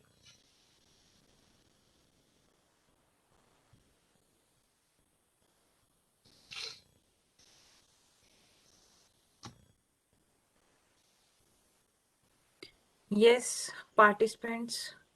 So there is one question: latest research in area in 5G. See, latest research area in 5G. What happens is कि 5G is not a new technology. Okay, 5G एक old technology है. Old technologies की integration है. Fine, old technologies की integration है 5G. So anything you are doing now will hold good for your 5G. But there are many more things. For example, device to device communication. आज हम जितनी भी communication कर रहे हैं, जो कुछ भी डिजाइन कर रहे हैं, हम करते हैं एंटीना और हमारे फोन के बीच में. We are not thinking about mobile to mobile communication. We are not thinking about mobile to our any IoT. So there is lot of research scope in 5G. And सबसे important battery technology. अरे battery में तो इतना scope है research का. आने वाला time batteries का ही होने वाला है. आज की डेट में आने वाले टाइम में जिसके पास बैटरी का मटेरियल होगा ना, वो किंग बनने वाला है इस वर्ल्ड का. Because battery is very very important thing. Okay. Yes, there is another question. What is difference between machine to machine and device to device communication? M to M and D to D means machine to machine and device to device. See, आप कह सकते हो कि machine to machine is a generalized term and D to D is a specific term for 5G. D2D जो है वो 5G में concept use हो रहा है और कम्युनिकेशन में कंसेप्ट यूज हो रहा है, वायरलेस कम्युनिकेशन में कंसेप्ट यूज हो रहा है. Machine to machine communication can be through wires और कम्युनिकेशन जरूरी नहीं है. एक मशीन दूसरी मशीन को कंट्रोल करने के लिए सिग्नल्स भेज रही है, that we can say machine to machine communication. Okay. Yes. What is Sir, difference good evening, between? sir. Yes. Sir, one small that I'm Dr. M. Sugasi from Tiruchirappalli, Tamil Nadu. Really, Okay. India received a 5G license? From whom India will receive 5G license? Authorized thing that See, even 4G is not yet utilized that bandwidth. Really, they are not using actually a 4G also. And how the 5G is possible in real time, sir? so you are very right. See, first thing you ask, has India received 5G license? First thing is, license is for using frequency. And frequency is what is our own property. No, like I am sending some electromagnetic wave on this frequency. Am I allowed to send? So what China has to do with it? What US has to do with it? That if I am transmitting a say 20 gigahertz signal in my country, in my specific area. So first thing is that license is with government, not with any other country. That is the frequency which we are allowed to use or we are not allowed to use. Number one. Then is 4G. Yes, see, if today we are sufficient, we are happy with 4G, definitely tomorrow we won't be. Your question was, are we really using 4G to its best extent possible, to its best capacity? Maybe not. But who would have thought that 1.5 years back that classes will be online? So today classes are online, tomorrow maybe many more things will be online. So every day we are in need of additional benefit, additional bandwidth. Okay. So day by day, applications will increase. Application. See, who might have thought that when this Tata Sky came, everyone said this is best thing. On everyone's home, there is a dish. We are receiving signal, but had anyone thought that there will be D2H, direct to home, video on demand? Okay, so today, whenever I want to see whichever program, especially that communication will take place for me. If I am watching any movie and you are watching, everyone is getting separate communication. It is not through common media. So what will happen after 2 years, 3 years, 4 years? We need to be ready for 5G, because I am very sure tomorrow everything will get connected to Internet of Things. This is the concept IoT, and this is going to be reality one day. I'm telling you. I'm very sure about it, that our clothes, even if they will go into washing machine, still they will get connected to network and they will send a message, we are being washed. I'm sure about it. Even sitting in washing machine, clothes will send a message that we are being washed. No, 5G is not harmful. See, I tell you one thing, that 3G is less harmful than 2G, 4G is less harmful than 3G, 5G will be less harmful than 4G. It is because the system, the security system is improving day by day. Okay. And the battery consumption, main thing is battery consumption. If battery is being consumed, then definitely some heat is being generated from your mobile. And if heat is being generated, it means it is harmful. Okay. If waves are coming out of your mobile, they are consuming battery. As we are moving ahead, our mobile is consuming less battery. Remember, earlier there used to be 1 inch by 1 inch screen, and mobile used to work for 1 day or 2 days. Now screen is 6 inches by 3 inches and all colored, whole day working, still it is working for 1 or 2 days.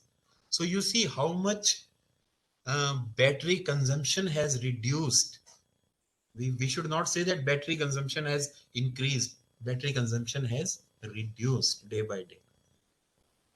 Yes, any other question? Higher frequency have low wavelength like X-rays. They can easily penetrate the skin. Defense. No. It is not only the frequency. It is frequency alone is not responsible for penetration. It is the power also. Okay. I'm not from electronics background, but still I am sure about it that it is not frequency which is responsible for entering into body. It is also the power of the signal. You know what is X-ray frequency? It is much less than the gigahertz. So how it is penetrating into our body, and gigahertz waves are not penetrating. Okay. What architecture does 5G is supported by? See, 5G is supported by aggregation. Aggregation of all existing technologies.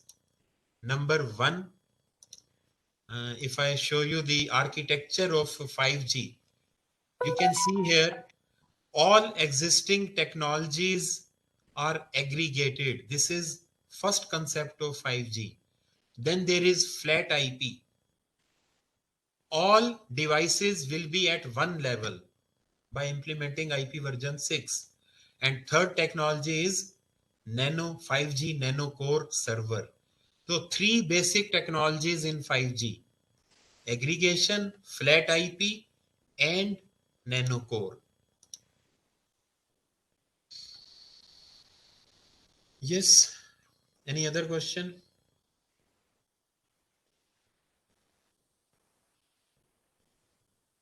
So hope the query is being cleared by you.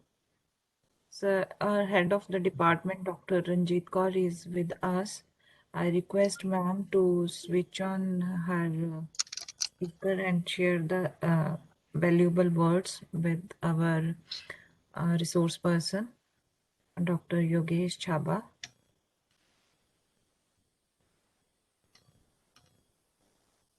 Am I audible? Good evening, ma'am. Good evening, Am ma'am. I audible? Yes, you are You are audible. audible. Good afternoon, Dr. Jigesh Shabba. Nice to see you after a long time. Yes, we were madam, husband of ma'am, and we were colleagues in I think 20 years back in the same college. So nice to Yeah, see you, ma'am. So give my we regards have spent to. a very good time. That was I was discussing with one of my colleague, Dr. Charanjit, that we have spent a very good time. Yes, yes, very right. So And on behalf give of my, EC give department, my I want to regards thank to you, Professor Daman, Dr. please. Jigesh Shabba, for your valuable expertization lecture on 5G. I have not heard the frankly speaking your lecture because I was busy in some work.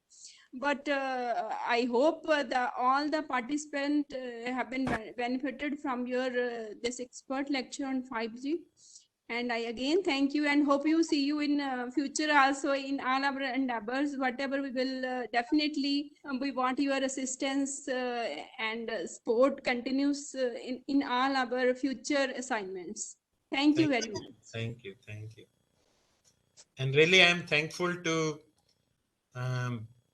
Professor Ranjit and Richa ma'am for inviting me and giving me such a good platform to interact with teachers all around from all around India institutions. So thanks a lot, everybody. And I can share my email with the participants. So if you have any type of query or any type of if I can be helpful to you, surely you can write me a mail, and I'll also share with you my number. And I know you all are waiting for Friday to come and certificate for this program, but definitely you need to clear the test. I know, so that's good thing from AICT point of view also.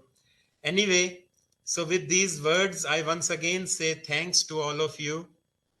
So Thanks a lot. thank you so much for sparing your valuable time. And I, on the behalf of department, congratulate to the participants for listening such a wonderful personality. And sir, can you stop sharing your screen so that we can have a group photograph with the Yes, participants? yes, yes, sure.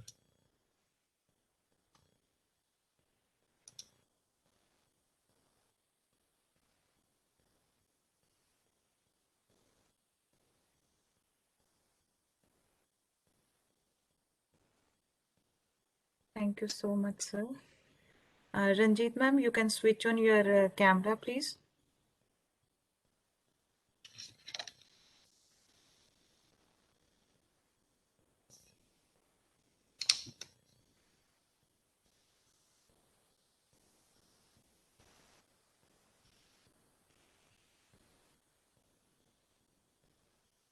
So just wait for 1 minute.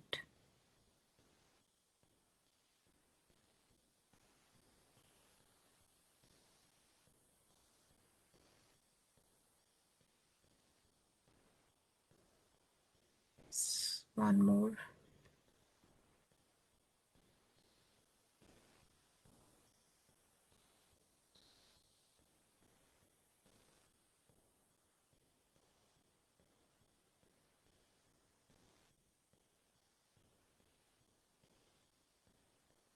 Yes, thank you so much, sir.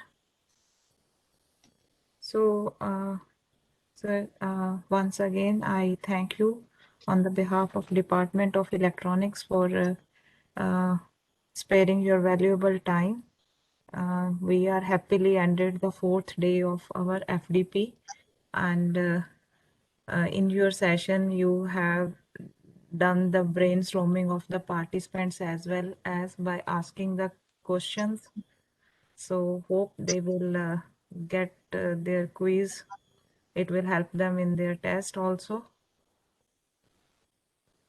So participants, so thank you so much. You can Okay, use ma'am. yes. Okay, thank you, thank you.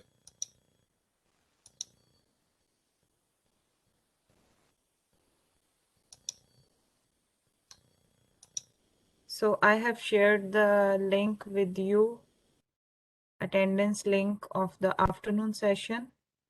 You can fill the attendance and the feedback of the resource person. And tomorrow we will meet at 9:30, and the quiz link will be shared only in the chat box of the session. So it's my request to all of you, be on time so that you will get the link with you, and the link will be closed exactly after 1 hour. At 11 o'clock we will stop the link. It will not work and it will not be reshared after the request. So please, I have shared What about the question pattern, ma'am? Sir, there will be 40 questions, multiple choice questions from the sessions which you have listened till this session, 4 days session. Thank you, ma'am. It will be the simple test.